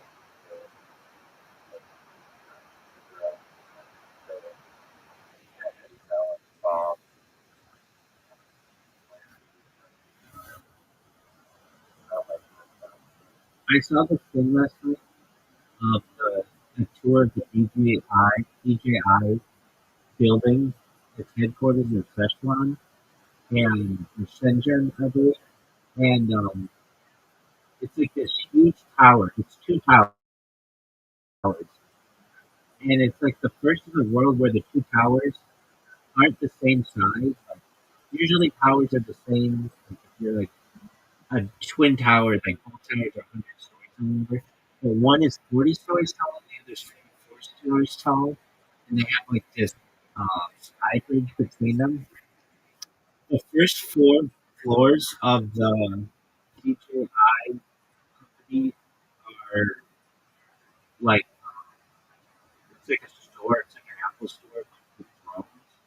They also take like the history of the drone, and then if you buy one, you can like test drive it, test fly it on the roof of the building. Just seems it's like a really good. I like that one. Um, Open AI. I mean, dude, that's the one that I probably would say. Open AI. Because I use ChatGPT so much. Uh, Guggenheim Partners. They just bought the Dodgers, or they just bought the Lakers, and they own the Dodgers. So I would go. Um,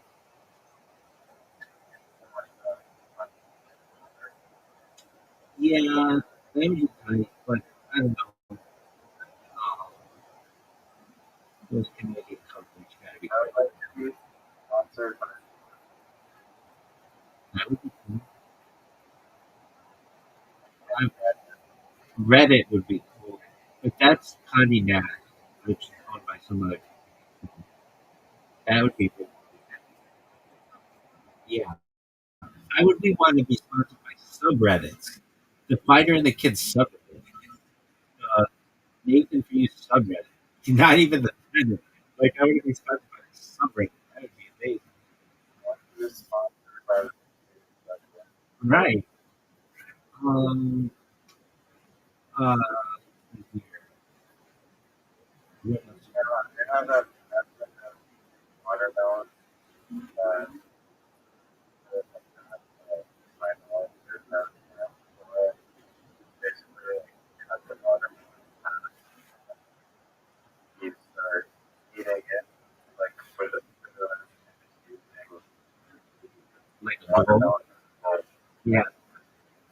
make it out. There's no actual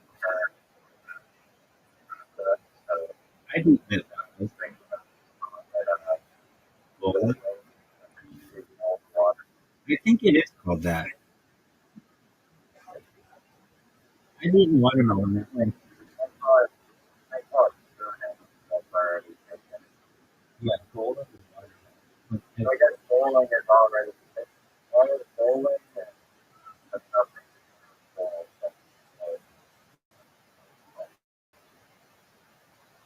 Or maybe it's just called. I don't know. How say that you eat have to eat wrapped watermelon? I've eaten that one. I like it because then you can drink the watermelon juice or whatever, and it's like it doesn't get on the plate. It's like almost like a coconut. Yeah. I'd like to be sponsored by Lockheed Martin and Boeing, L3, um, Harris,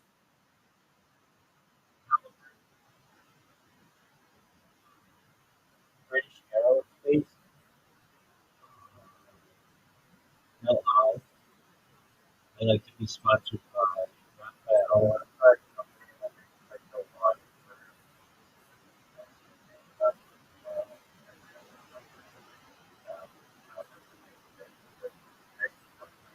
What's that?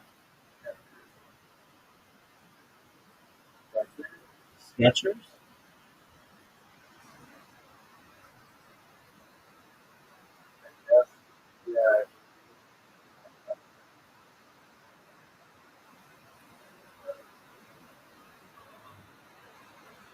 I'd like to be sponsored by.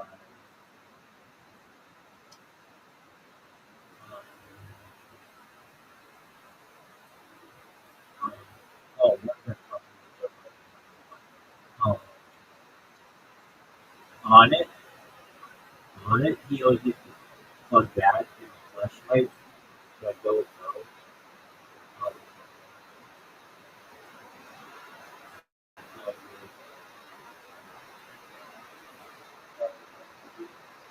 so, yeah, dude, what do you call that thing?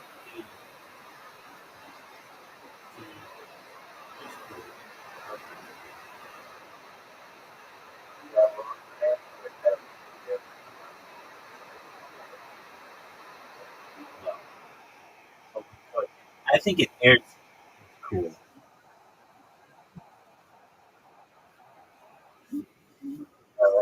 seat in the back. Quite a good name. Thank you.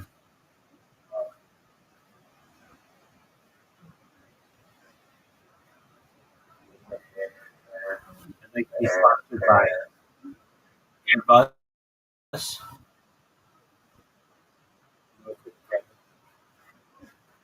Those are Airbus will get skipped by Airbus. no. That's good. I was just naming the company. Or dumb Airbus. Dumb Airbus. Just everything just add up to it and take over the world.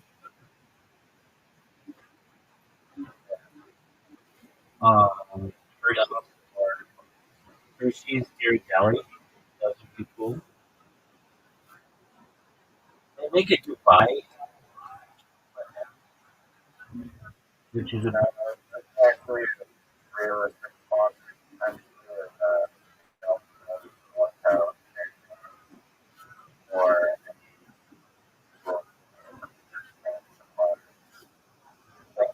like Rothschild. Victoria is not great or you know,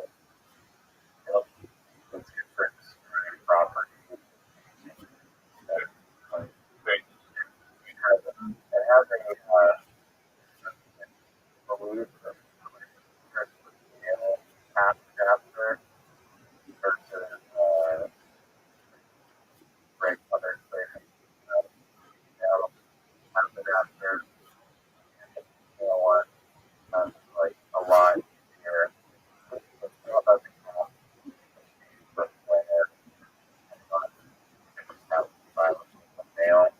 It's like you have to buy a chapter if you want to get together cat 3 months. That's like real other male cats.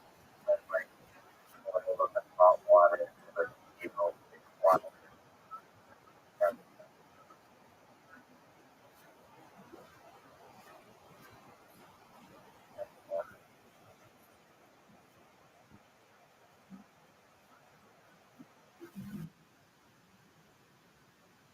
Samsung, LG, Mitsubishi, Toyota, all of them. They're like they're like 9 Japanese car companies. They're like and the reason why like that's our companies like it's great. It's like China or Korea, Thailand, and anywhere these our companies are very well yeah, it has like after World War II, they transitioned their business strategy and focused on the market. And the United States, since we were favorable to Japan, like bombed the shit out of them, was open to importing their cars. Bought by the American company, or the big three American companies, big three that is automakers, General Motors, Ford, and Chrysler. And China does not allow imports of its vehicles in the United States. Korea felt bad for Hong and Korea open scale. So they're in common. Let me make sure that's right. Why does the Japanese auto market dominate since World War II? But like Korea's does. They, so,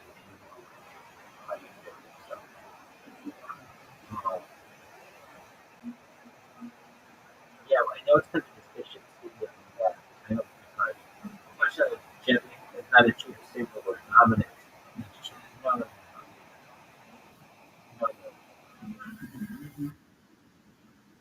Why did America allow for Japanese car imports but not Chinese? And maybe the Chinese don't want to sell them. Yeah, I would think it would want to sell their cars as possible. The distinction Japan emerged as the dominant force in global automotive industry following World War II posed a significant challenge to the U.S. auto industry.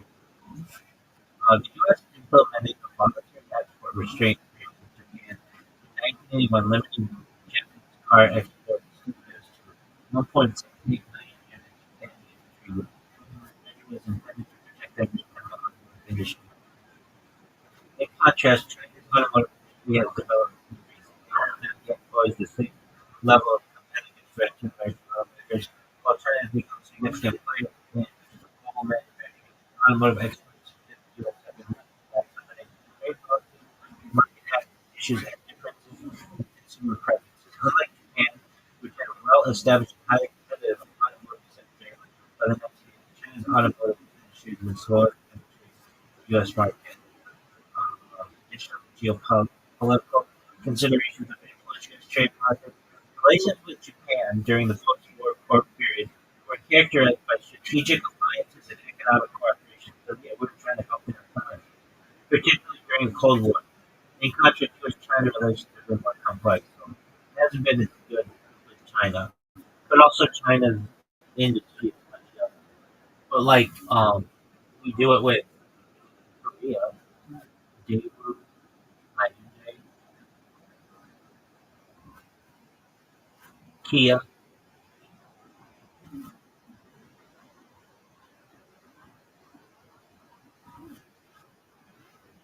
Yeah, why are they so good at manufacturing? It's I mean, like if you wanted one answer, I think it's because of their Six Sigma system. If you're familiar with process improvement, they basically make it so that if they're going to have something go wrong in their vehicle, it will happen in like 1 in a million vehicles. So they're just made to be extremely reliable. Um, in the United States, it does not have the same type of implementation. Then also, the United States has had a push for planned obsolescence for vehicles, but or Japan has not. Japan built for quality and cheap, not like, inexpensive quality. When the United States has built for shareholder value.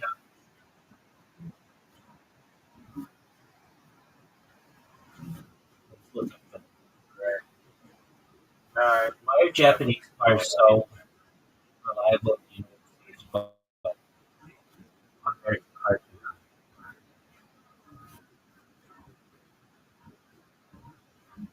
Japanese cars are considered reliable. One is manufacturing, which emphasizes continuous improvement. What I just said, Kaizen process focuses on minimizing waste during the production system. The system ensures that small ongoing positive changes lead to significant improvements in quality and reliability. Additionally, Japanese automakers like Toyota and Honda prioritize long-term reliability over performance, resulting in vehicles that can last up to 13 years or 200,000 repairs.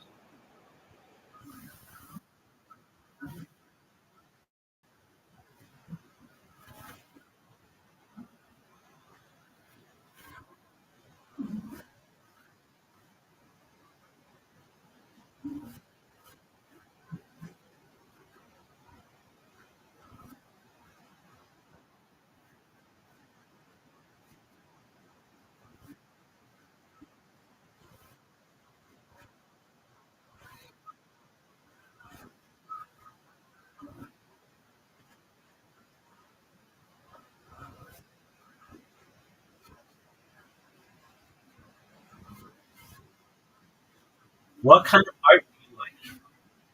What is the name of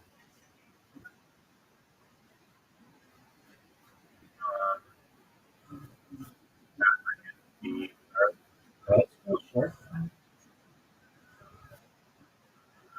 our one guy has discovered recently his name is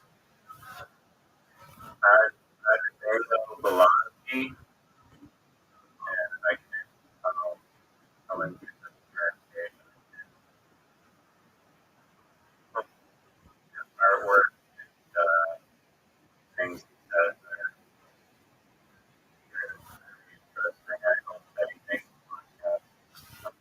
I've great idea. in the past 3 days. His art's cool, but I was thinking about it if you would talk to like person that oh like is your like influenced by your asking it to listen at all, and then get an interesting answer. Like if I was like a white person asking the question whether my art is like influenced by like my European, Right. and like oh yeah, that's a good point out there. Um, I think his work has it's I don't know have like kind of like what you just I guess it's also profiling. Right. His work is very of what the ones that also have Again, I've been. I'm just say that I went to the past 72 hours. I've been doing everything I could to memorize the positions of all the African countries. I've been playing this game on my phone that is not where they all are. Like, I'll just be honest with you, I did not know where like Burundi was versus Botswana versus Togo. Like, I know where they all are now, and that's something that they have to the United States. It's a shame. Like, we learn where all this based on. We don't learn about Canada. Like, you guys learn so much about us, and we learn literally nothing about it. I bet you quiz 100 Americans and say, "What are all the territories and provinces of Canada?" I bet you most Americans, more than 50%, can't name one territory or province, and probably like 2 or 3 people might be living every.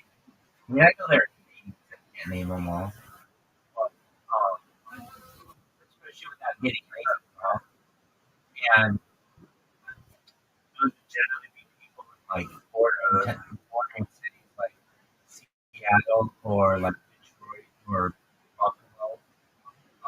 But your average American nice. Yeah, I know up there that's not area. they can't name it. And so, and then South America, we definitely don't know anything about Central America. It's like the thing is, it's dangerous to have an educated populace, so they don't teach us about geography, especially because then we'll care about the people who live there. And um, they,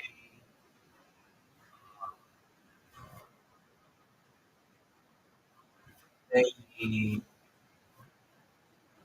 so, okay, so what am I trying to say? We learn about Europe because that's where most of us come from. So let's change it because we become really like Latinx, a huge increase over the course of the last generation or two. But we don't even learn Europe that well. Like I bet you most people in America can't point out what Liechtenstein is or Estonia. Like we just don't learn that. I think um, that may not really relevant, but people look at maps a lot, and I think that like a lot of I mean, there's like 275 countries or something. Hard to know, but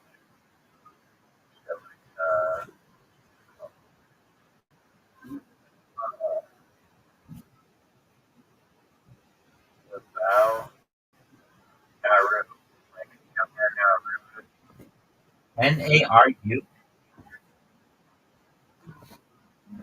uh, Naru? No, you know her. Am I spelling it correct? I'll tell you after you tell me you know where it is. I don't know if what you're saying. You're not saying Called, the country called Cameroon.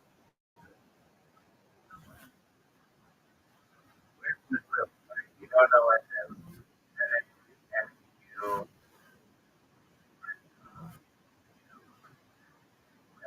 wait, you keep changing the spelling on it. no, I didn't. I mean, you are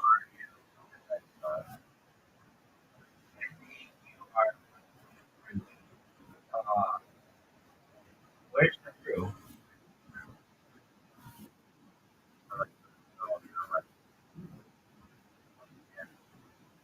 Yeah, that kind of stuff. I'll learn it. I'm trying to learn them all. So I started with Africa. I've also been doing this thing for like the last why are you because it has the most amount of countries and yeah, 55 countries and territories and stuff. And I really like Africa, but I like African people. I've had a lot of friends, not just African American friends, but people from Africa. Like I've had friends from Malawi, Ghana, and Uganda, and South Africa, and they're just really nice people. I am just doing my best to learn all the countries. I want to learn all the. I've been doing this thing with flags, learning all the flags. Yeah, like there are some flags that are so similar. Like Poland and Indonesia are just like one's white on top and white and red, one and like Monaco and Indonesia are the same, but just a different color red. Slightly. I mean, there's just like all kinds of really intricate um, differences that I've been studying. I, so I've been doing flags, and so I got basically all the flags down. So there are some like islands that still they're not like new countries, islands that I've been um so I'm gonna do Africa, Senegal flag? Look, Senegal, Cameroon, they all look the same. They're like a star, red, white, green, right? yeah, Mali is similar, but Mali doesn't have the star. They're all very similar. They're all in actually, Syria, and United Arab Emirates and no, Wait, part of the world. and United Arab Emirates and Kuwait, they're all that red, green, and white. Um, and then there were ones that I used to know that changed. Like Libya used to be just a green flag, but after I would say like the same flag as like next to that. yeah, it's because it was like the Middle Eastern partnership, like, like it was called like the Arab coalition or something.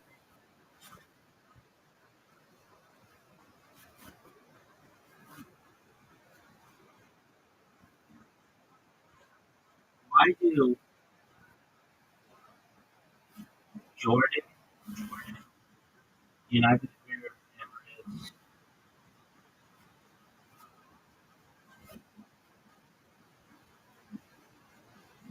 and other countries like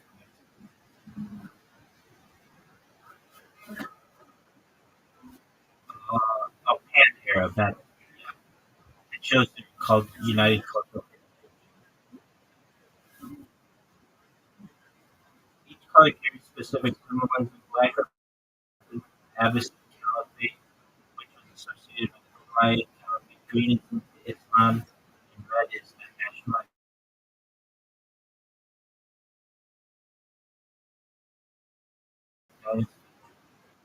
Conventional flags over country flags.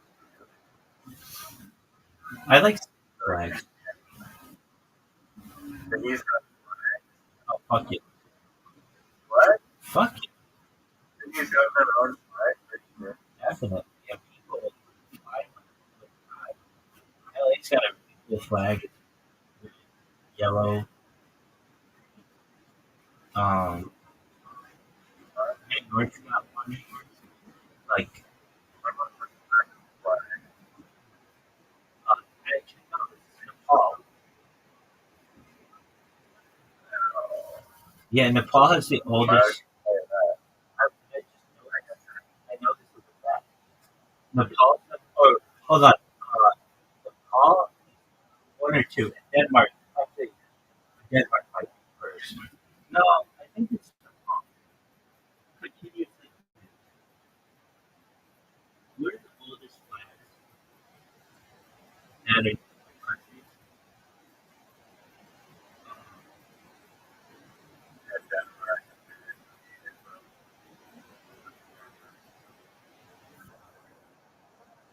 But that wasn't like the first flag ever. No, that would be like damn, like earlier than the Roman Empire. But no, there's something to Nepal being maybe older than they're like they don't really know how old it is. Why does Nepal have like a giant flag? It's an excellent question, man. Because of not anything for this flag. No, that's not true. It's like Nepal have Both triangular. triangular flag. Also, the back they have like a square.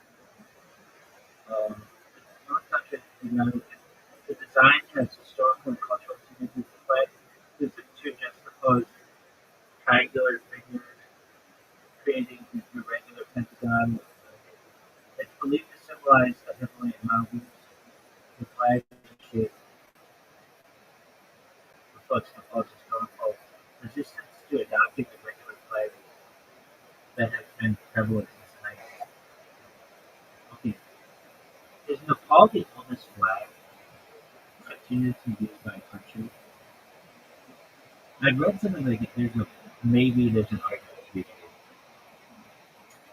So the flag of Denmark is older, 1625. Flag on it, the flag on it has been used since 1743. While the Nepalese flag is unique in that it's the only non-quadrilateral national flag in the world. It's not fixed.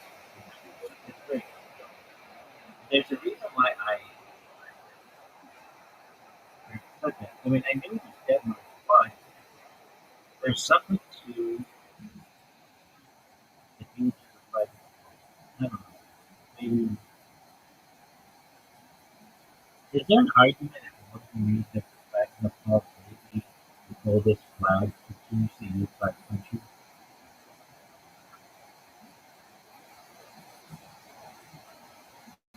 The flag of Nepal is often cited as one of the oldest continuously used flags, but its presence in Nepal is what it continuously from distinct design contribute to arguments supporting the claim that Nordic peoples. Well, it just seems to me. Um,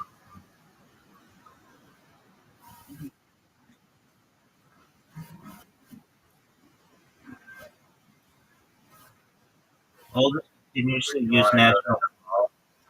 Yeah, dude, I have a friend in here from Nepal, and okay, this is what it was. This is the so it's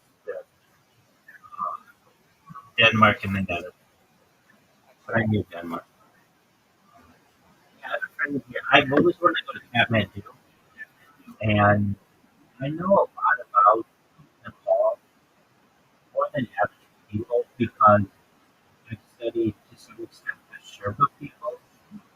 They're not portages. They're the people who climb Everest or other mountains.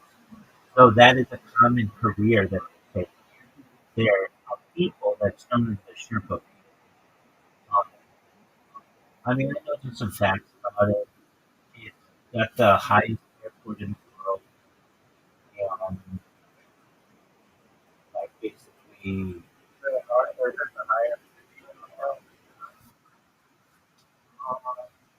well, it depends what you define as.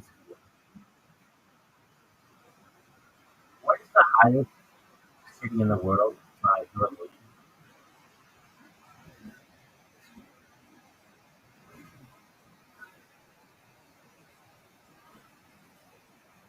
Has been the US.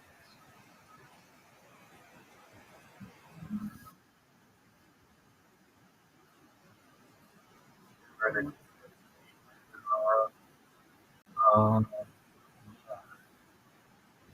well, you could word it I think isn't it like Vietnam?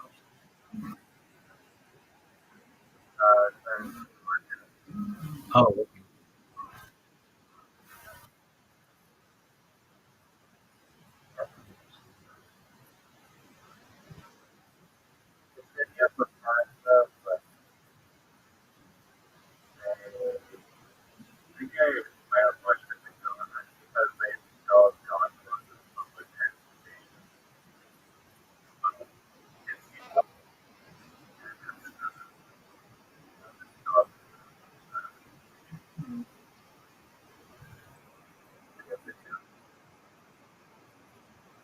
You would think it would be. I would think that. That makes sense.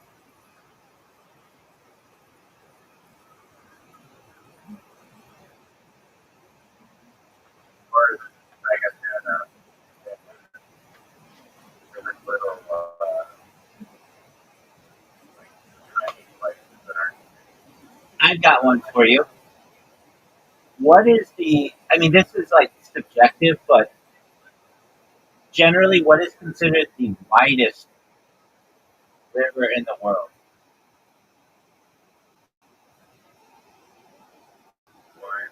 Yeah. No,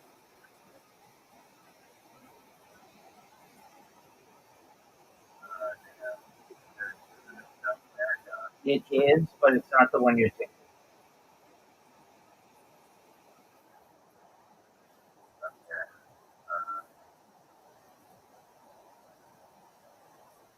It's the Rio de la Hero, de la Plata, also known as the Silver River. It's where Buenos Aires is and Montevideo.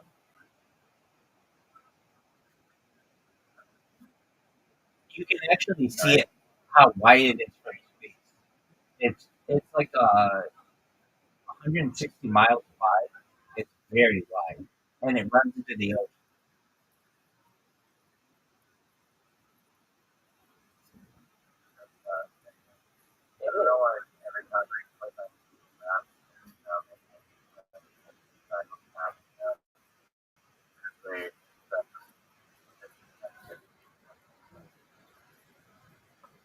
I know why.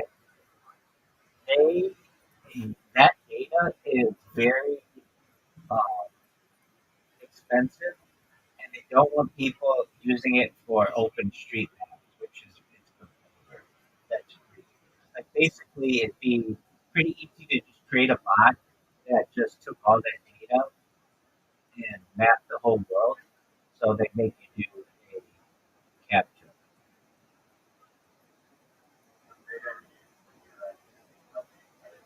right?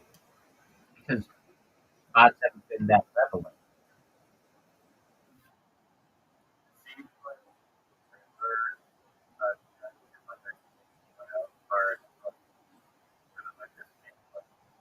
It does. That's why I said like generally it. But if you actually look at it, it is a different color than the ocean one. It's like brown.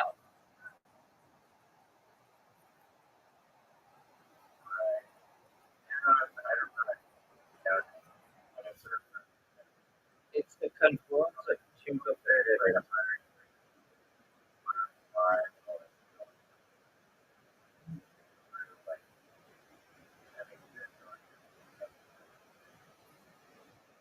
It's there's the Paraguayan River and then that river, and they meet there. And I know what you're saying. Like it looks like, well, this could be ocean. So if you look at it from a satellite view, it's a different color, and the salinity does not get brackish until you're pretty close to sea. The Amazon is always fascinating. Yeah, it's either the longest or the second longest river in the world. There are arguments between the Nile and the Amazon. But did you know that there's not a bridge over it? Like you can't drive over it because in the rainy season it rises like 30 feet in the air, or 30 feet. The water rises 30 feet above the ground, and it's not practical to build a bridge. I think you eventually could, and I can see one builds. But there are just a bunch of different tributaries as well. So you'd have to keep building different bridges. And so the best way to the Amazon River. So the best way to cross it is ferry.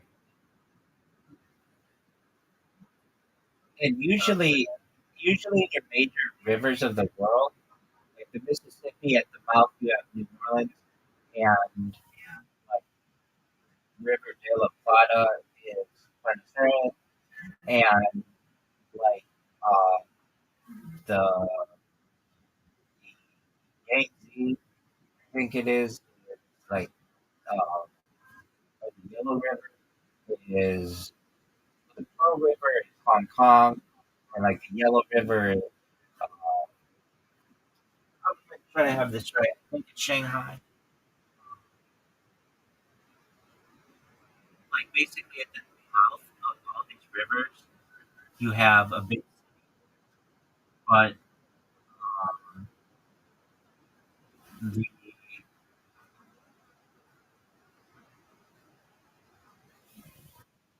Yellow River is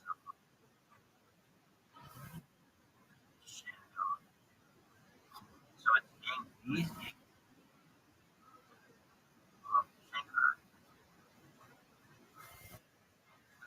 That's right. Yeah. The Yangtze is Shanghai. Nile is Cairo, but there isn't like the Amazon because the Amazon's so wide. It basically creates islands at the mouth. It's, it's the largest tributary system in the world. Tributary system in the world. It's the largest watershed. Absolutely giant. It's a fascinating river, and as you can tell, I'm pretty obsessed with it. Do you know what the longest river is in the United States?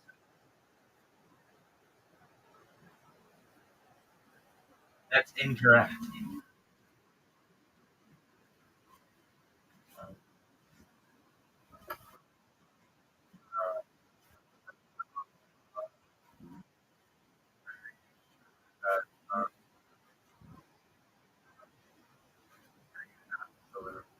You,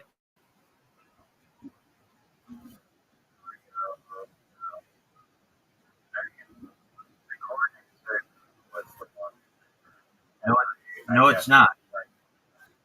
No, it's not. It's the Missouri.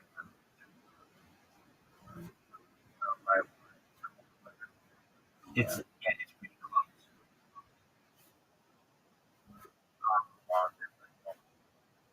Is that true? I mean, according to Wikipedia, Missouri. Yeah, you're right. For 1 kilometer, or 1 mile, 2 kilometers.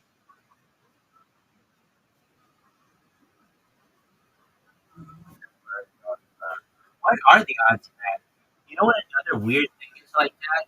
If you look up square miles United States versus China, it's freakishly close. It's like, what is that? I know that's more politically driven, but the United States has a total land area of 3.8 million square miles, and China has 3.7 square miles.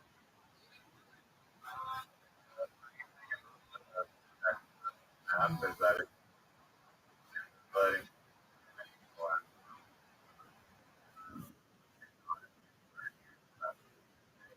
Mercator map. Yeah.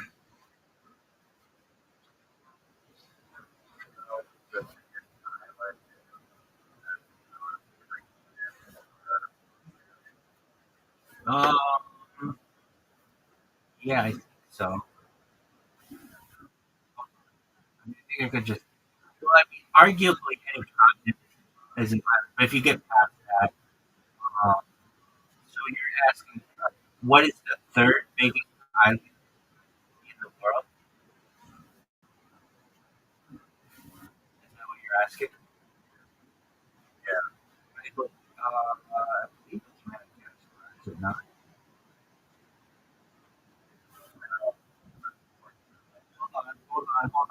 probably Hold on.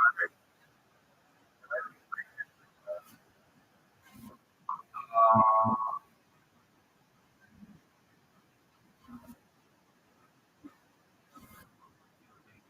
it's not Borneo.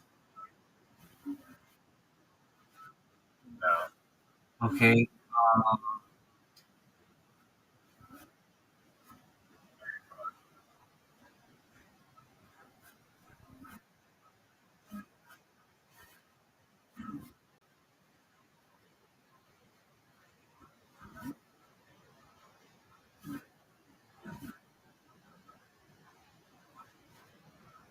Uh,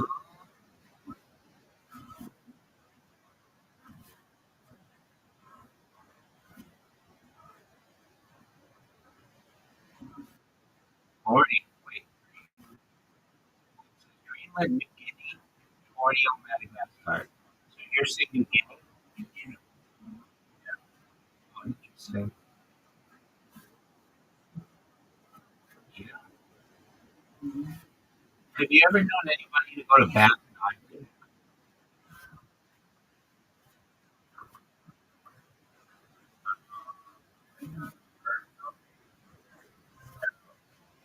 Yeah, how is that not? In summer five. Oh, Way. It looks half the size. dude, Greenland always looked so big. When I was a kid, I was like, Greenland's huge. And it's also at the North Pole, which is not. It's Antarctica. because it's like the whole bottom strip, right?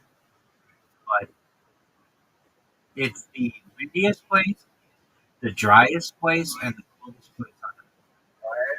North Pole. It's underwater.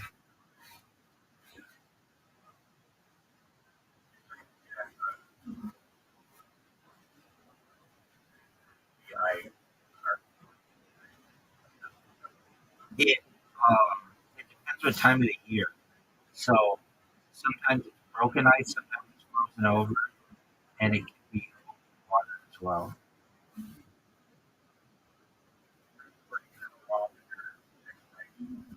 No, that's it. Right. The Arctic.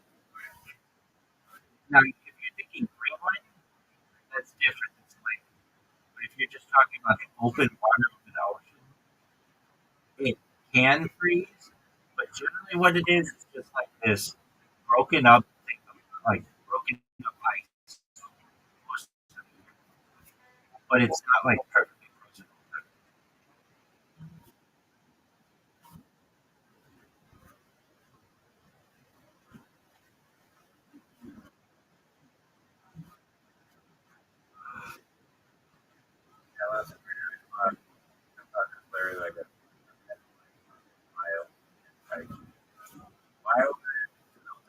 That's I guess it's like the Earth or something. That was something. no. Uh, South Pole has land. It's a continent, so like ice and stuff can build up on it. The North Pole is just water, so it doesn't have anything stable on which to lock. Like it does on Greenland, but Greenland isn't directly over the North Pole. It's open ocean.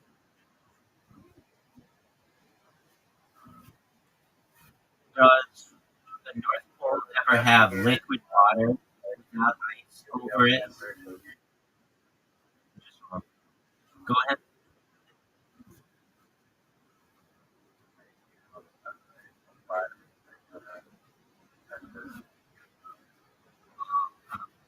A heliocentric belief.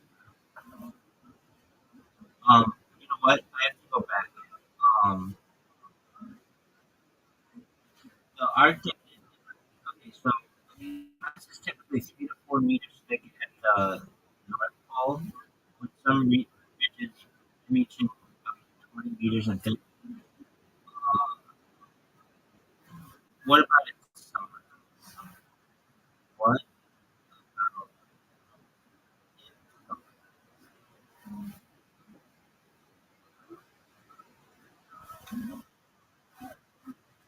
During the summer months, the North Pole experiences notable presence of liquid water, primarily in the form of melt ponds and openings in the sea ice. This phenomenon is increasing due to the rising temperature. In recent years, the Arctic ice sea mass, Arctic sea ice, has become thinner and more fragile, resulting in larger areas of open water near the North Pole compared to the past. For instance, during the 2024 summer season, significant amounts of open water were observed near the North Pole, with researchers and explorers reporting easier navigation due to reduced ice resistance. The luxury polar expedition commandant Charcot was able to reach the North Pole through openings in the ice, highlighting the changing conditions of the Arctic environment. Despite these changes, the majority of water at the North Pole remains frozen the majority of the year. So I mean, that's what I thought. But the sea ice typically ranges with 50 meters in thickness. However, the increasing presence of liquid water during the summer underscores the rapid transformation. So it's it's generally frozen, but it does break up. It's not like miles thick. Like, do you know what Arctic means?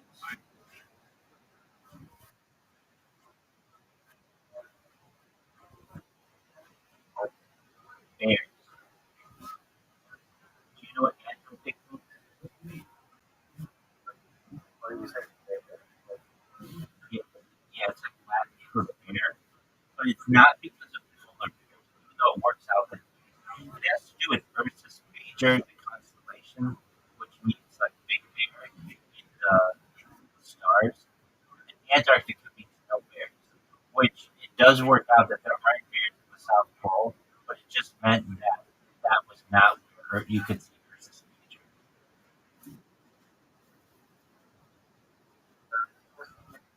Yeah,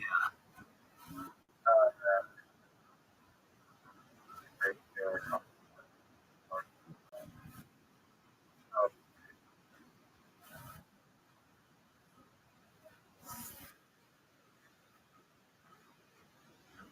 or perhaps it's Greek.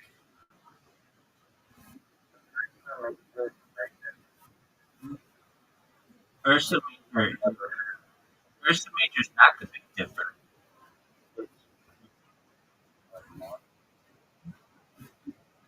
It's great.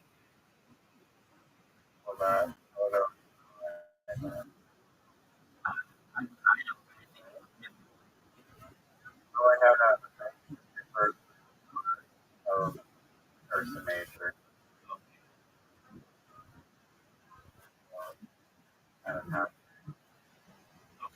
mean, that's good.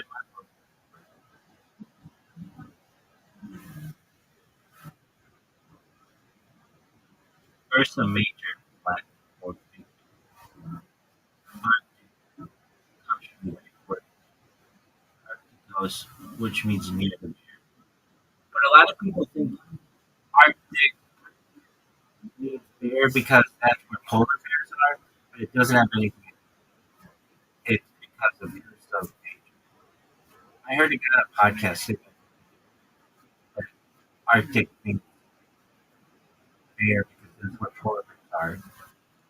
I shouldn't take this thing. Who the fuck gives a shit? The kid finally. They didn't even know what it was. They're just so anyway, I'm fascinated by that. My friend's parents took a cruise to Antarctica. It's something I've always wanted to do. I think that'd be cool. My friend took one.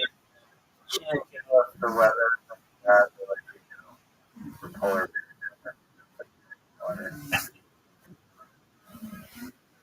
that would be more than penguin bear because there aren't polar bears.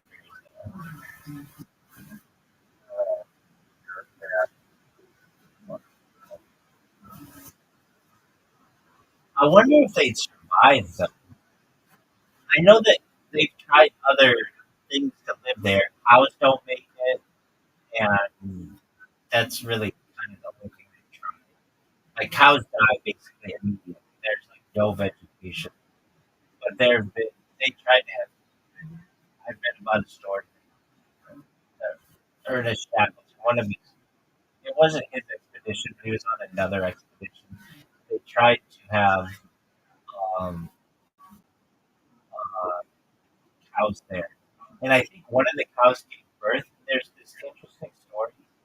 Like if you have an iceberg and it breaks off, that's called a calf, and they named this cow calf like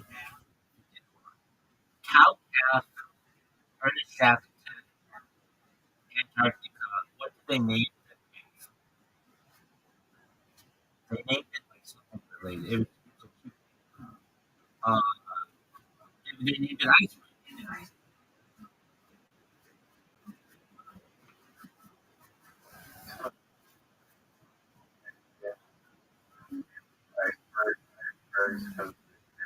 So it's like an iceberg. When part of it breaks off, it's called a calf. And Yeah, and so when the cow gave birth, it gave birth to a calf that they named iceberg, which is like the opposite of what happened, which I think is cute.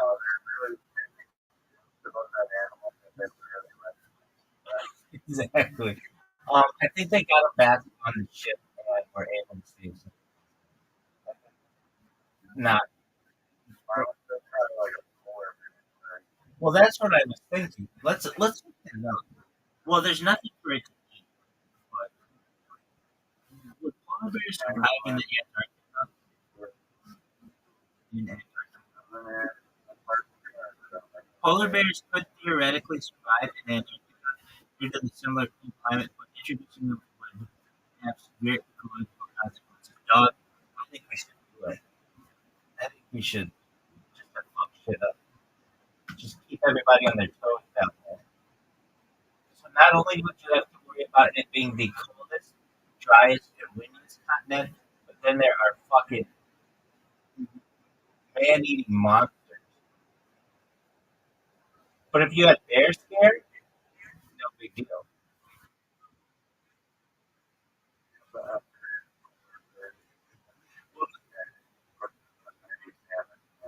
That's right. Yeah, but we need like a super beauty version for Antarctic polar bears. I wish there was like I'm sure there's an island somewhere that's super ice cold, and you could put like at least like two polar bears there to bathe and just see if they make it like a polar bear island. There's an island down there called Elephant Island. It's like the craziest fucking story. Okay, you know the story of Ernest Shackleton?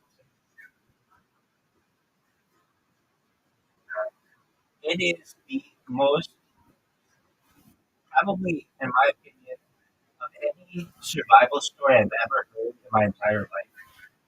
It is the best. So basically, he was born in, I think, Ireland, moved to the UK, started studying under um, like ship's captains, did a um, did a trip to Antarctica in like the beginning of the 1900s, and the goal was everybody wanted to make it to the pole, the South Pole, and so eventually he was able to fundraise and get underneath his um, underneath him as a captain. They get there and they're gonna go try to make it to the South Pole. They end up not being able to, and they survive for like 2 years in Antarctica with like no food, very little provisions or anything, and their ship breaks down into ice. So imagine you're just like stuck on the ice, there's nothing to do. So they take a fucking rowboat in the Drake Passage, which is like the fucking weather or like worst sea swells in the world, and make it to an island called Elephant Island. It's like a whaling island, and they tell the people that look, we've got a whole crew of people still on Antarctica. We need to go save them, and they did, and not a single person died on that expedition. It's like the most like I slaughtered the story. Basically, like, so now give me a quick version of the Ernest Shackleton story.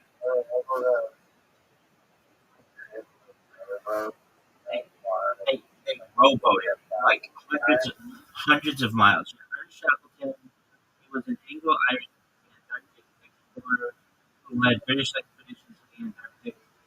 By 1874, born in 1874 in Ireland, his first experiences with polar was third officer Captain Robert Falcon Scott's Discovery Expedition. During the Mid-Atlantic Expedition, he and three companions established a new record farthest south latitude. Shackleton's most famous expedition was the Imperial Transatlantic Antarctic Expedition in 1914, where his shipping endurance became trapped ice and eventually sank. Despite the loss of ship, Shackleton and his crew survived after drifting on ice for months before reaching the island. Shackleton then embarked on a perilous journey to find help, ultimately rescuing all 27 men. Like, I would model my life after this guy. He just had an enduring spirit, but he cheated on me.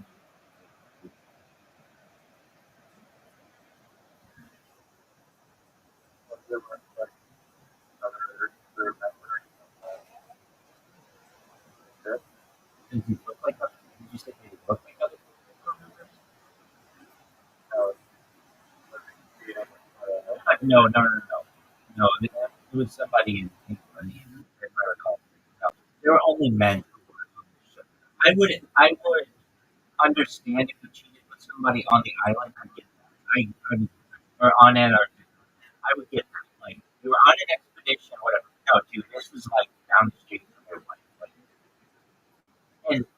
and then, like, they were still married when they returned.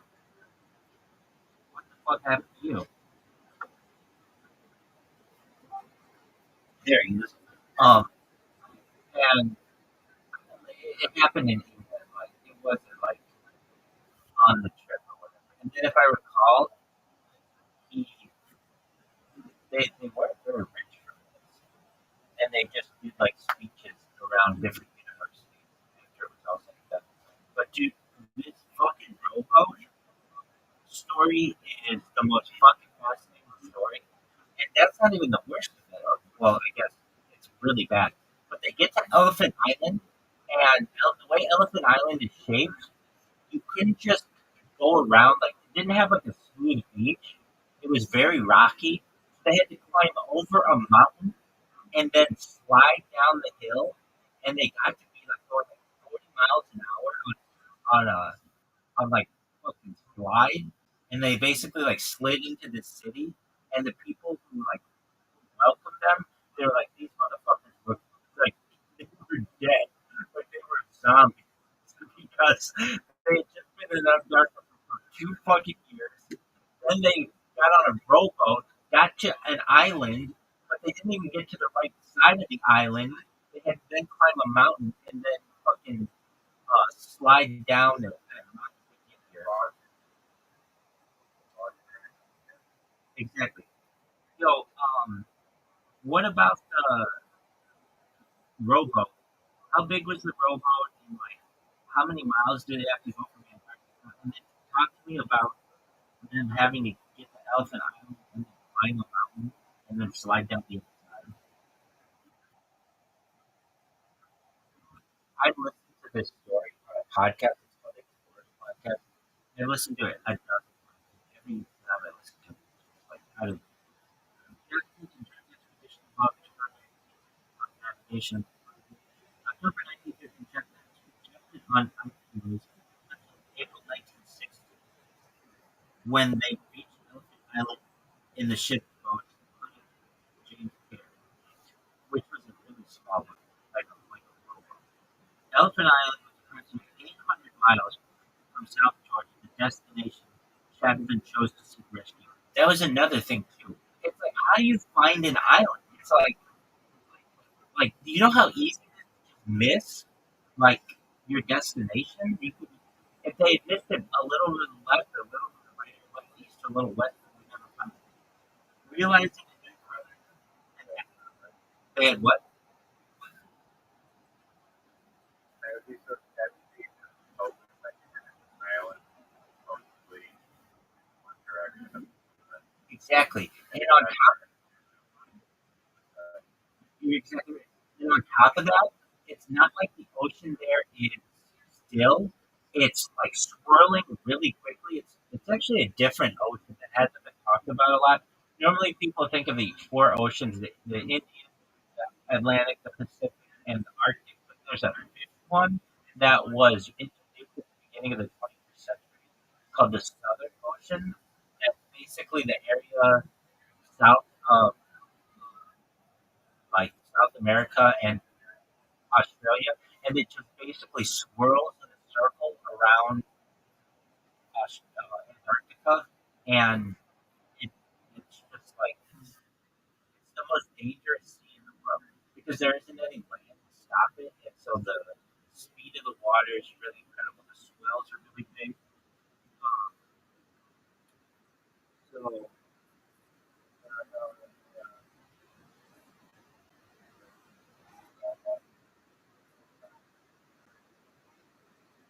Built his own like yacht, like race around on the world, where you can go down to the very constant, like the part of it, up to the side, like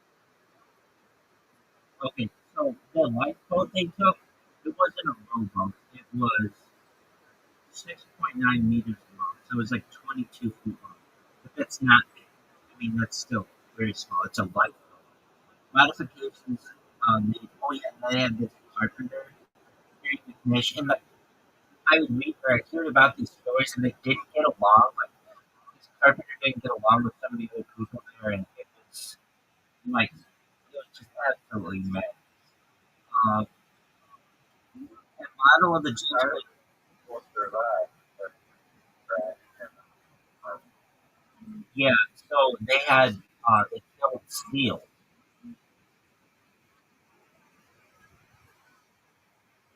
and they just yeah. But it was really hard to get. They had like a whale club that they used, and they had this like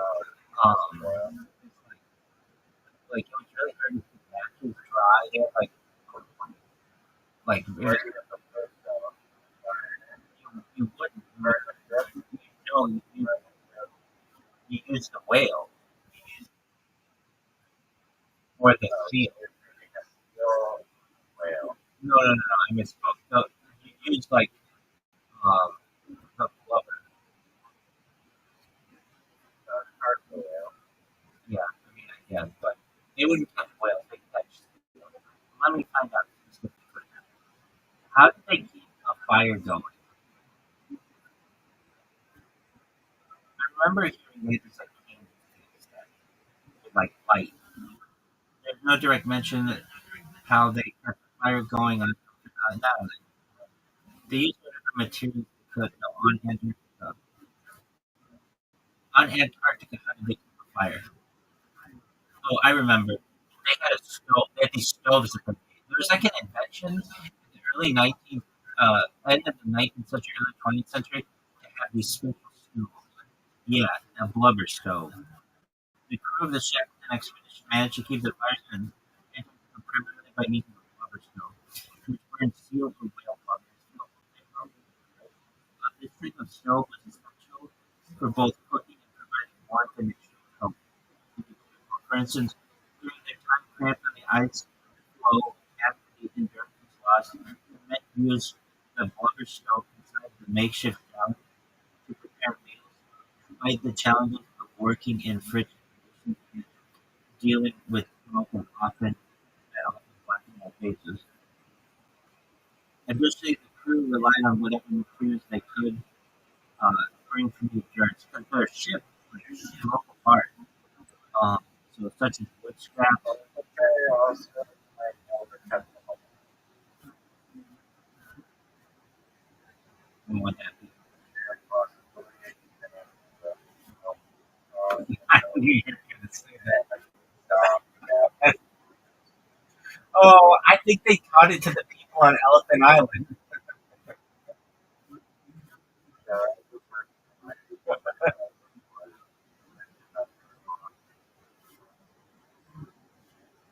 The the story.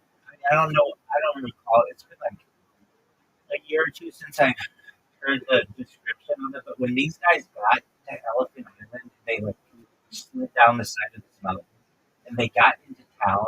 Can you imagine? Like it's just the worst fucking luck or fortune that they had.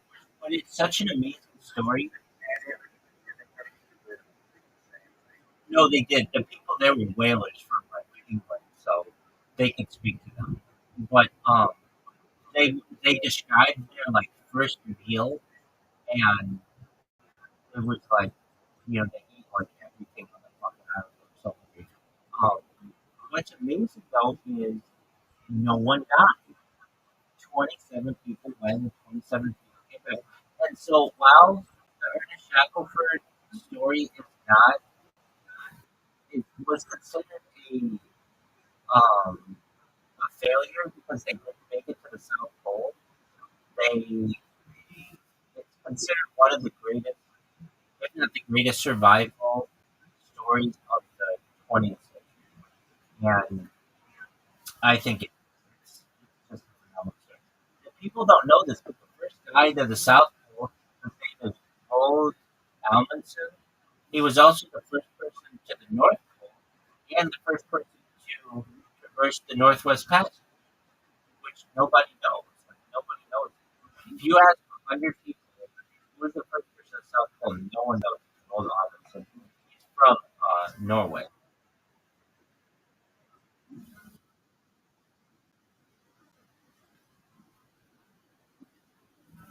And he trekked it. And then very soon thereafterward, like it was really hard to get there. But then they invented like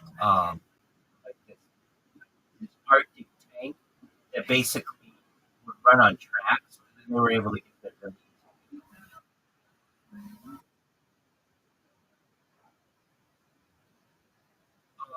I mean, within like 40 years, they were able to get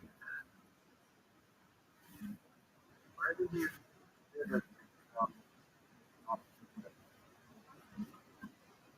there. He sits it at the reunion.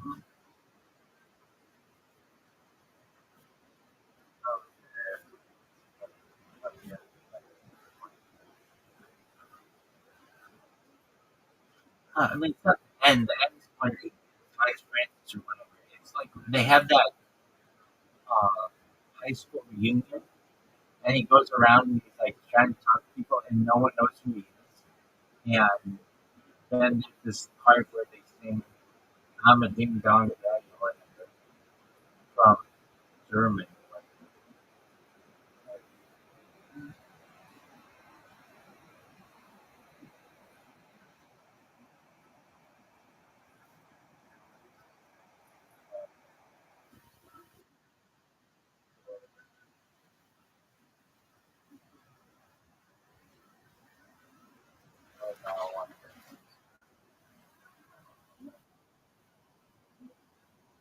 Will you avoid it with wine or lemon? Just to right?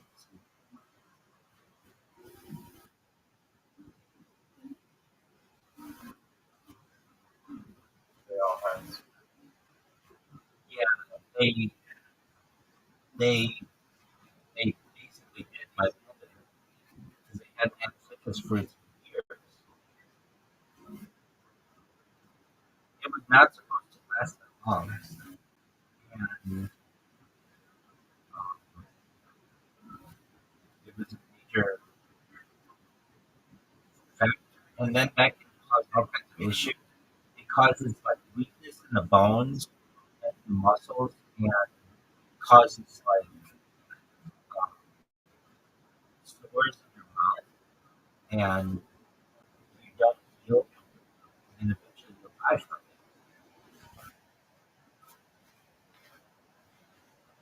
it. It's a nutrient deficiency. So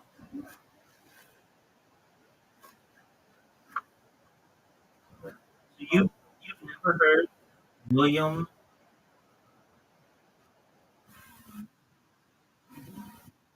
what's his name? William Keith? You've never heard him sing "I'm a Ding Dong Daddy"?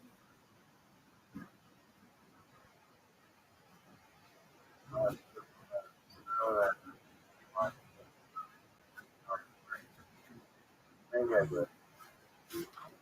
You know who I felt, for whom I felt bad in that episode is the lady who is a prostitute, because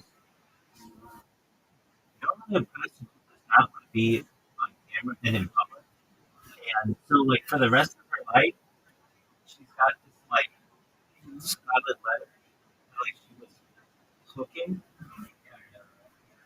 For like,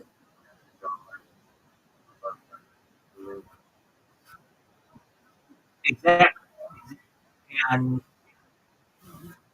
like like perhaps they fucked or whatever, but they didn't fall in love at the end. So now, like basically, she's like, I mean, she was just doing it to survive, but like her grandkids are gonna be, oh, our grandpa's such a hoe. Take this envelope for like 400 bucks. I mean, I get it, but it's like I wish she could anonymize herself again.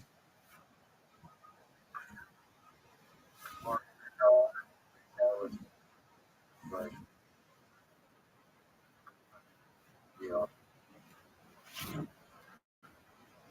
Yeah, but it sounded like she was getting better money than that. Like she was getting some. I don't know. She probably did it because she felt that maybe she could fall in love with this guy, and she'd be on TV, and there's like not a lot going on in that town. So, but it's like in exchange, now everybody's gonna know that you were a prostitute, and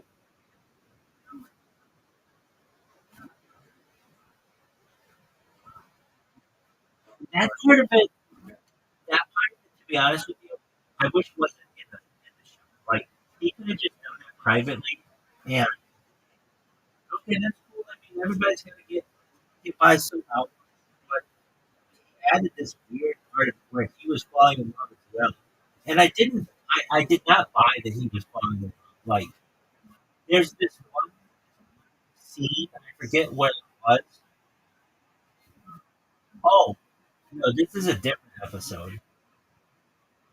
There's this one where he's with some actors, and they have to say "I love you," like 20 times to each other, and they're like, I love you, I love you. I love you. And by the end of it, they're like, fucking really in love. It makes me think, like, if you say this to someone 20 fucking times, like, hypnotize them into falling in love. all the he like just ended up on the day with true. Something like that. It was like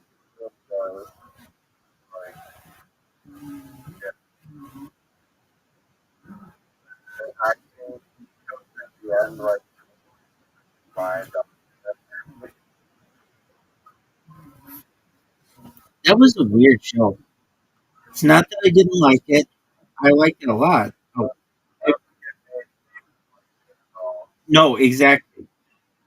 It was it was very weird. And like other shows that have been like that, I don't know. They're like they make sense and they're more I guess they have like more Hollywood endings, but that one was awkward. And you felt his awkwardness through the screen. And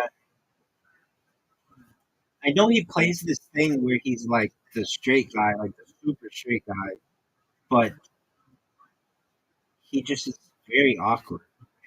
I think, I think he's very smart and I think he's funny, but his awkwardness is strange.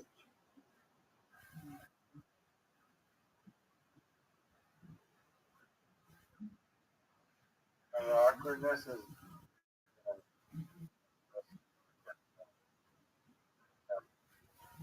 what I'm doing is like one supposed to Well, yeah, it shows that you have some of those standards and you're publicizing it. And on top of that, you are, you're like forever. it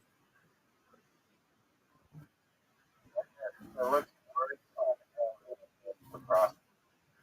I don't think either one is looks good. Kids are like really prostitutes for if they Right, that was weird. And she was still like getting it from other dudes. I don't know. I just feel like they could have blurred her face. Like I think that would have been better than you seeing her. Like now we all know what she looks like, and it's gonna be hard for her to get a job and maybe to find love, like true love or whatever, because she's got this reputation. When I don't think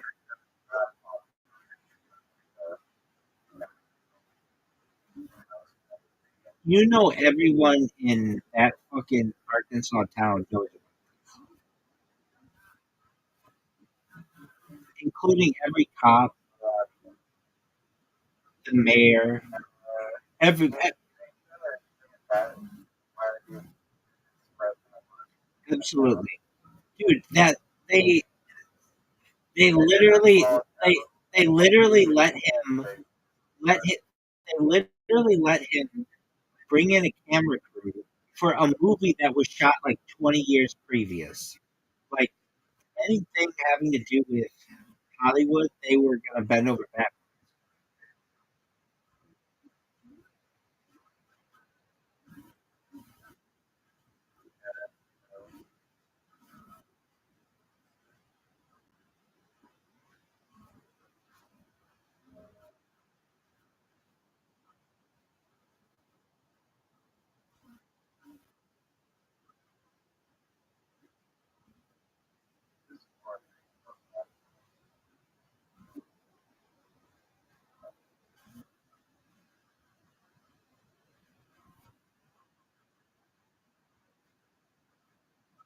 I gotta go like Absolutely. When you grow up, you should be a Bill Keith impersonator.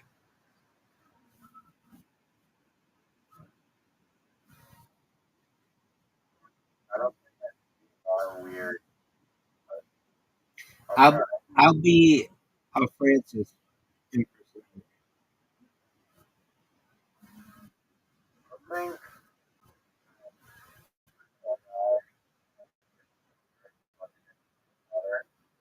5 years. A lot. Like, you know, five, like, looking forward to that. Do you know that I think I would have sex with that Francis lady?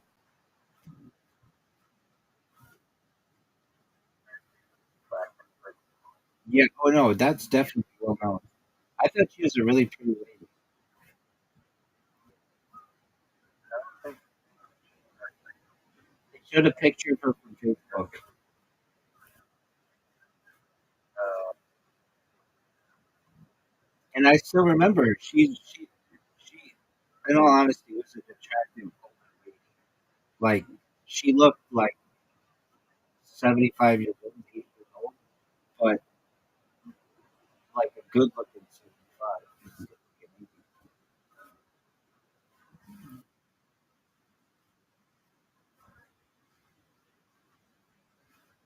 all that. Oh, for sure. Okay, hold on a second. Um, themes and analysis, perception. I want to see if they have that lady who was the prostitute. If they like, if she's on the Wikipedia page, like that would be really embarrassing.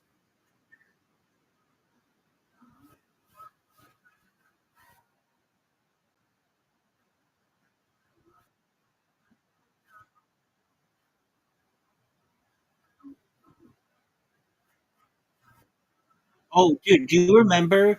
Oh, now I remember. Do you remember? Nathan hires a Francis impersonator to like role play it, and Bill is really fucking awkward with this chick. Do you remember that? We're like,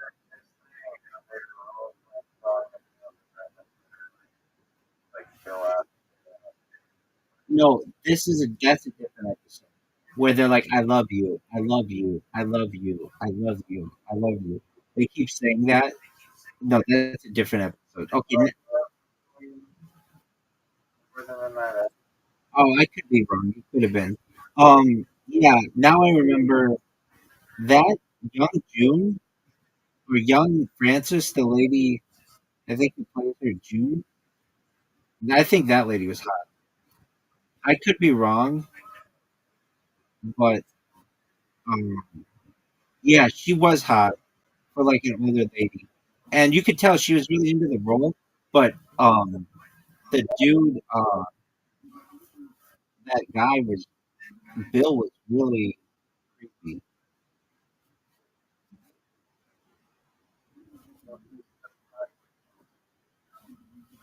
Did they go out?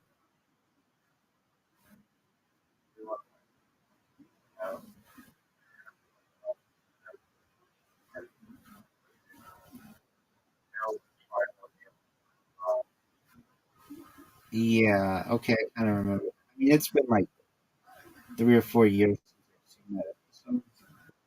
Um, he wasn't able to move on though because then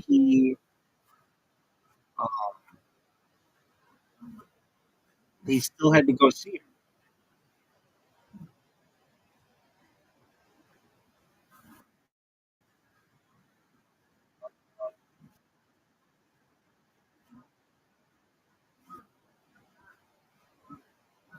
Maybe you're right. That um that girl who was the lady of the night or whatever, the girl who kept getting the money, she is not mentioned in the Wikipedia. I'm looking for her. It all has to do with Francis. They don't. Oh no. They she isn't here. Her name was Macy. Uh, Nathan enjoys meeting her. Not her for several more dates, where they spend time together and eventually kiss in a hotel. Oh, so they never fought? Oh, that makes Macy sound a lot better. So what's going on, Adi? Um. Okay. Well then, all right. There you go. So they just kissed in a hotel room.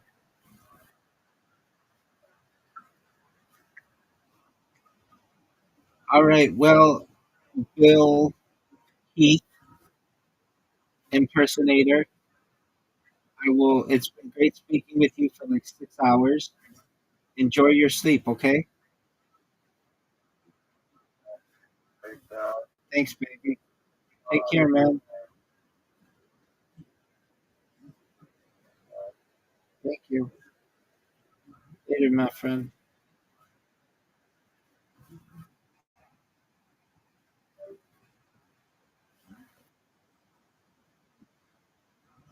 How are you, Adi?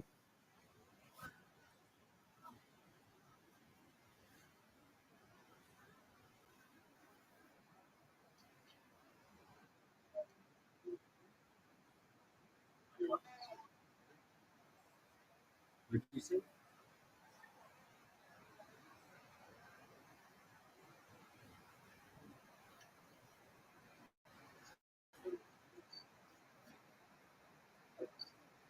You're falling asleep.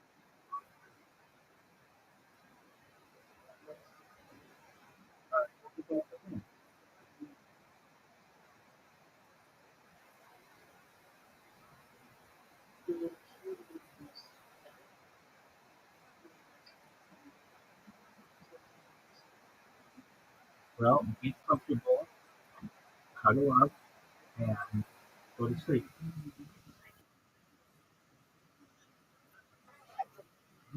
You you be your own boss.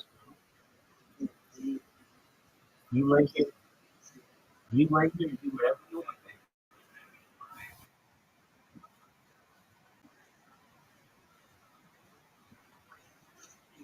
I love you too. I can get everything.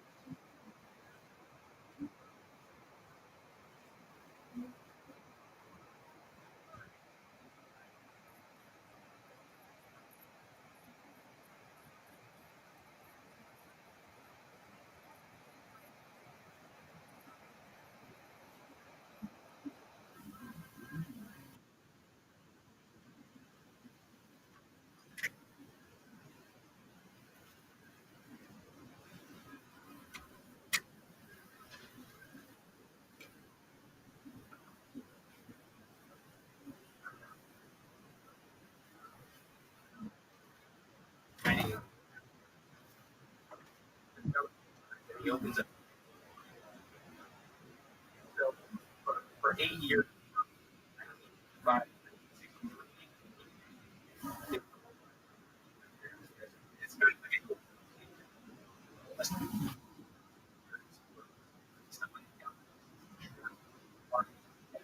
is part and poverty span.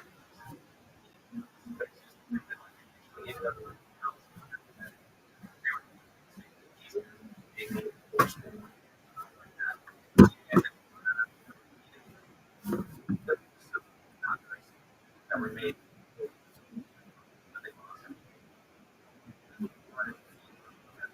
it's never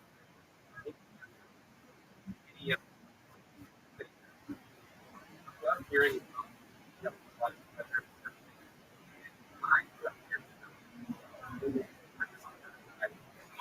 other side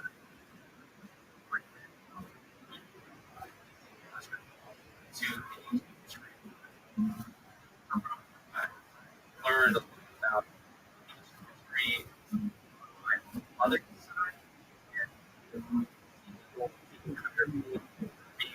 for my father. And years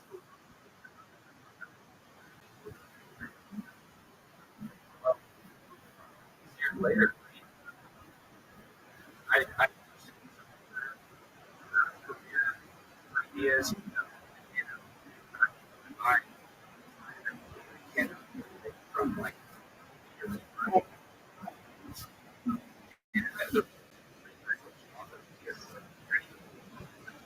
provided type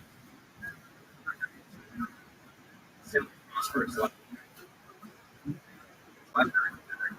away from it. And so eventually, I in like last year, God started to really my started to take off, and I told him like find those yeah. Yeah. And he had I had seen him growing up really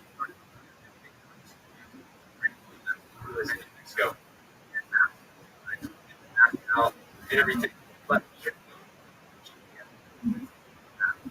because he wanted to go back in there. So he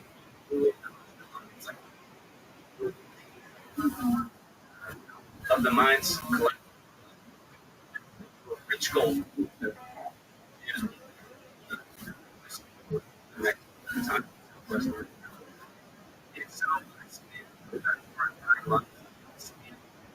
satellite, which this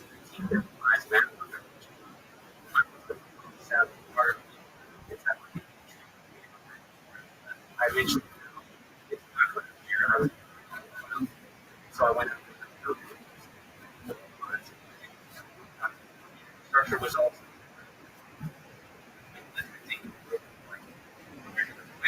found I had explained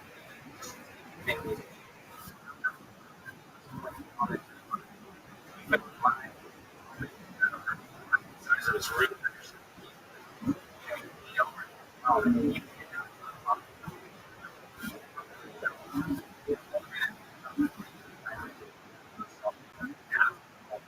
so that's kind of my for that history.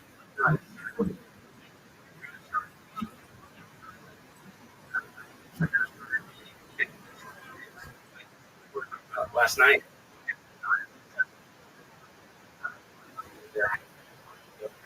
and so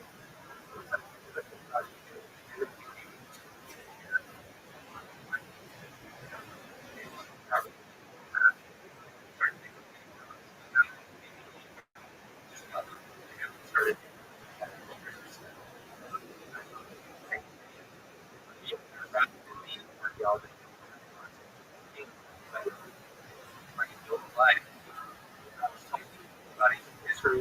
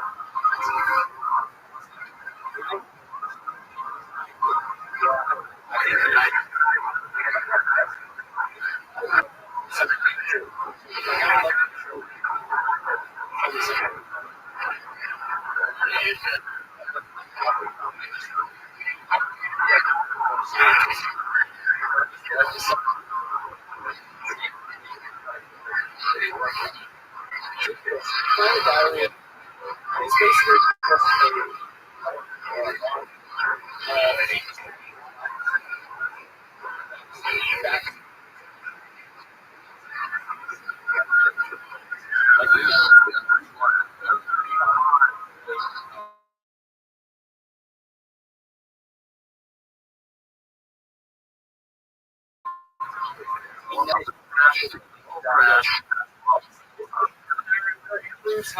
welcome back to the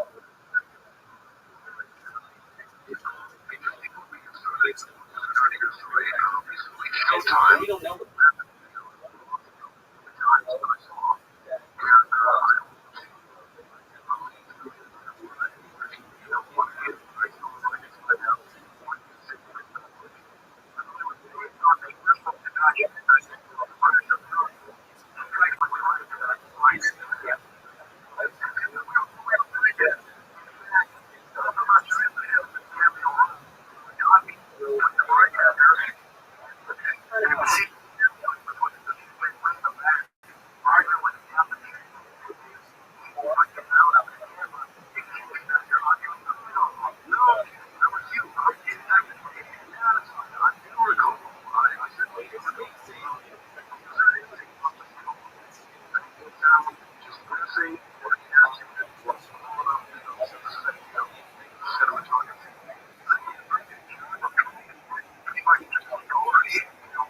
Director said a number of times, so you have to keep in contact with them to make sure. When they first saw the script, I was a little bit nervous. From Greenway to 51.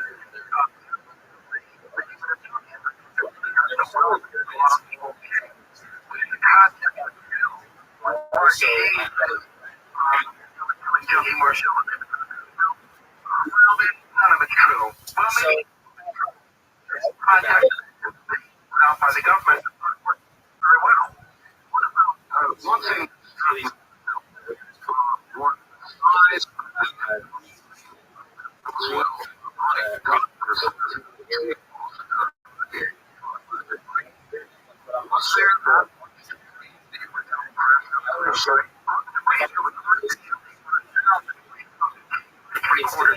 I'm telling you, yes.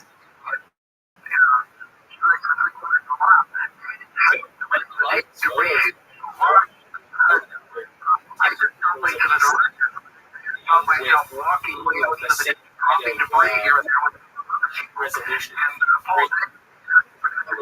maybe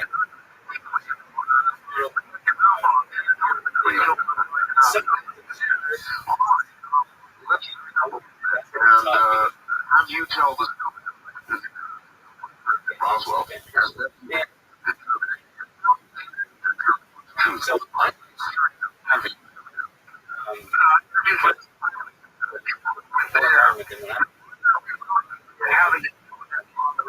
my father sold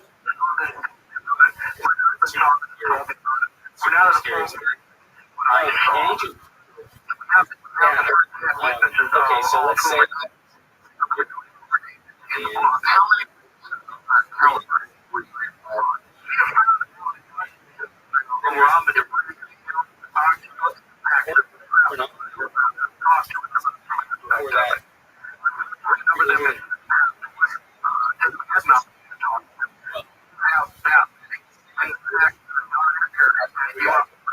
these are California.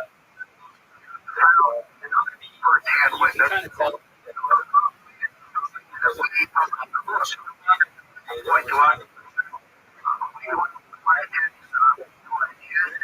less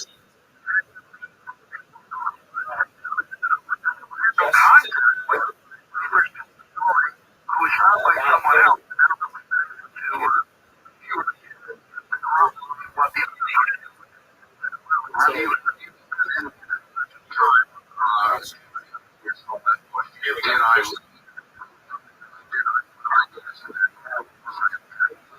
Great.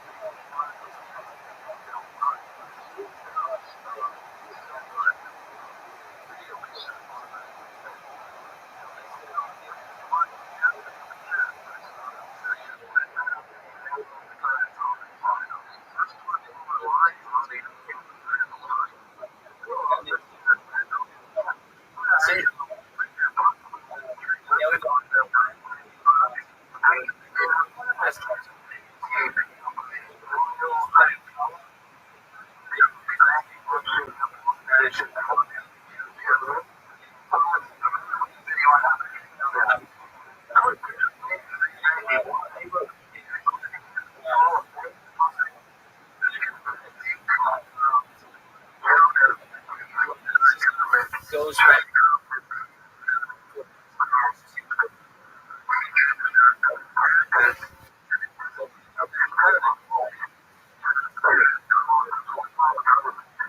Search that's done.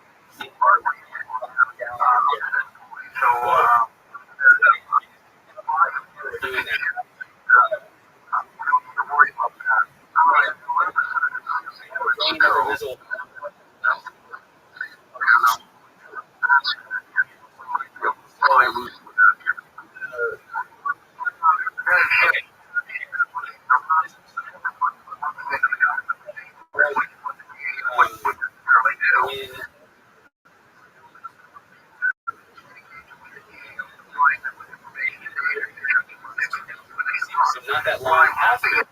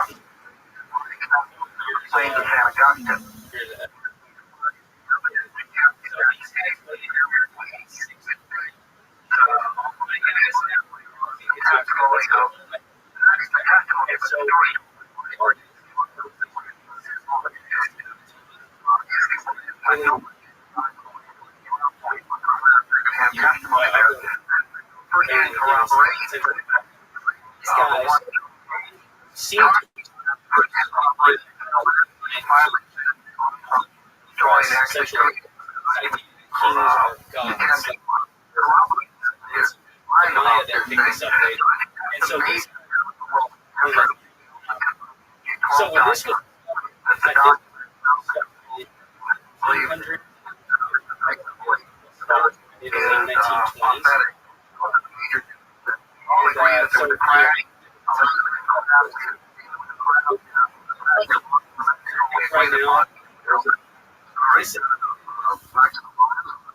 right now, this so if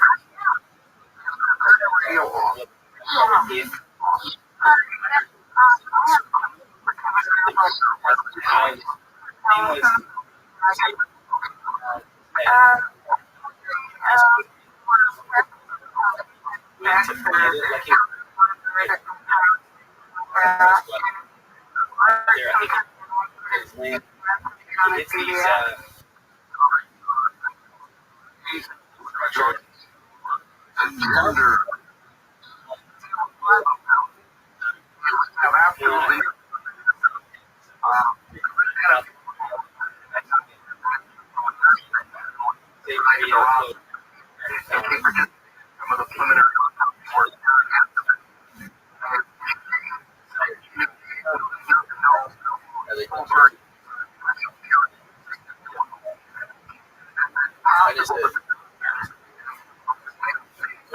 oh yeah, this say NBC and these guys the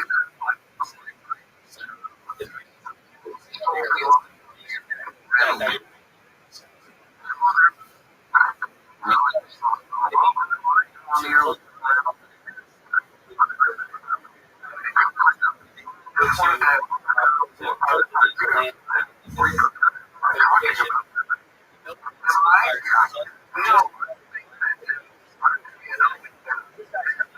Same thing.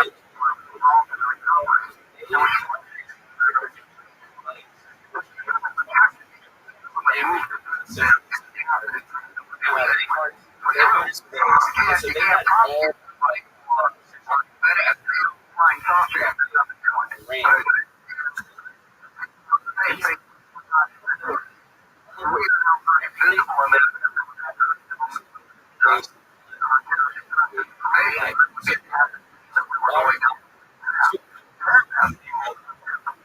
days out January. So actually,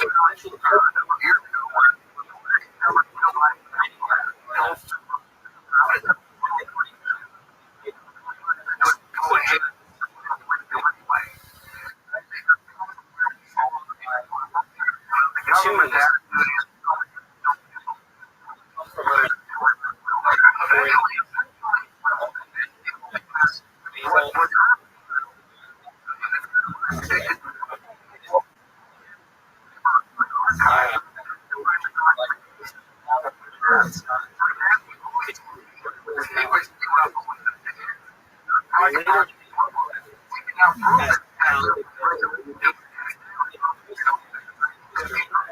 in the keep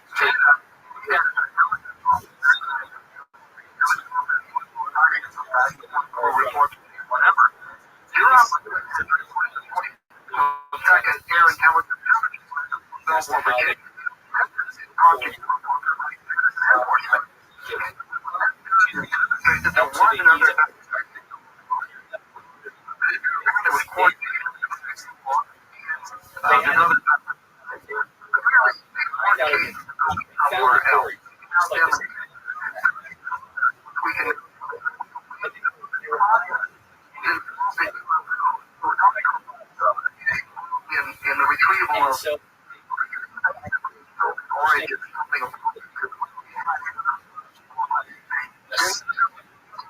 so they were in here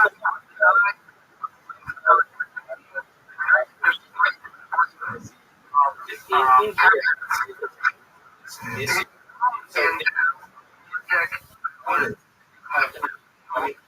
monument way and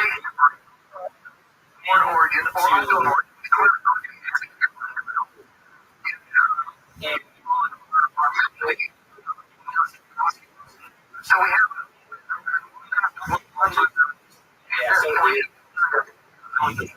a lift the weight is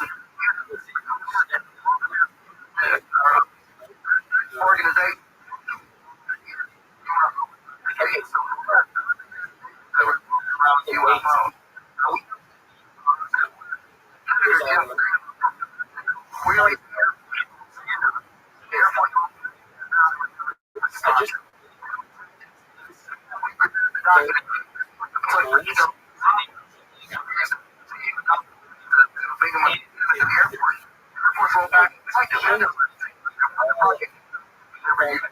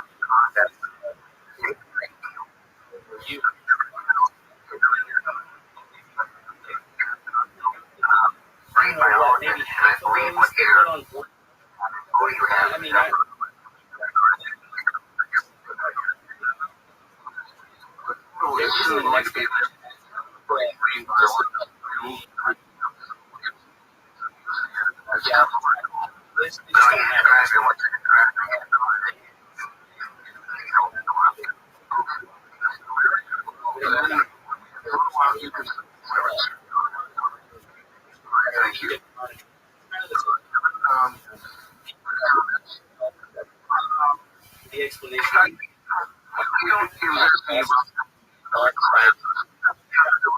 the thing is, we just There's exact time where we're what else was picked up there. We're basically having people who knowledge are of the involved. wheel. And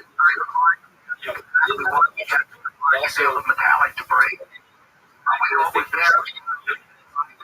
People slow. But we just don't. Any of that.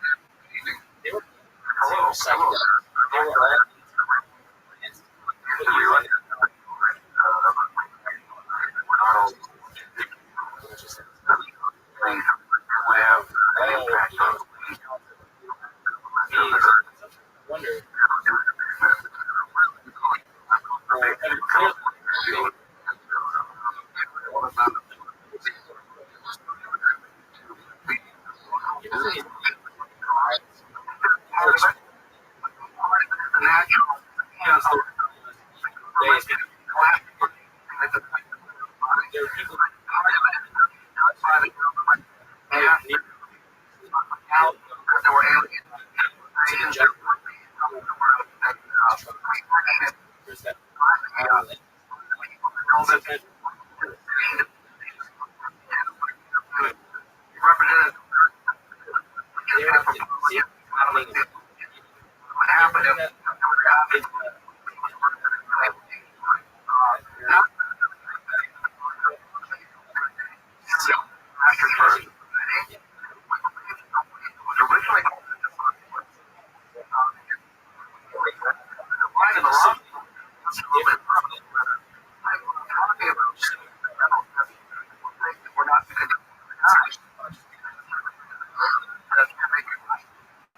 that may be part of it as well. High Spain,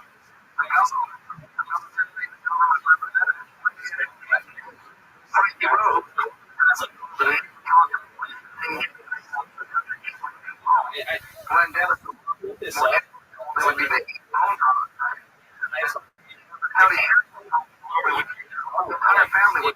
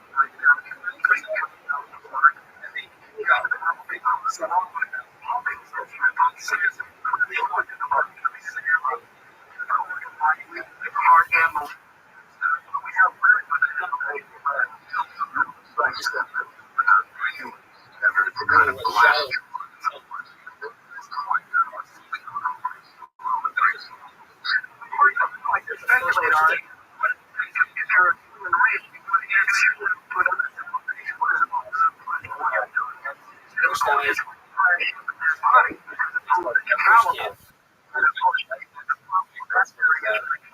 Mexico, where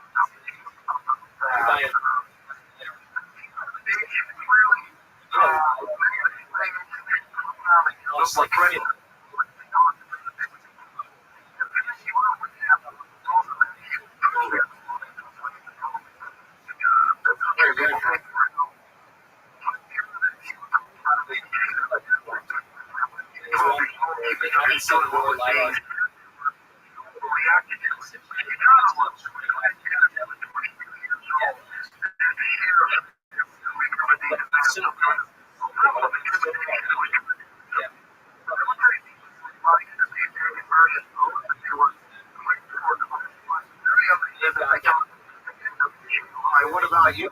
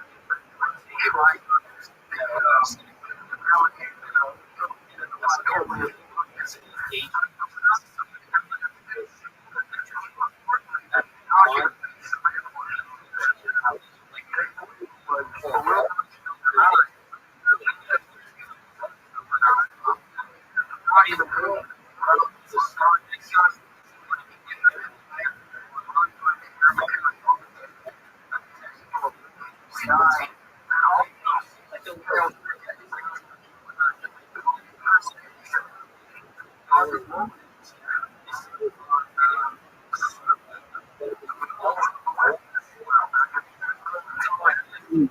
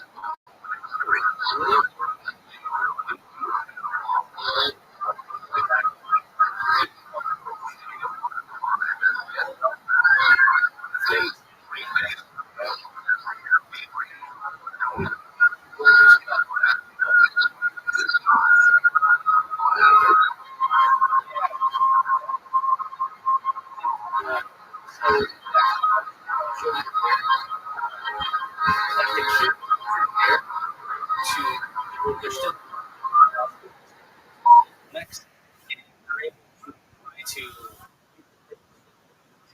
maybe all the people still live. They're still still there. So they test their DNA whenever they find two void I don't like anything being out. But if you go meet in them at all, they do have these like big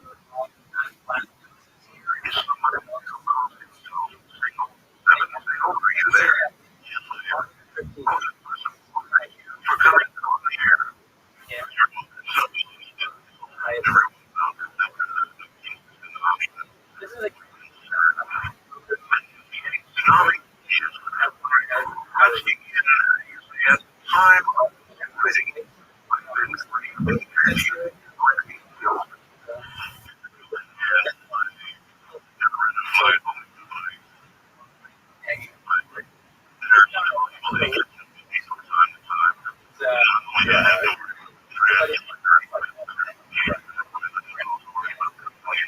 the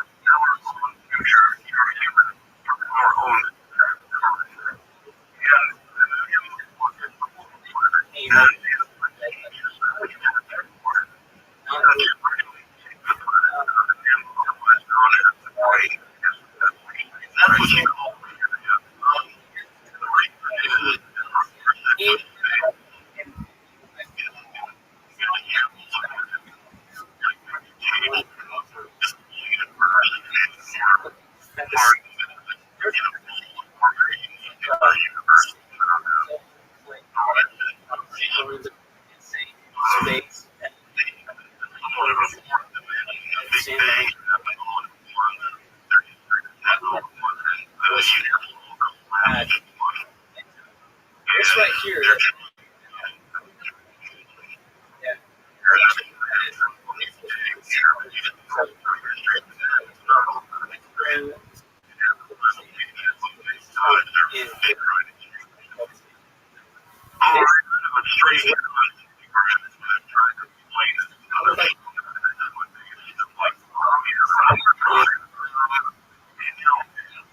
Exactly.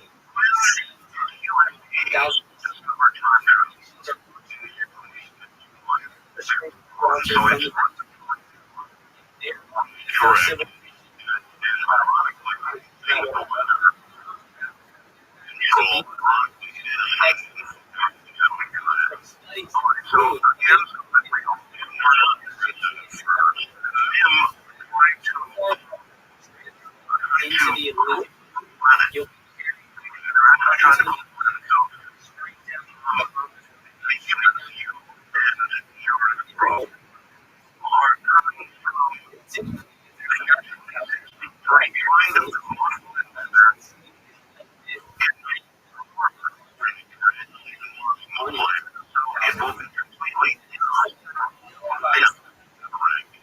but yeah, very like stuff. I met with the carrot. And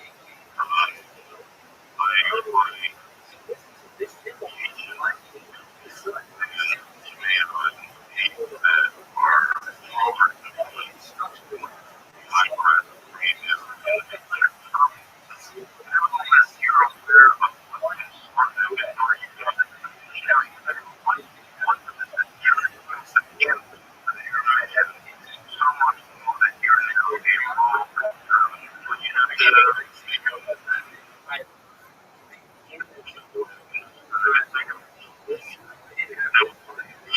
I was going to figure out. So about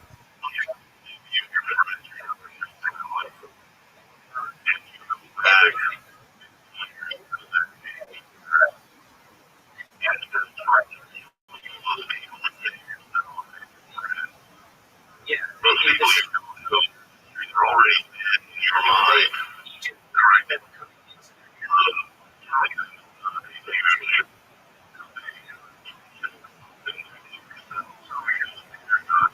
well. I mean, yeah, same thing.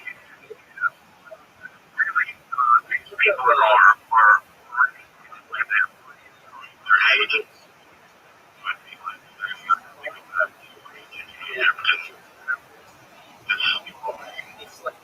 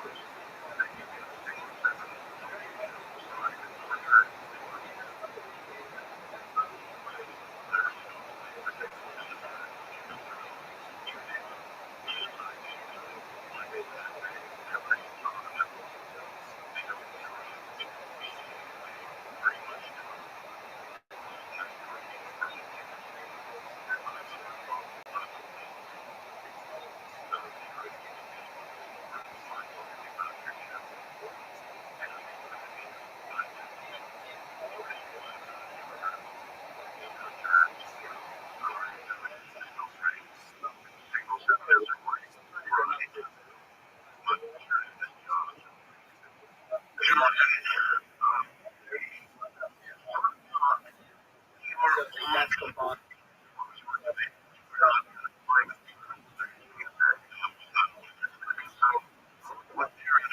Flower. Flower. Sacred young. Flower.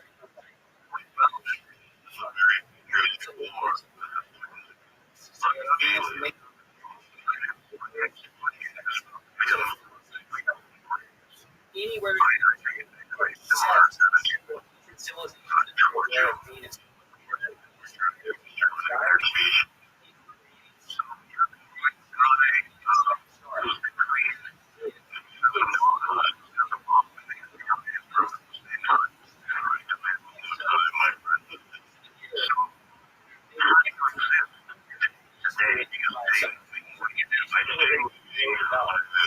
decided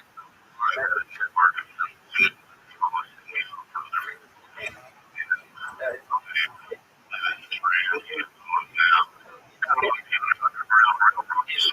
going to find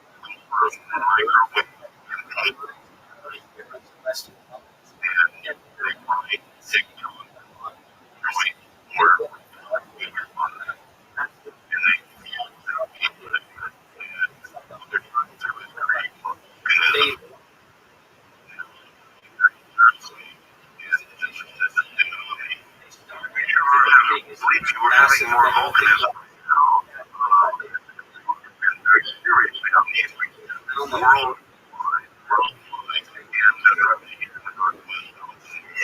quite a lot of people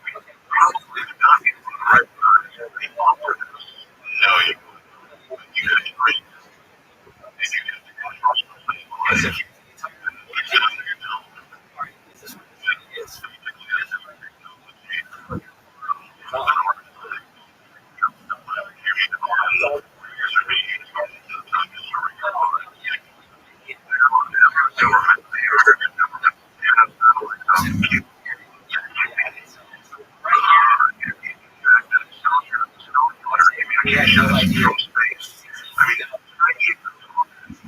Oh, it was actually a little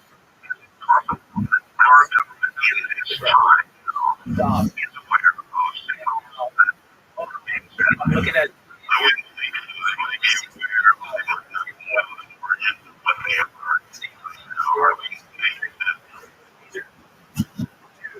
on the same.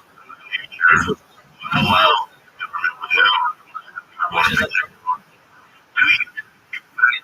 All of it. The rest everywhere. Yeah. Okay. Let's go.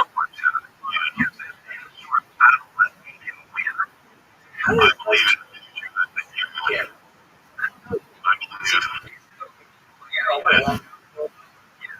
Um, please,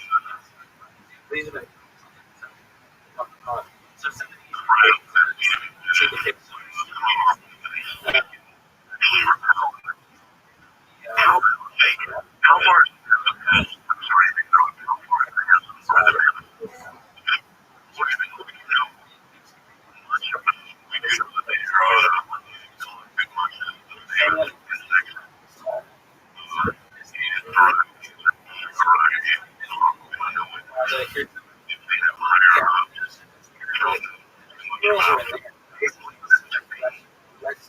City.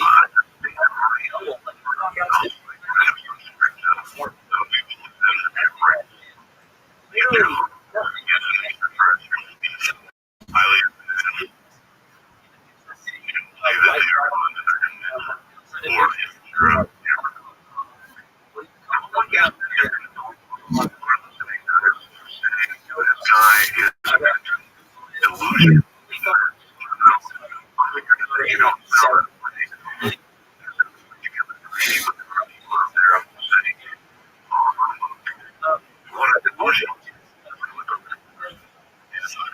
somewhere down.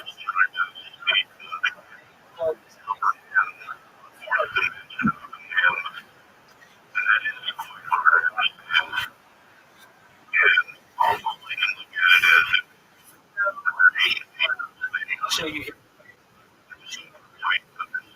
How?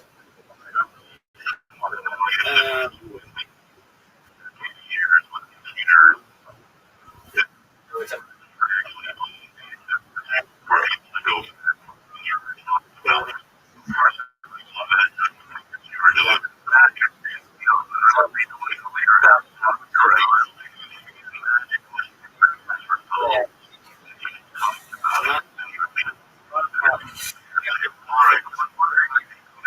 very likely.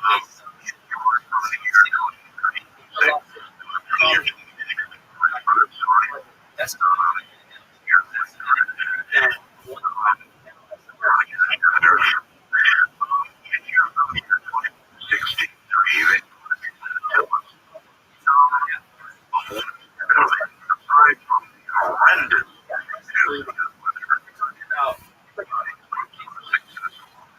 go. You got the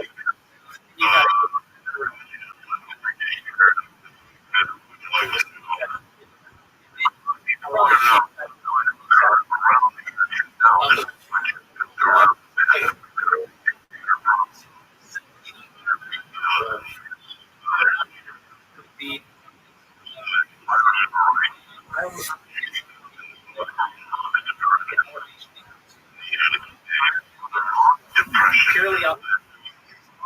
I'm gonna get my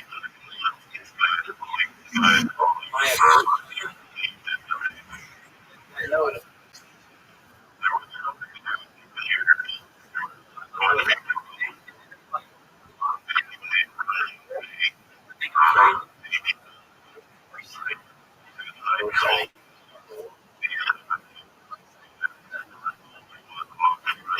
Yes.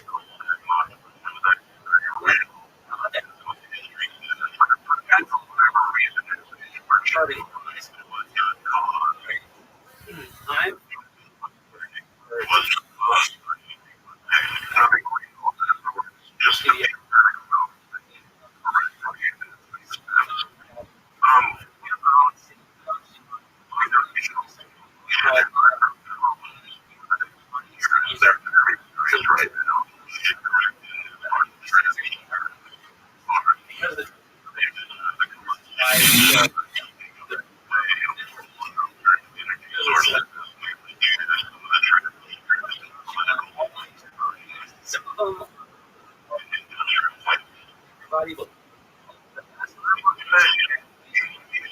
All of this is a story. It's a good one. You can have your back together if you want. Story. I understand. Of course, there are many things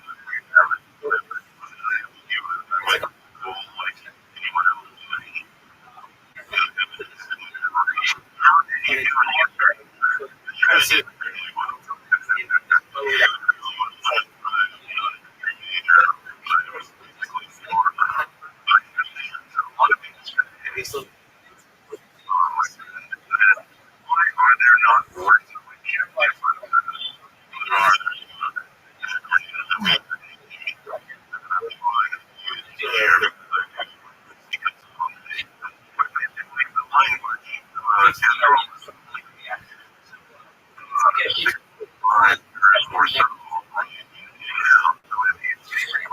And so that just for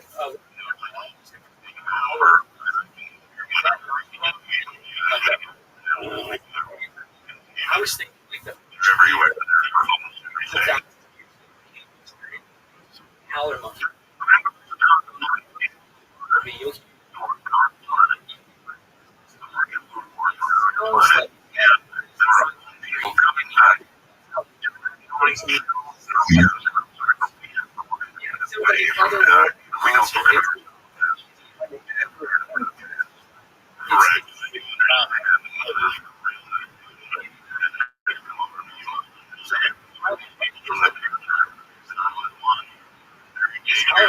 And they're like,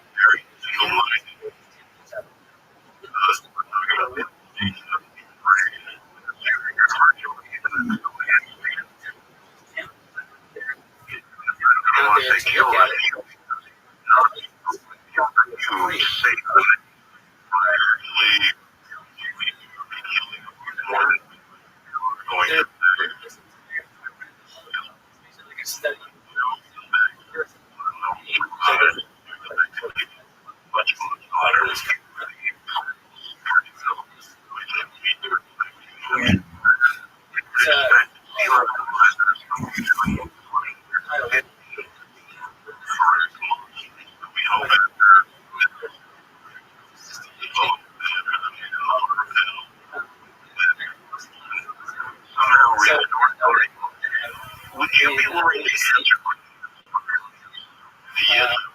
you would?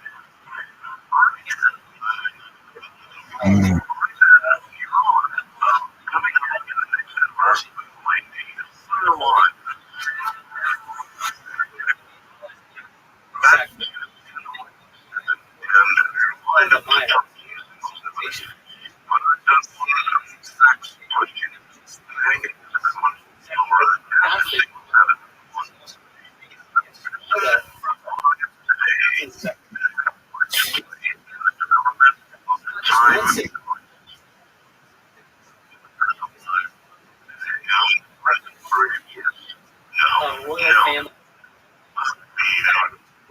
So it's not a from it,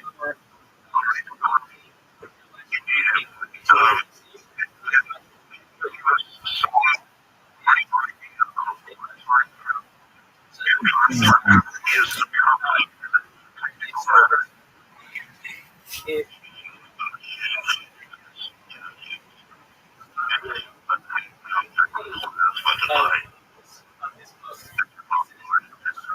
Okay, this is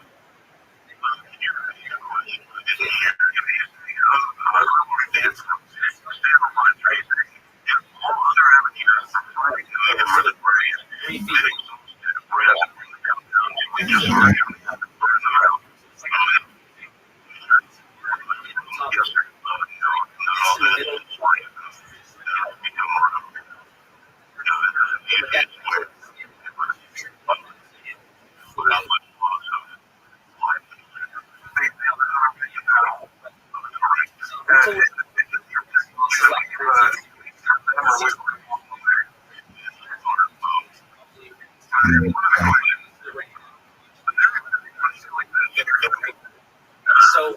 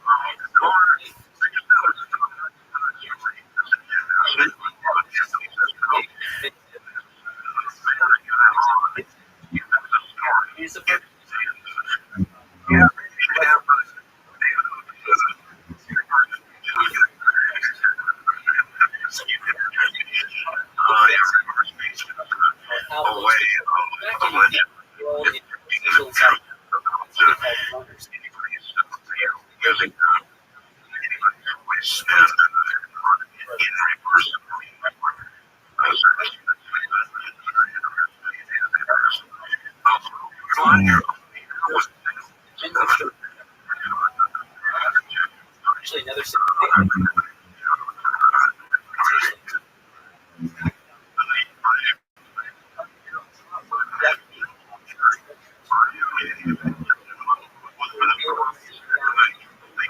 very likely. So I don't look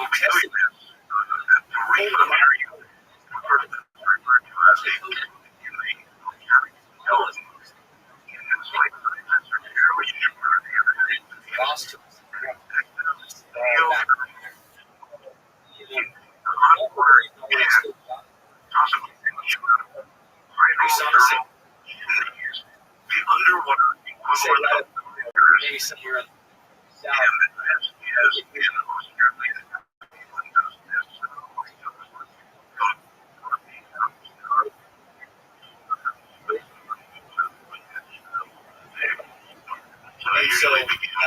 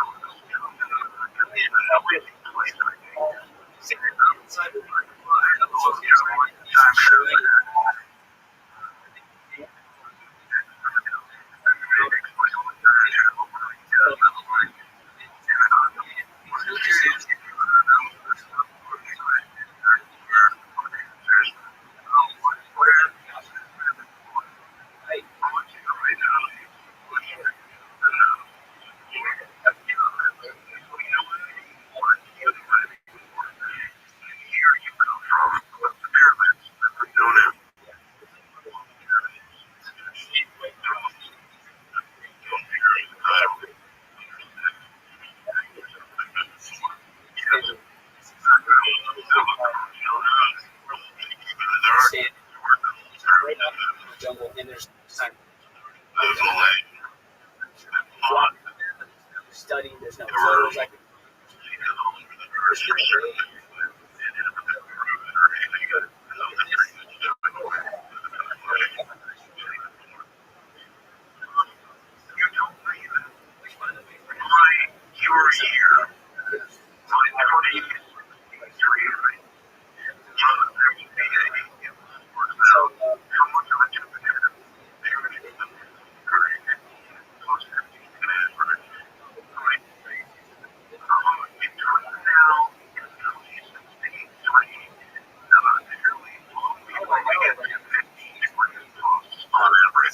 here, easily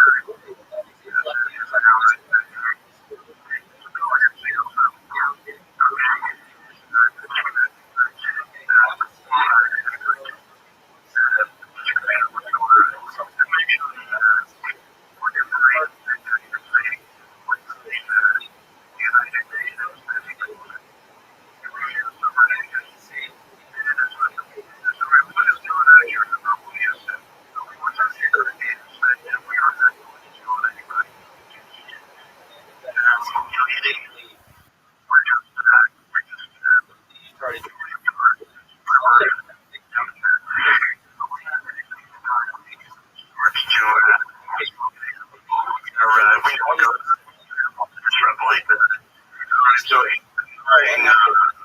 The amount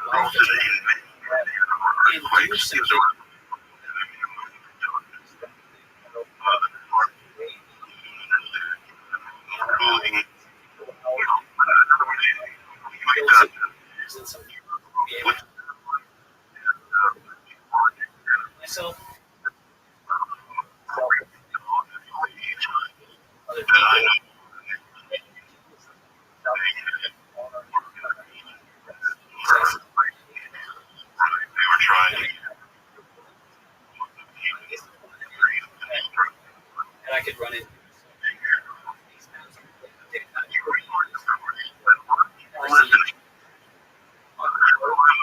This is this. Okay. Okay, well, it's,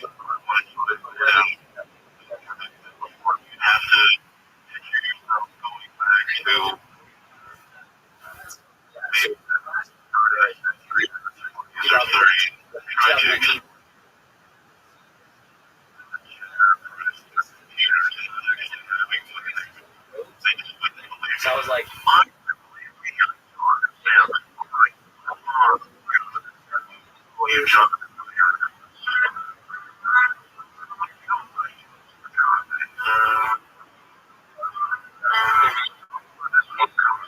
out here.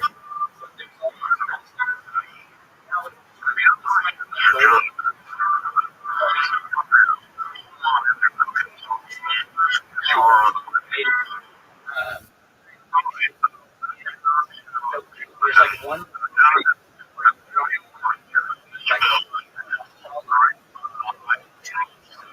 somebody flipped.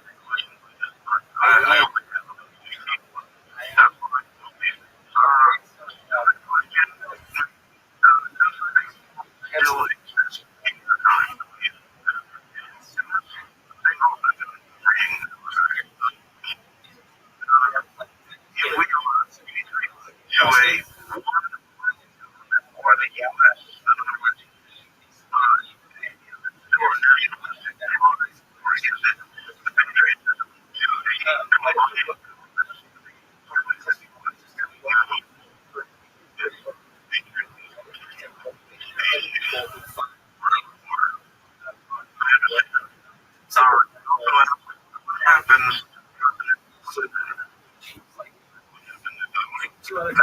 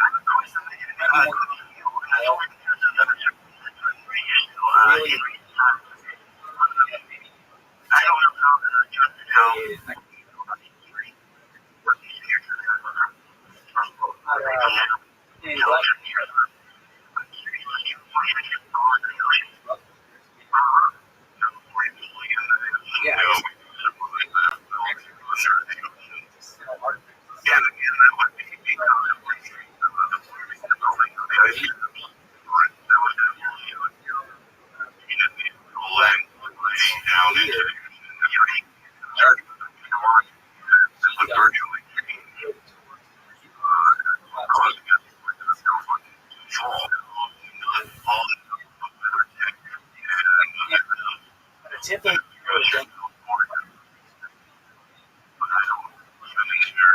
but it,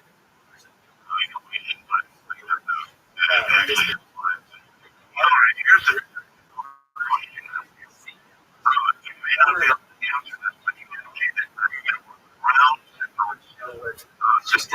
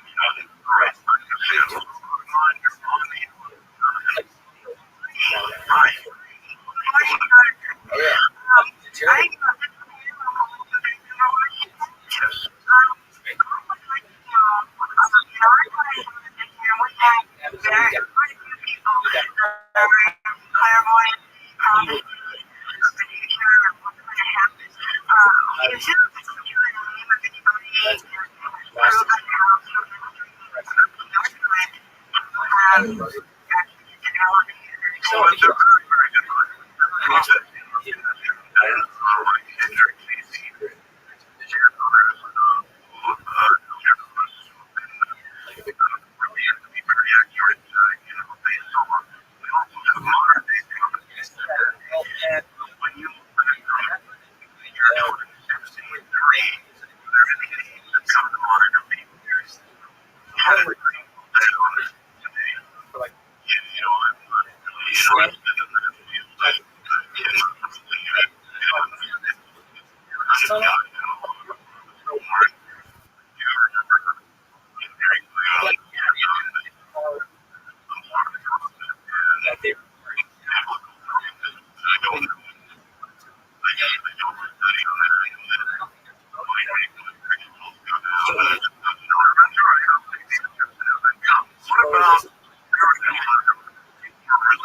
kind of in your year, usually continue as Christianity also does average Queens, what spiritualism like where you come from, where you live from, Christianism, somewhat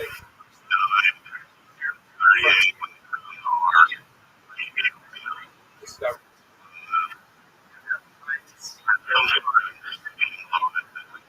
in study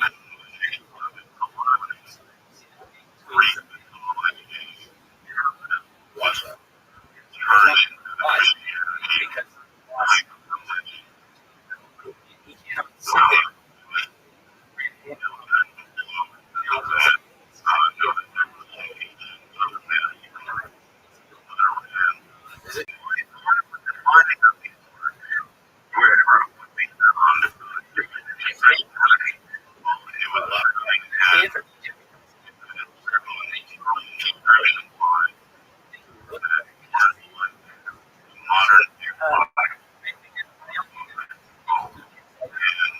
but when he said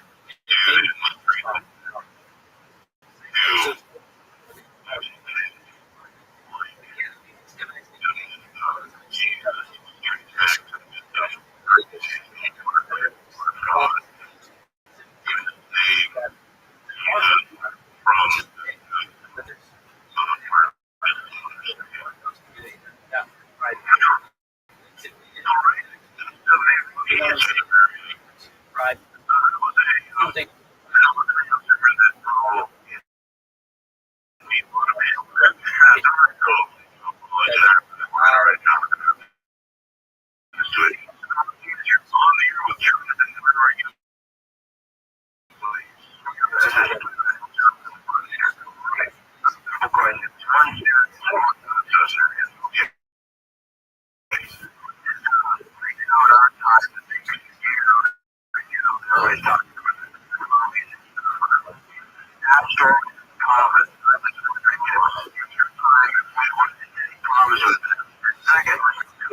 I have done it to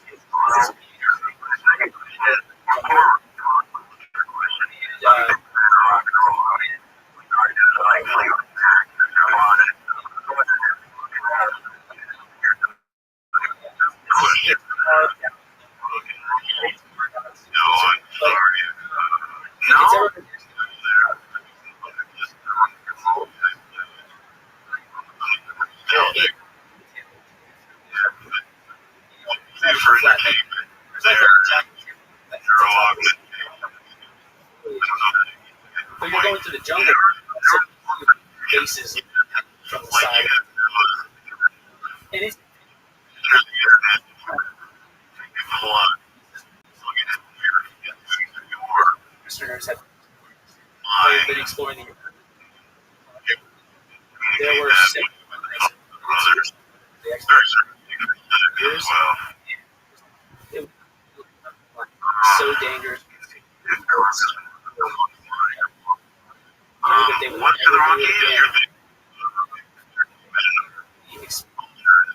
part of their life.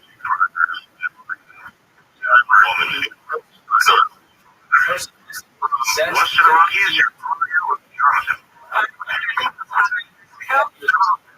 he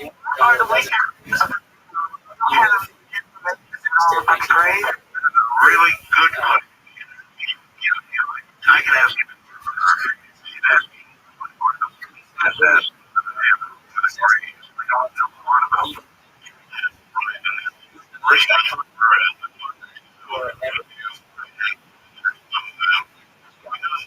and there's about him called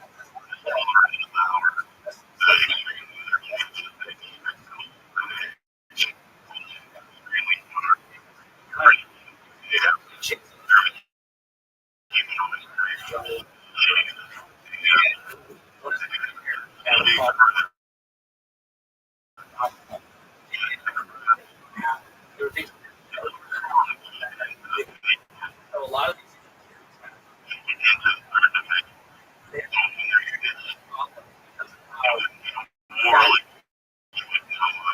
kids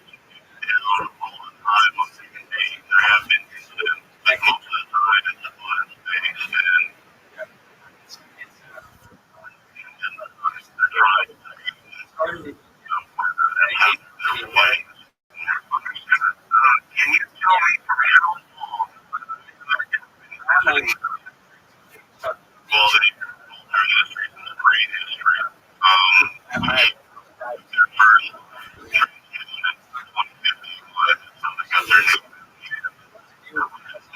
it's just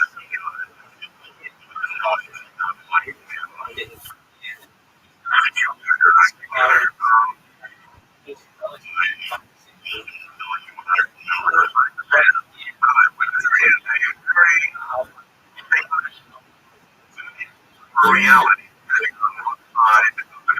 don't you want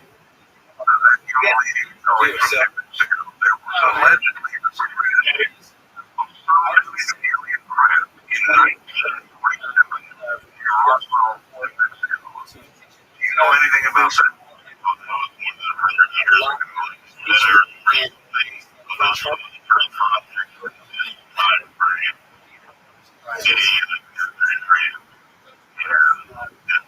sponsored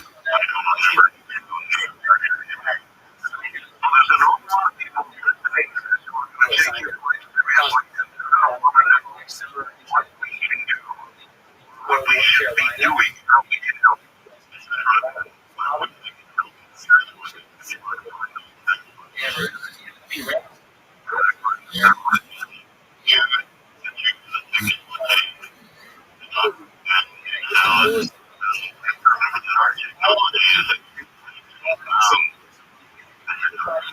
the cosmic sense.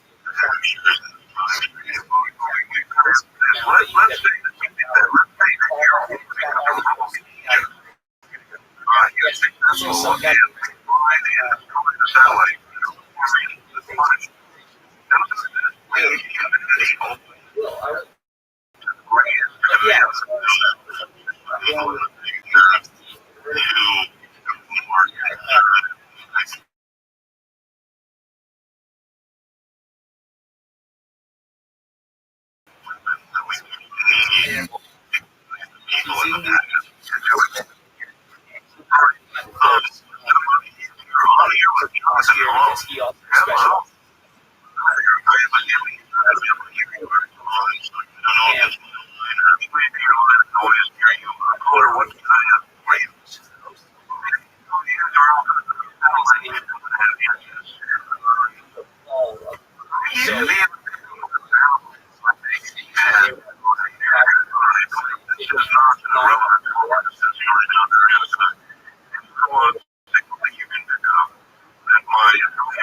So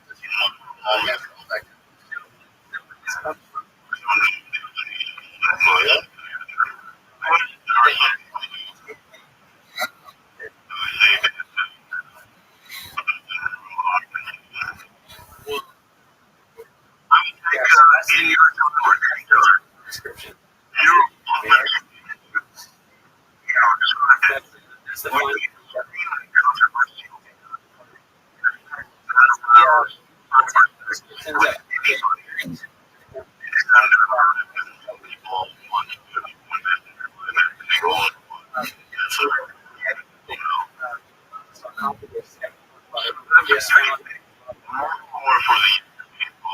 yeah, so that's my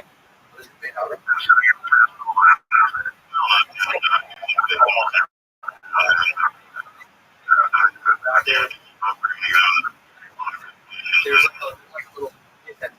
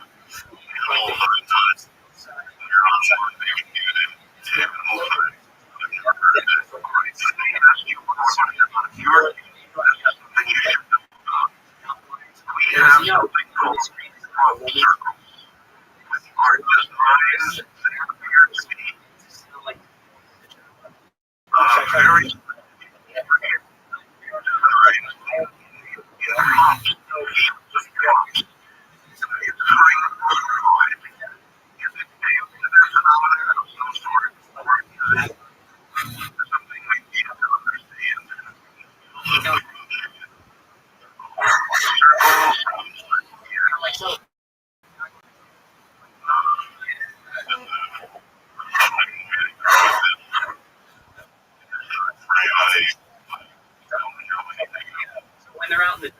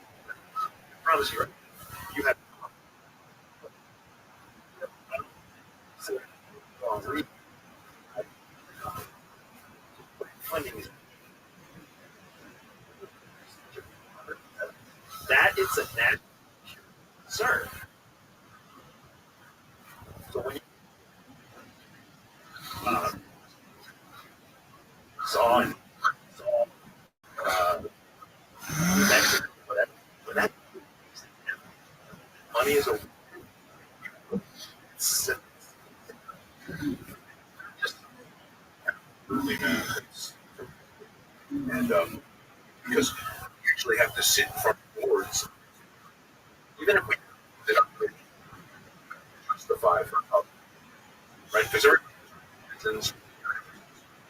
Once you get the moving,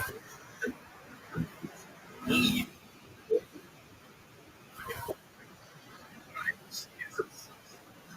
observation. There's never actual goal. It's not me. I didn't. I was a better do. This is the whole rush thing about this is funding dollars of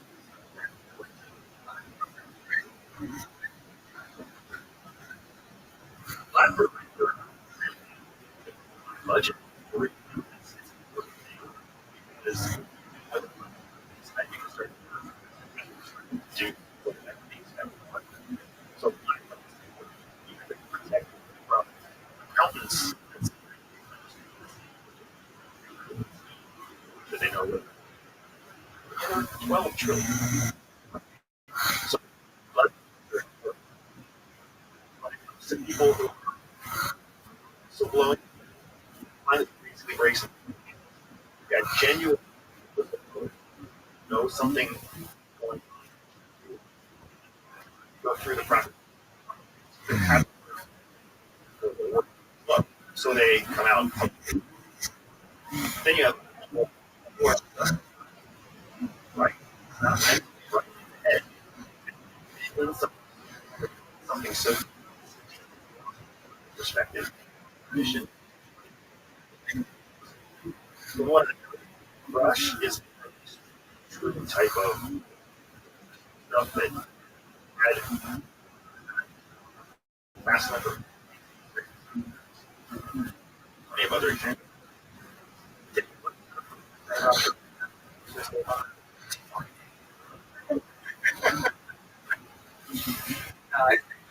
I feel a little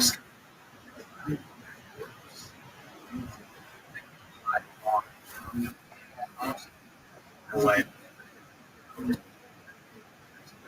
don't know if we can put screens.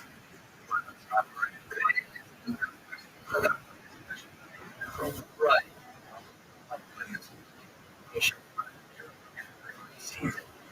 And I'll say, listen to Rush talk Congress, like, comes incredible. So many arguments.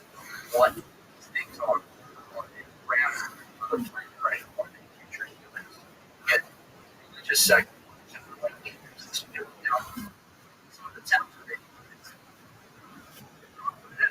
it is boxes. He said stuff about it's working. Yeah, I a lot. I a lot. I hope. Yeah, right to it. Yes, things are. I don't know. It's important. I don't know. What else will I like? Sure. But especially when it comes to versus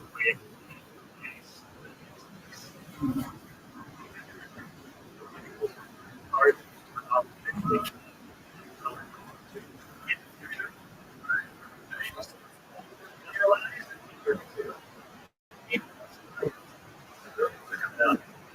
specific about it.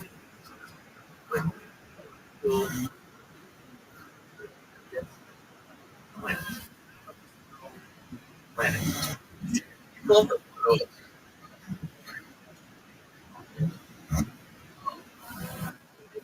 If you were to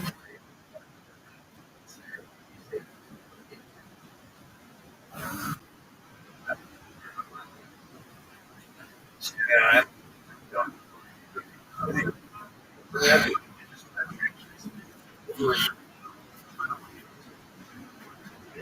was against the 2%. It's still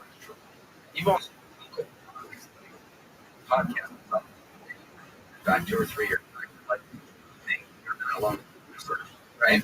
It's not like the stuff where the things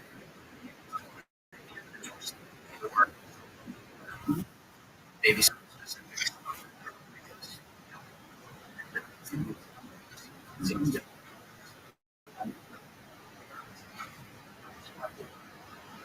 I mean,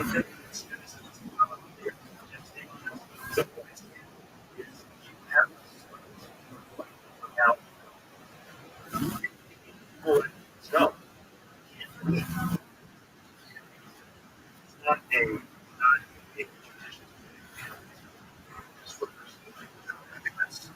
that makes like America. Yeah, definitely. That's sure. Doing so is we talk about this on the whole conspiracy theory. Right. This guy, he's been in the middle, right? Has had issues. We see it every day. Never been addressed. I mean, we look at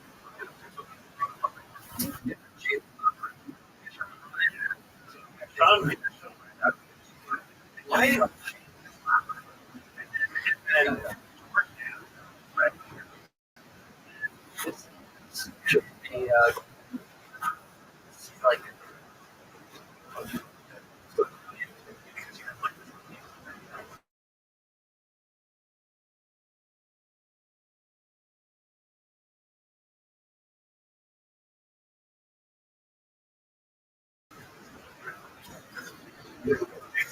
traditional army or Air Force. Yes, sir. So we love you want a soldier. You're in here. He said they were back. Yeah, I think they make correcting the comments if I'm not a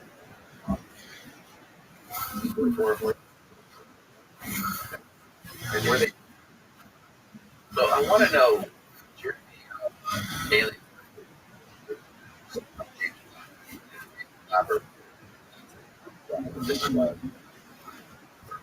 sort of limited. Yeah, what, I'm not the kind of with the details. I like to look at the details of the rest. What is content of interest that I believe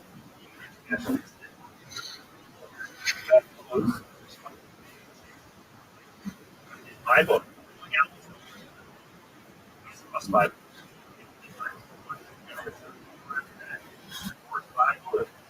but it's fine. Just learn. It's gonna cost you. I'm losing.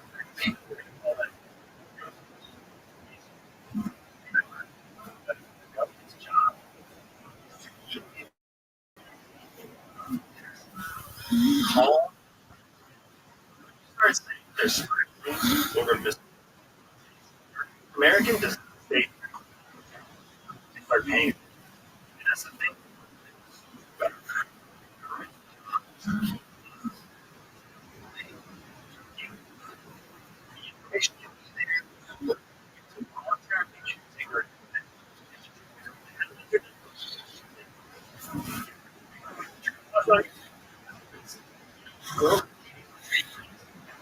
Not.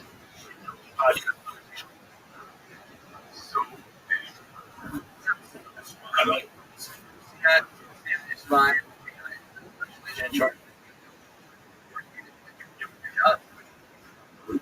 American people.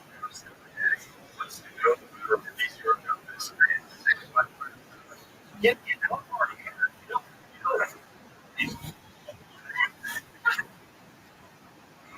when you're a professional, when you're in charge, anything that has to do with safety, that's the one is for every.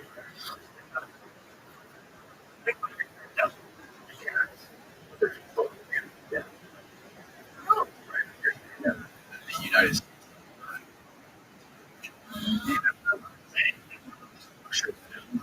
What do we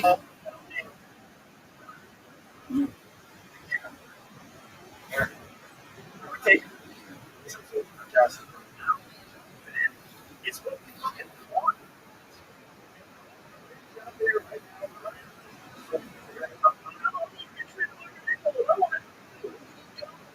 You don't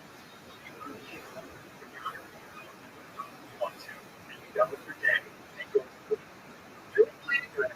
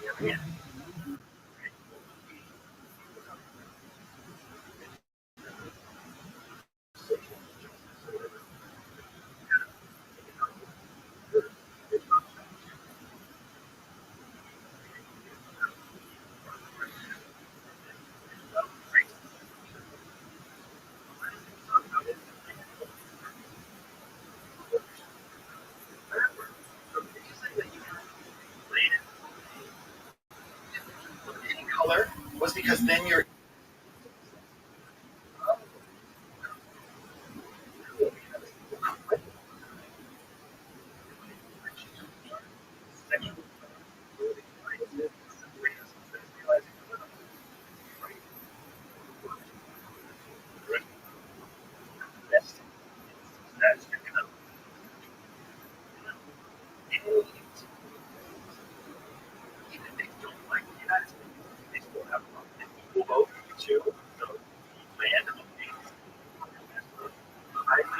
patriotic American citizen, right? And for that rights and everything else, but it all happened during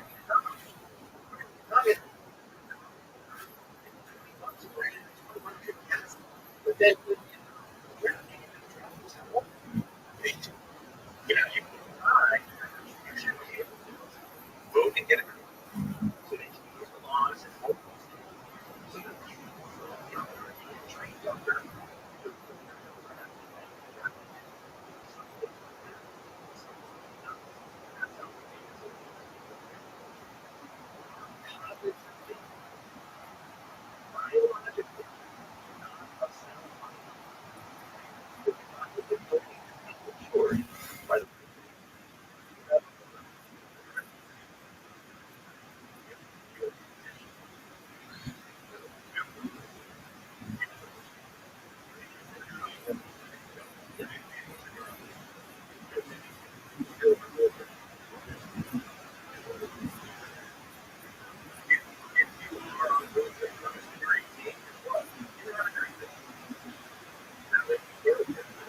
Okay, well, you cadets up there that are 21 and under, you're way. I think it's right.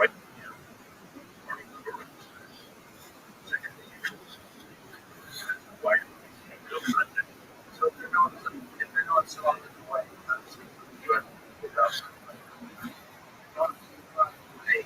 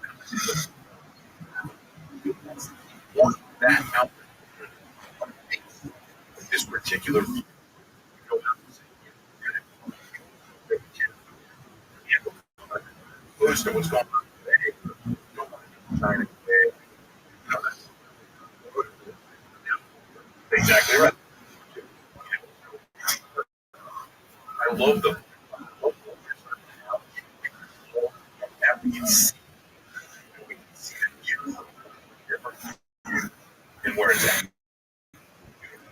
You know, very, or some or less familiar.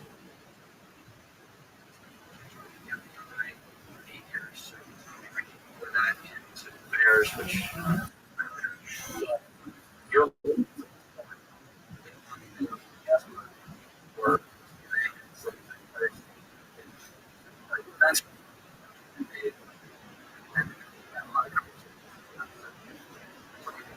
like about playing up there.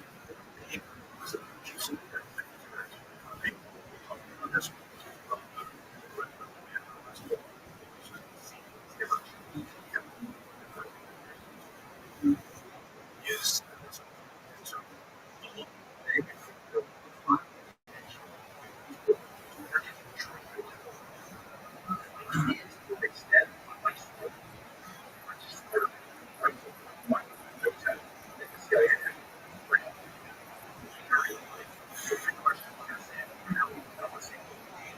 how to make things happen. That CIA Tuesday. He's going to write the old books. If you read, I read both of them. That's what's a little bit harder to read. But,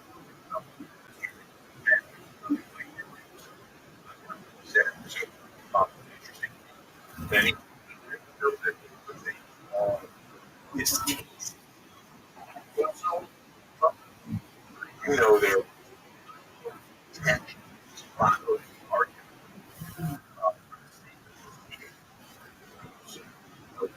He was never a soul for however, you got that.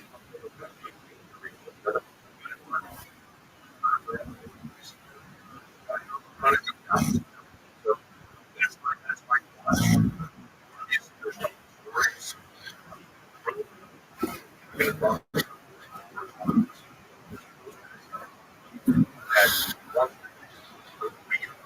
was that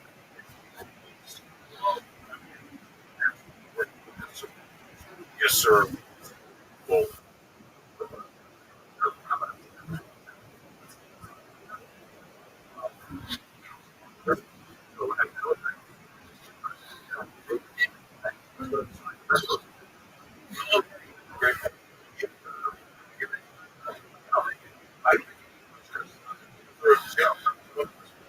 one church which was he's saying I want to range exactly.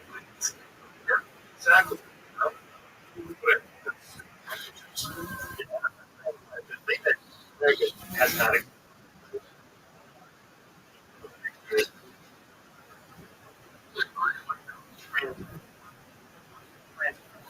that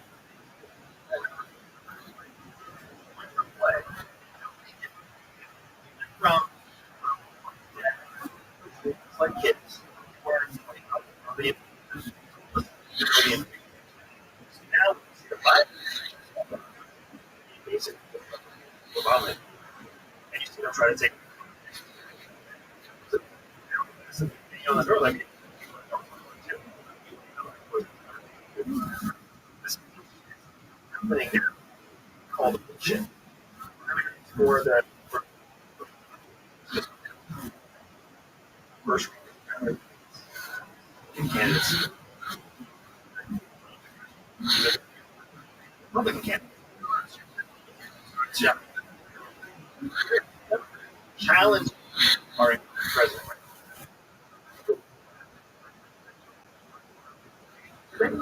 That's okay.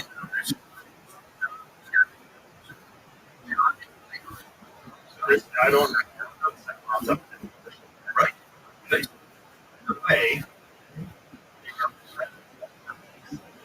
debate during 1970. Now, 1994, we were like,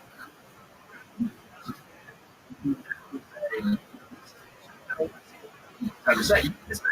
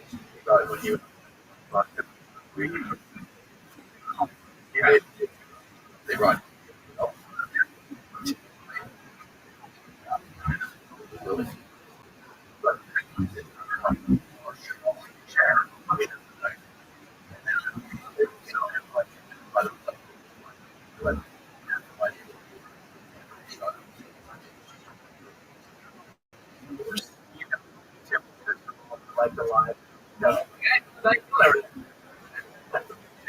let's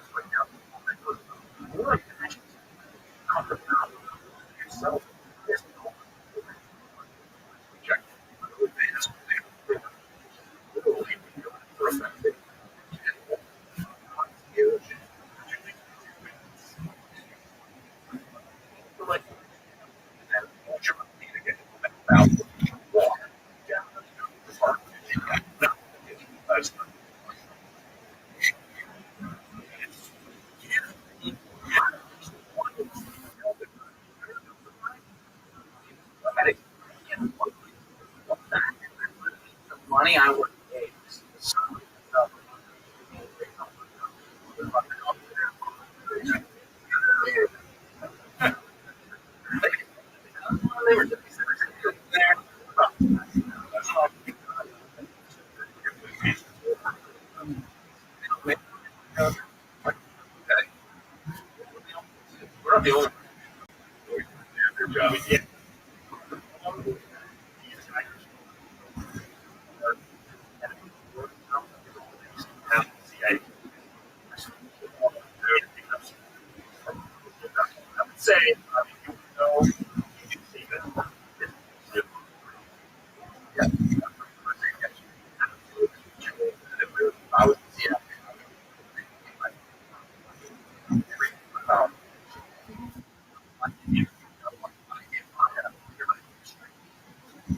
From a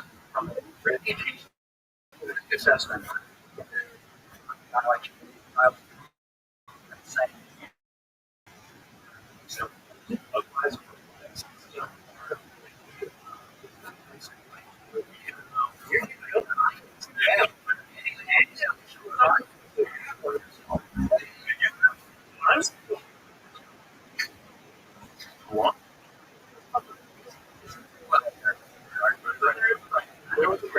Hold on, dear friend.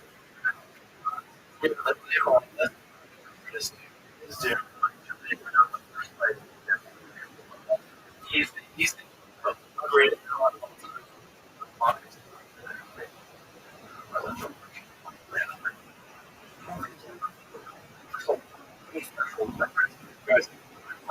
God.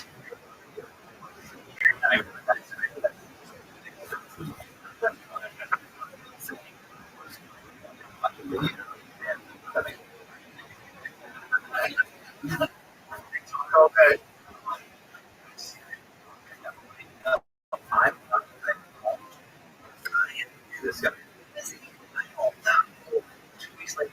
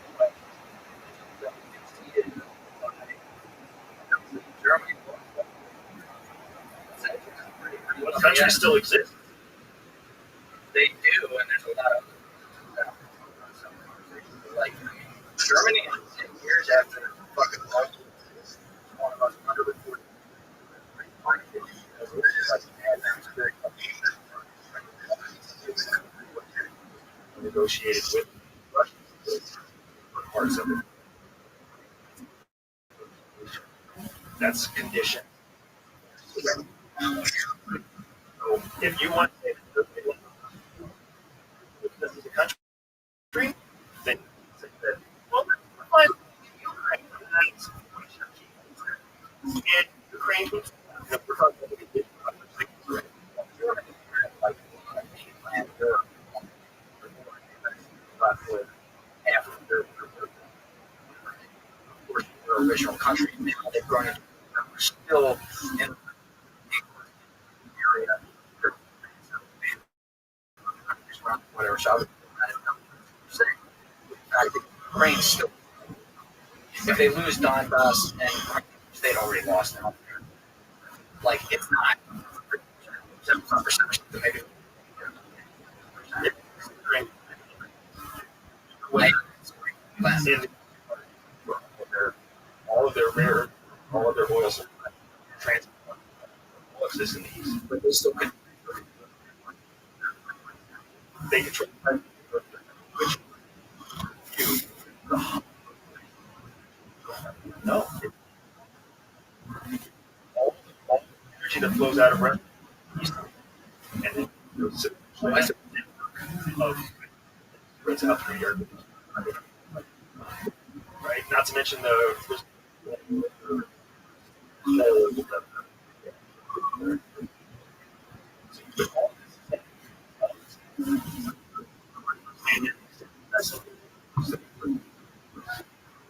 finally being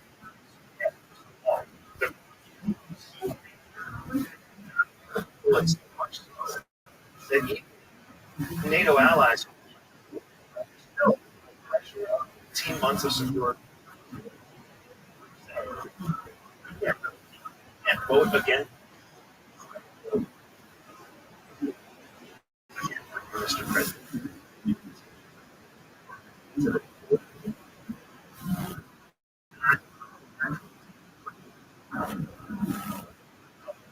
Getting our without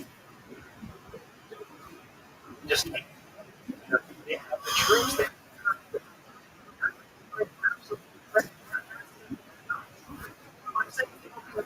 source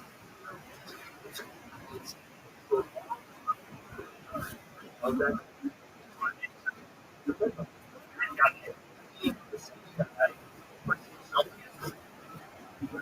Actually, tired of and the fact that even NATO that are surrounding they care. Also, you think they're about money, right? In area, now, real neighbors, your partner, Russia has a claim, Ukraine, it's their problem. NATO, France, Germany, United States, some protect democracy while the pressure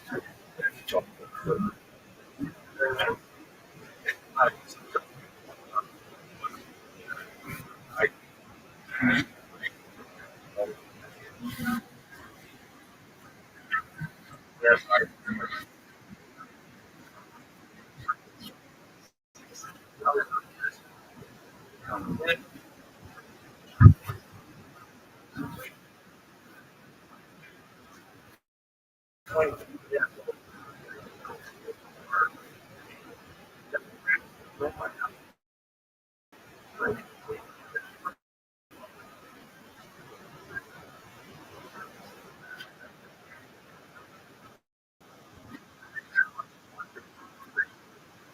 they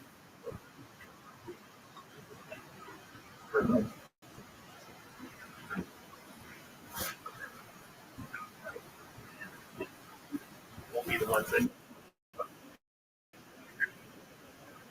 serve one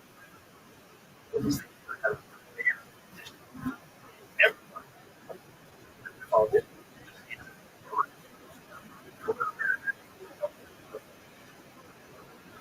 They're just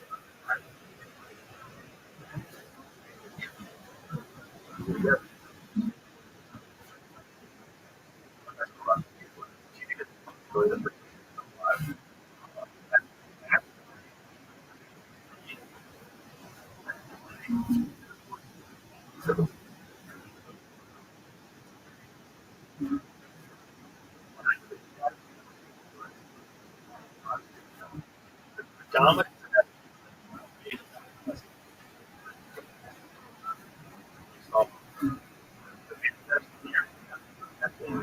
Widely,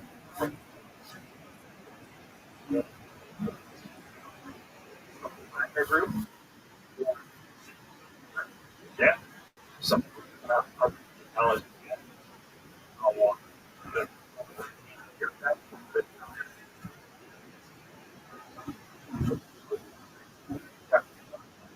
the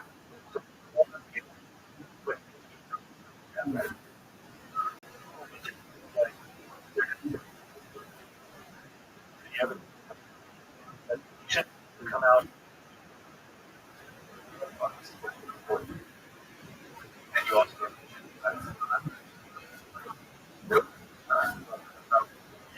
that is a person.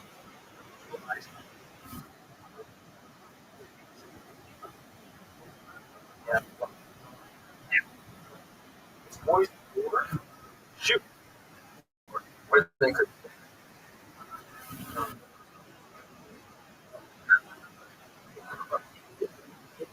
is be of yeah. Just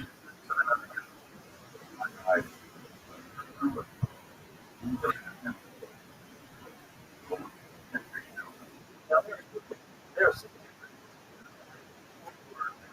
that secondary.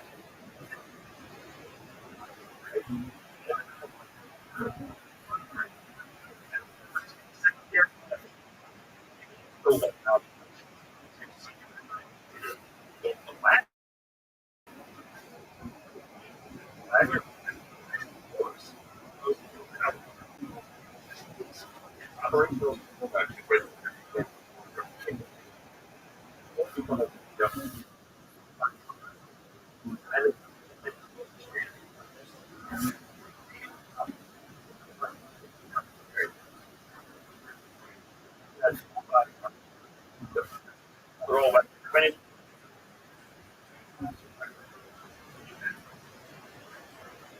On the air, and I think pilots would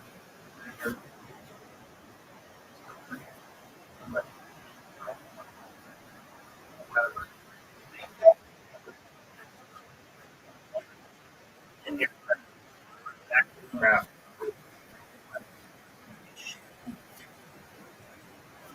Yeah, all that to say, guys, the benefit one of the weapons usable.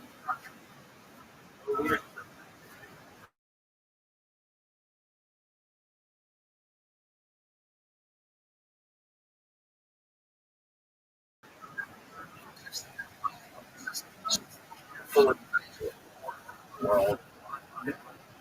Something like that. You have rock that whole that's something.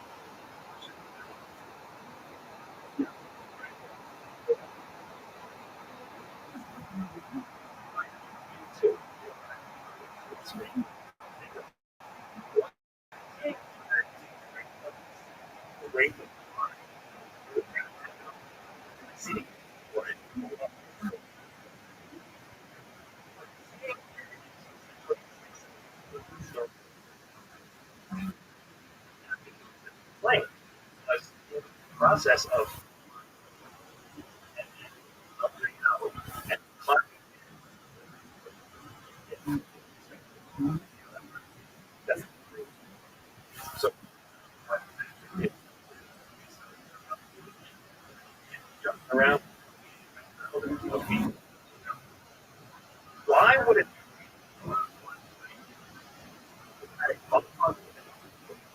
or if it had a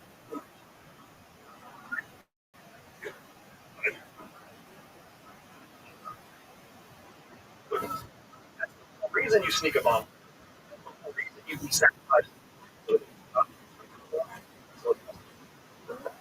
the aircraft was data. This will either it failure and the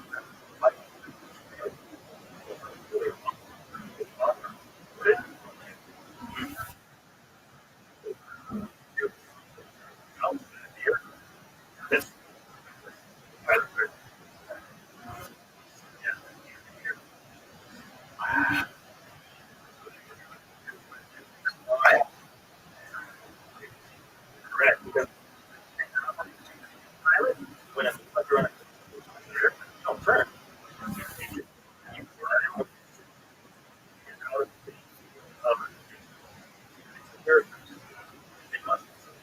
I've seen it flying the aircraft so close that we can explode.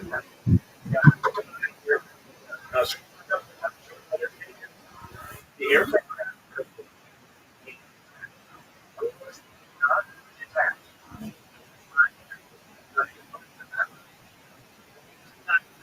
So when you watch the yeah,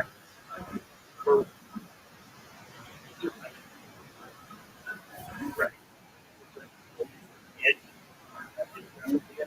Video,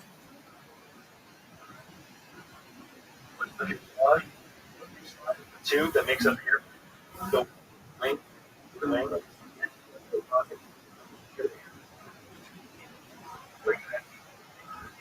all day. Aim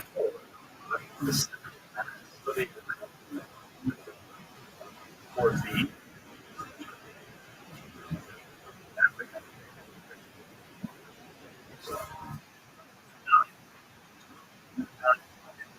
that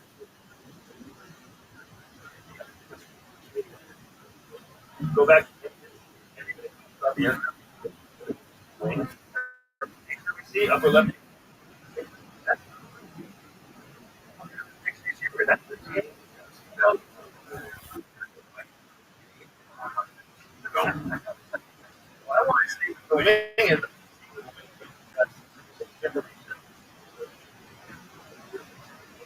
yeah.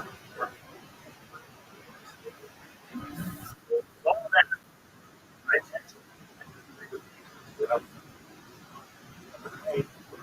everybody. They've had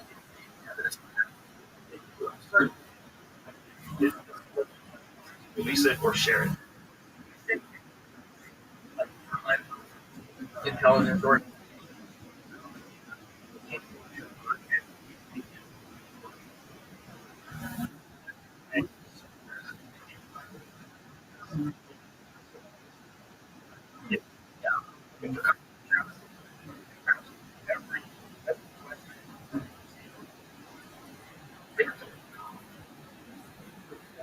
data. The United States is going to be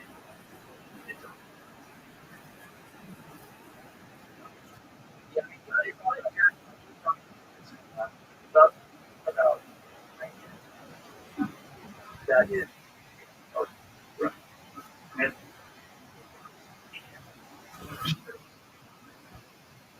yeah, yeah.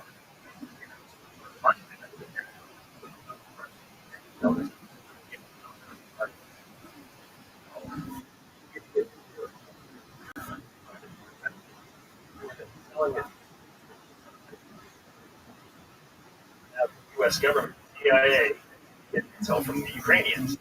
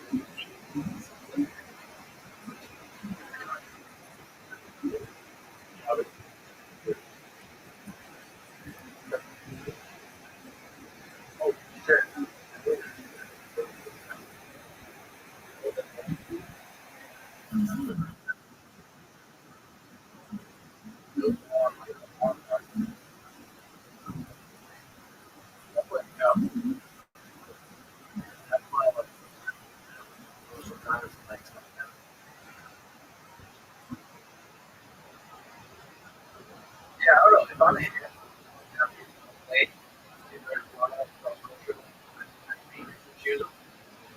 I'm driving. I'm definitely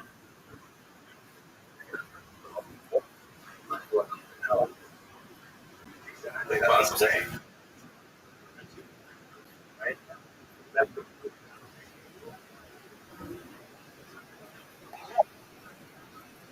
well, let's just survive through this. Like, that work. It knows everyone, dude. You would think we have questions.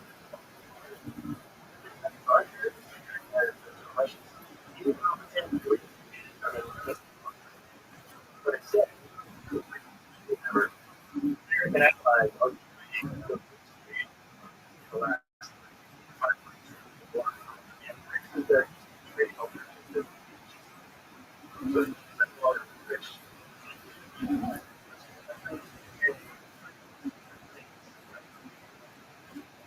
the trading bricks are all well developed.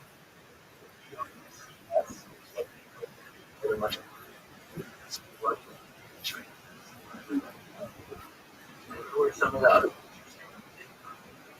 joined, to just join, raised joining, like the ones are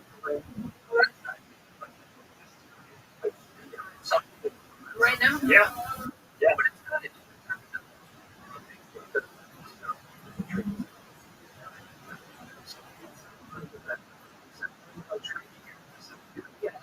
The main piece is hey, you want to trade block? You have money and you're read some here's all the you get. They're like, hey, cool. That's cool. That's cool. All give us next alternative for stuff. The whole world knows this is worth money.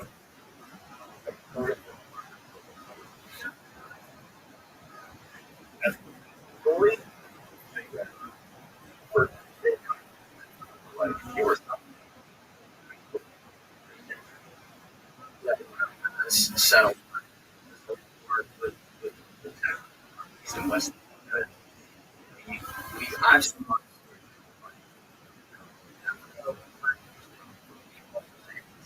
our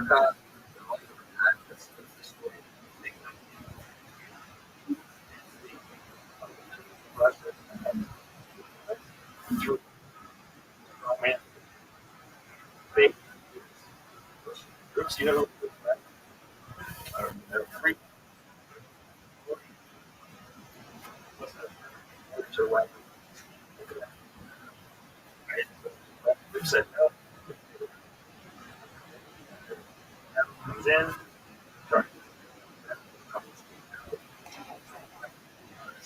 corrupt, find corrupt leaders. Corrupt leaders don't actually know how to manage resources.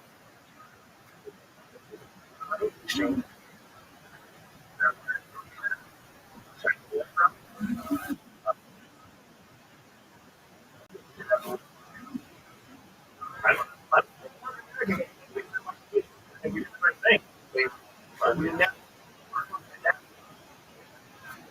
I'm still gonna keep going more than I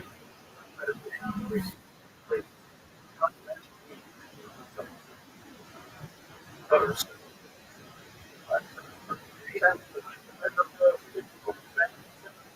Raise you up.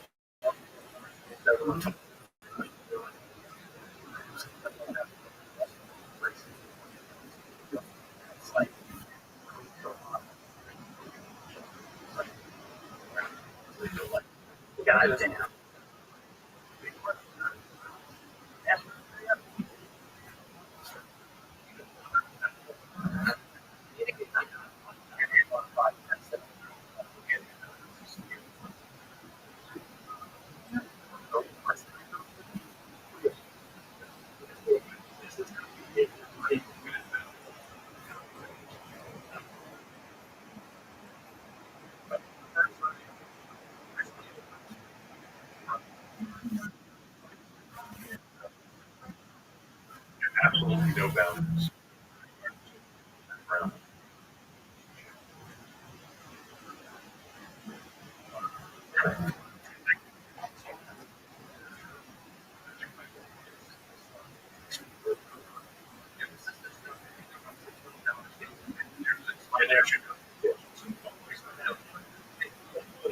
This is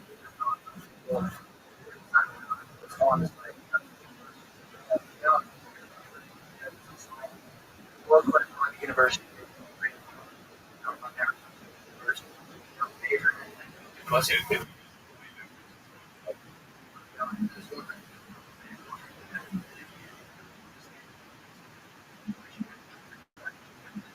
It's one of the largest public universities in the United States. Over 135 45 member states.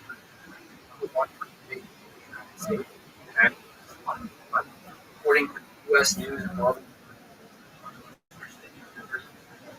according to higher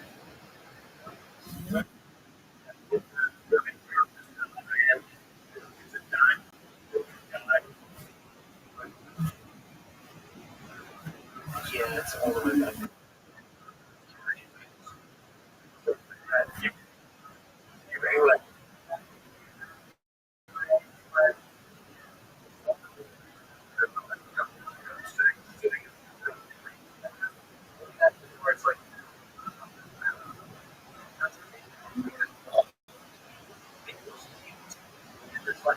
There's also that information on both sides. So you could see a video, something about like Friday. Is that the same one? Could be. Here they are. So it almost ran into our everything after whatever. How the round of like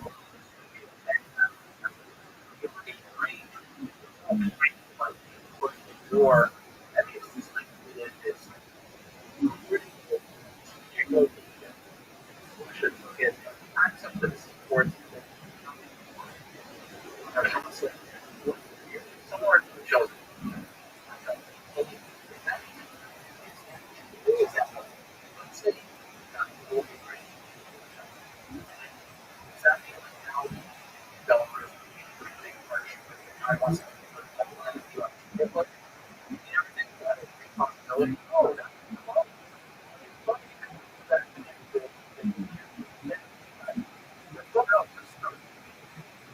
Oh, no, I don't even think it has been on you, but who's as NATO.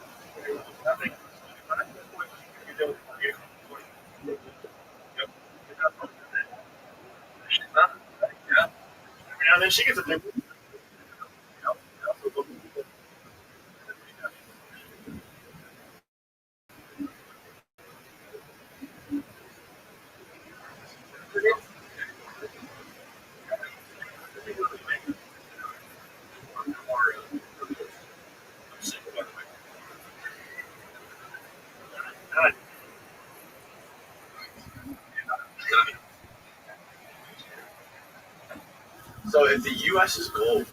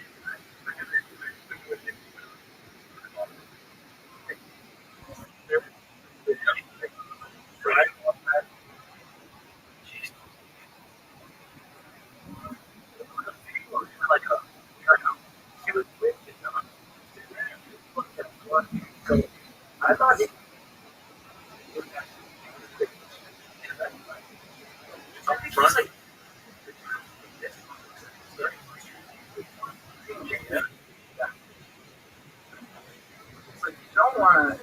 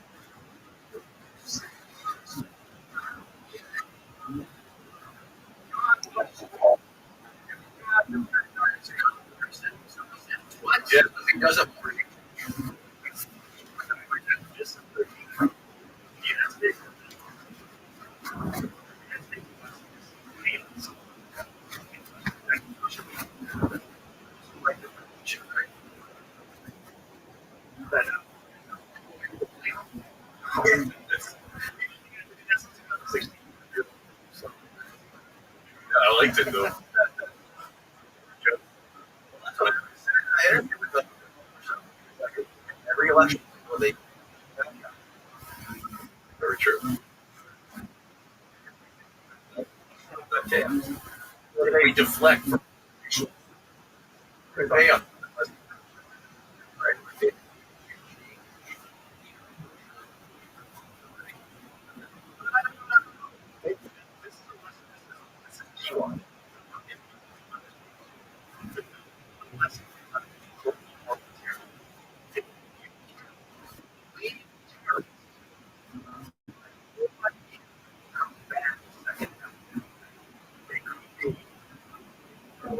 right. So it's the devil in the devil.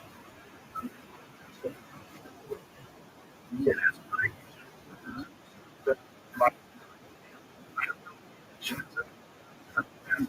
so, but like I should. Yeah. You think? So, there's some.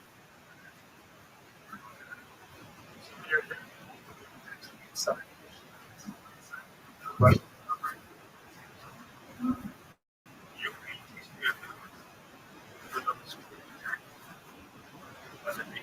Acknowledge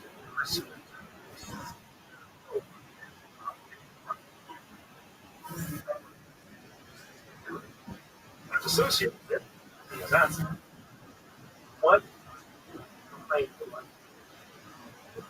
Nazis out.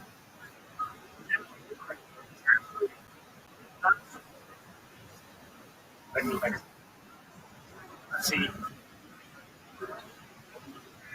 uh,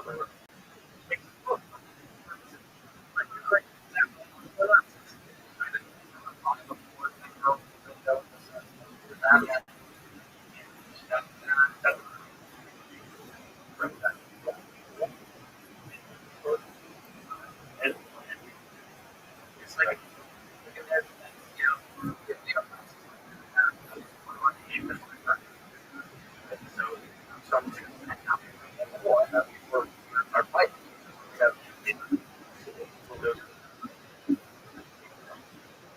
Or we were being invaded, right?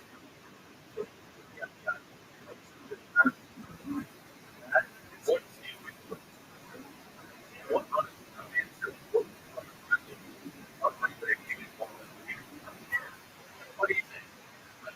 So,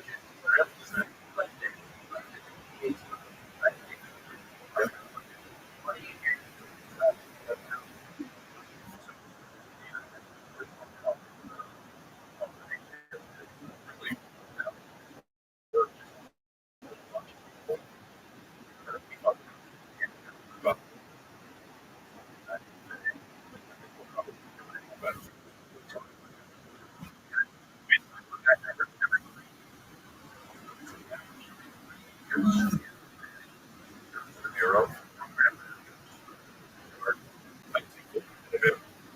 again,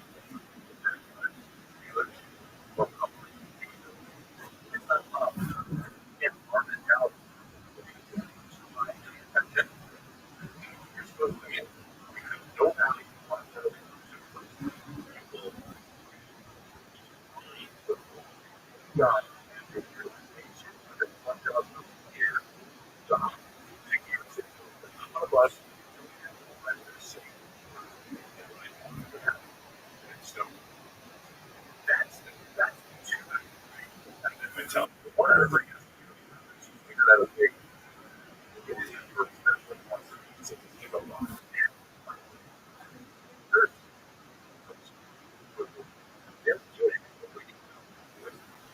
Right. Motivation with because it's getting innovative, forward with their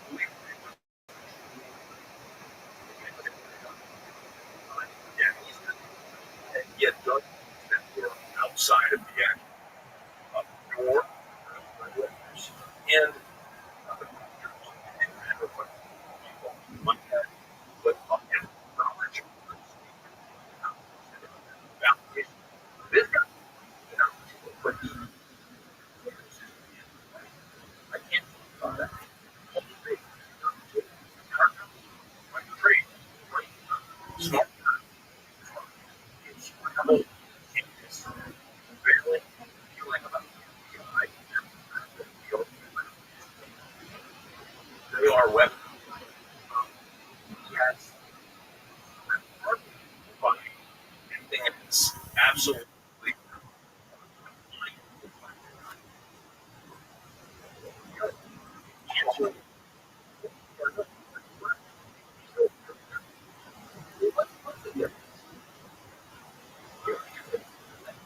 Especially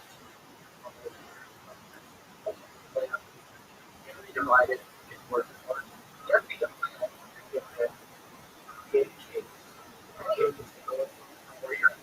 the FBI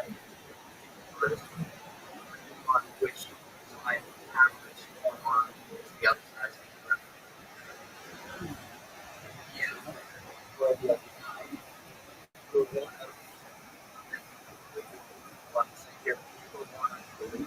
here,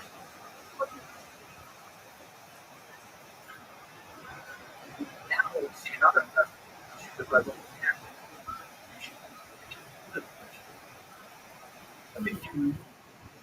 Now we have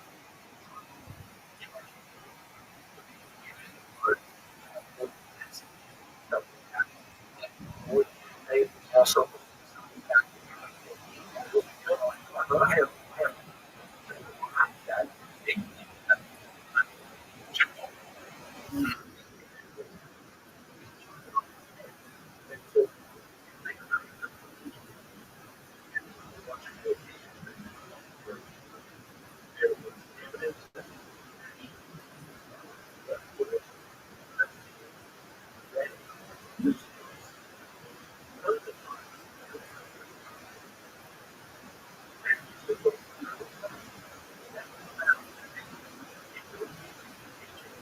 goes to Loretta Lynch at the time. Points.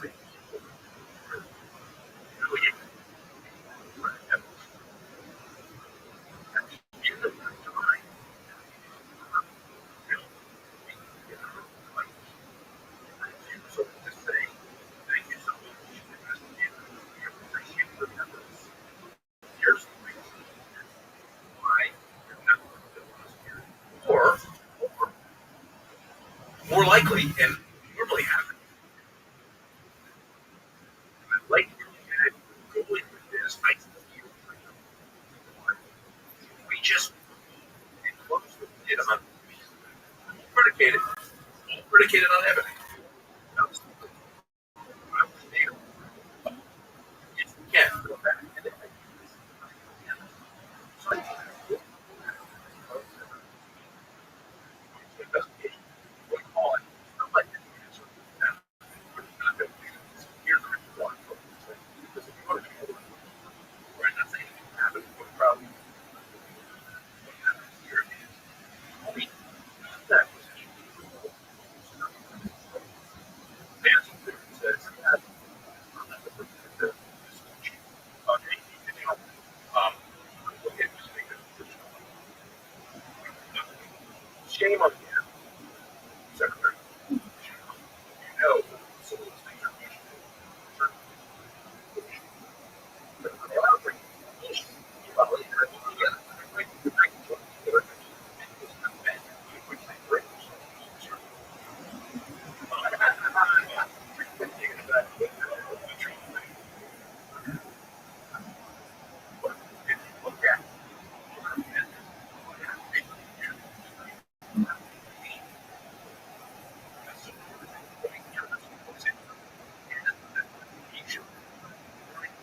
very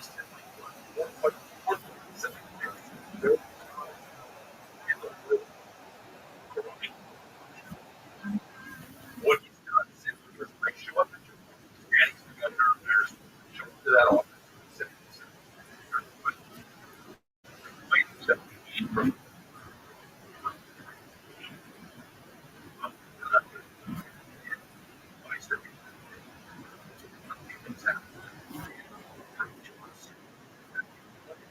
From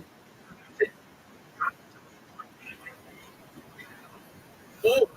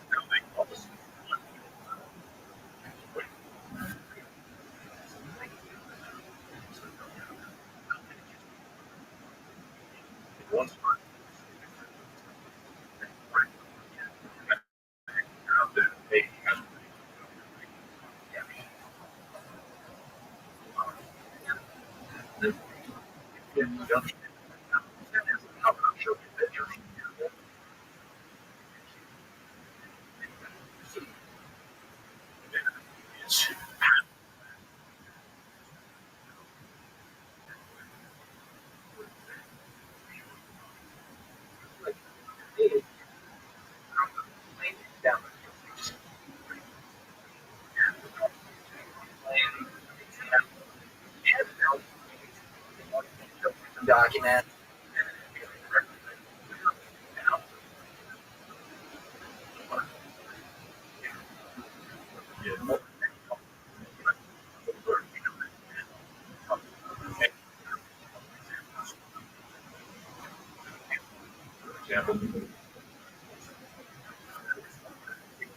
Yeah, yeah.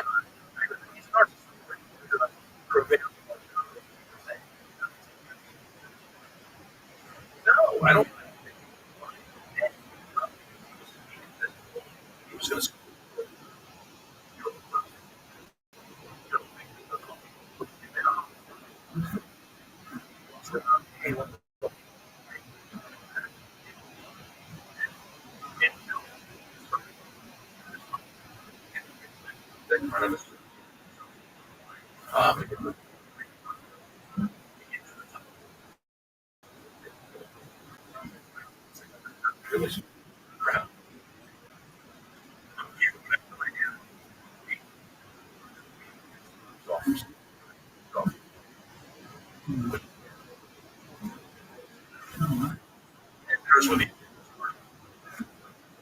Standing.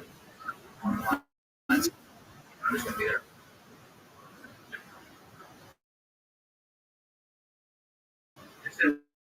I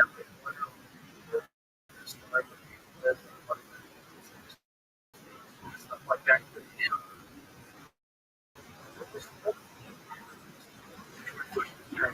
I know it's G. It's like I did something. Jesus.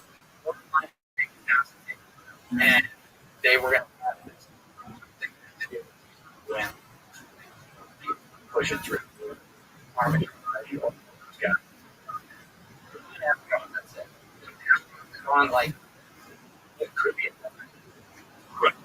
fucked up all kinds of drugs, and they decide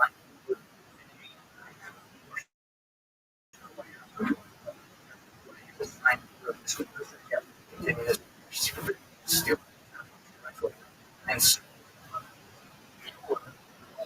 and it was they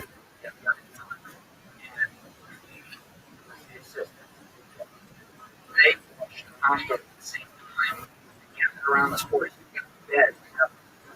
You come to us, we fucking sit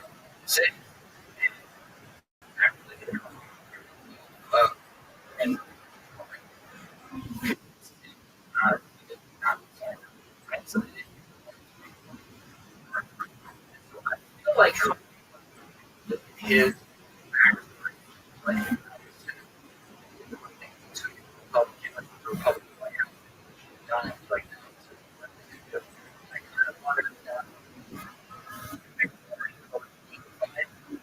forward and just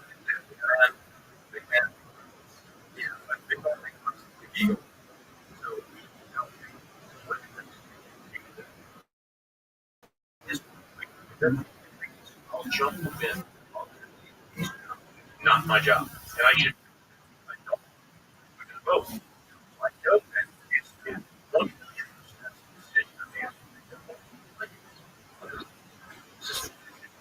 like, where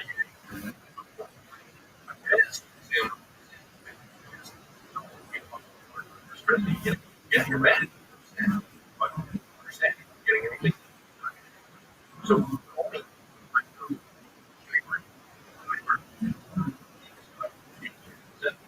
so they can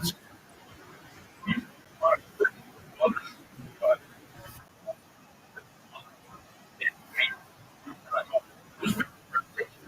yeah, right. Yes.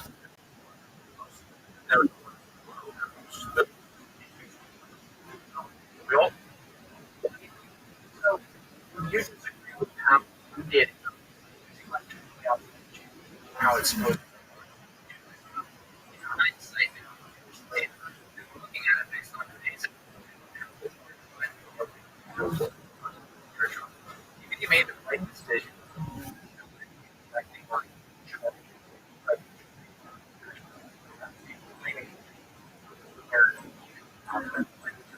budget, but still, like at least I'm not sure the FBI left and now with that president, let's say they found out Trump was to Trump, they you'll be like, that's the way it should.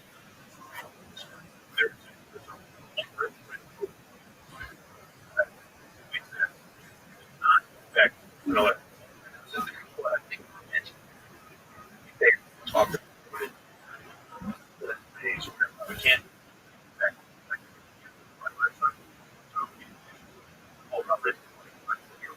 Position not allowed. They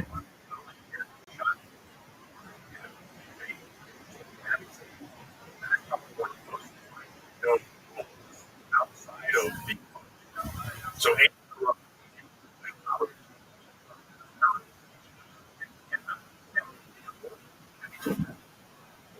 one way or another, either I would probably right now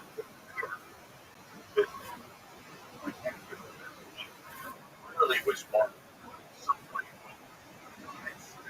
to affect I like what I spent time was now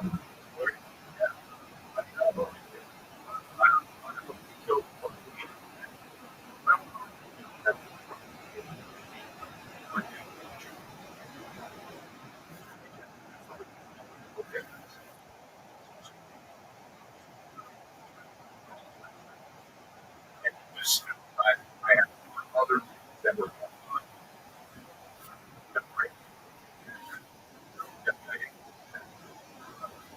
I be able to that hit there. So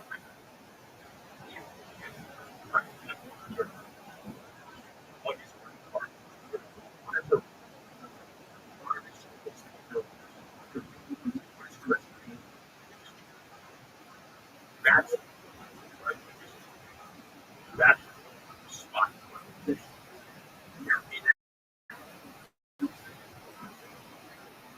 if you're lucky, people can make something of it. Yes. You don't understand. They're going to say, oh, gotta be but management is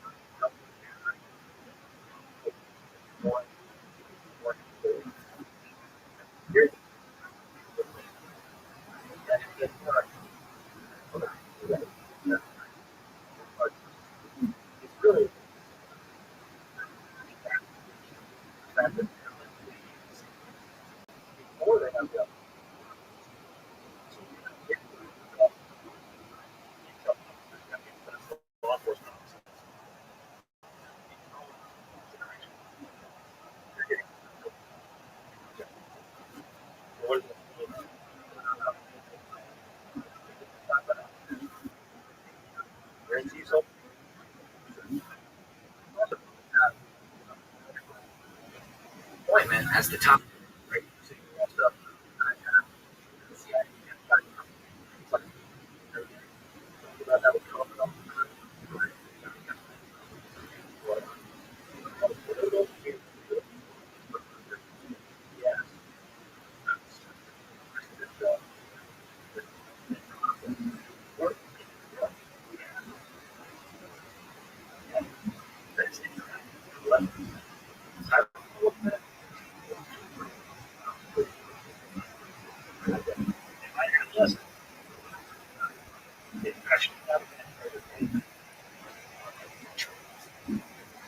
The democracy.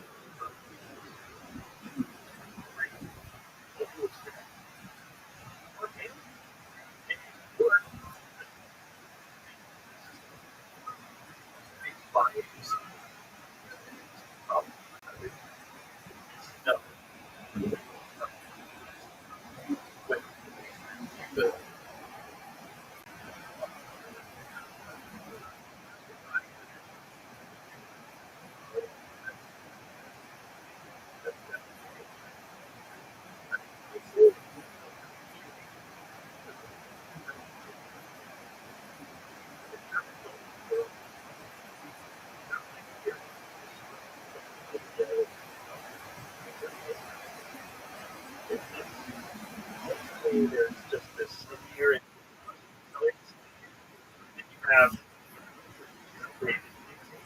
the rise of but I was a normal kid. You why the HR process are not perfect. So it's this love. I think there's service to everybody has about yeah.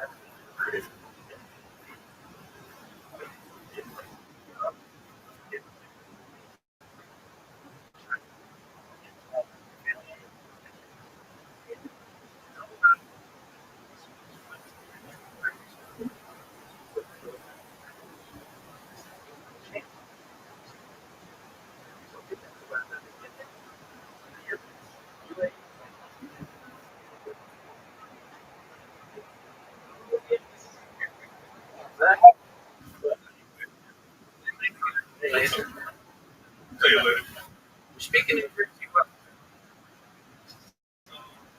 karate is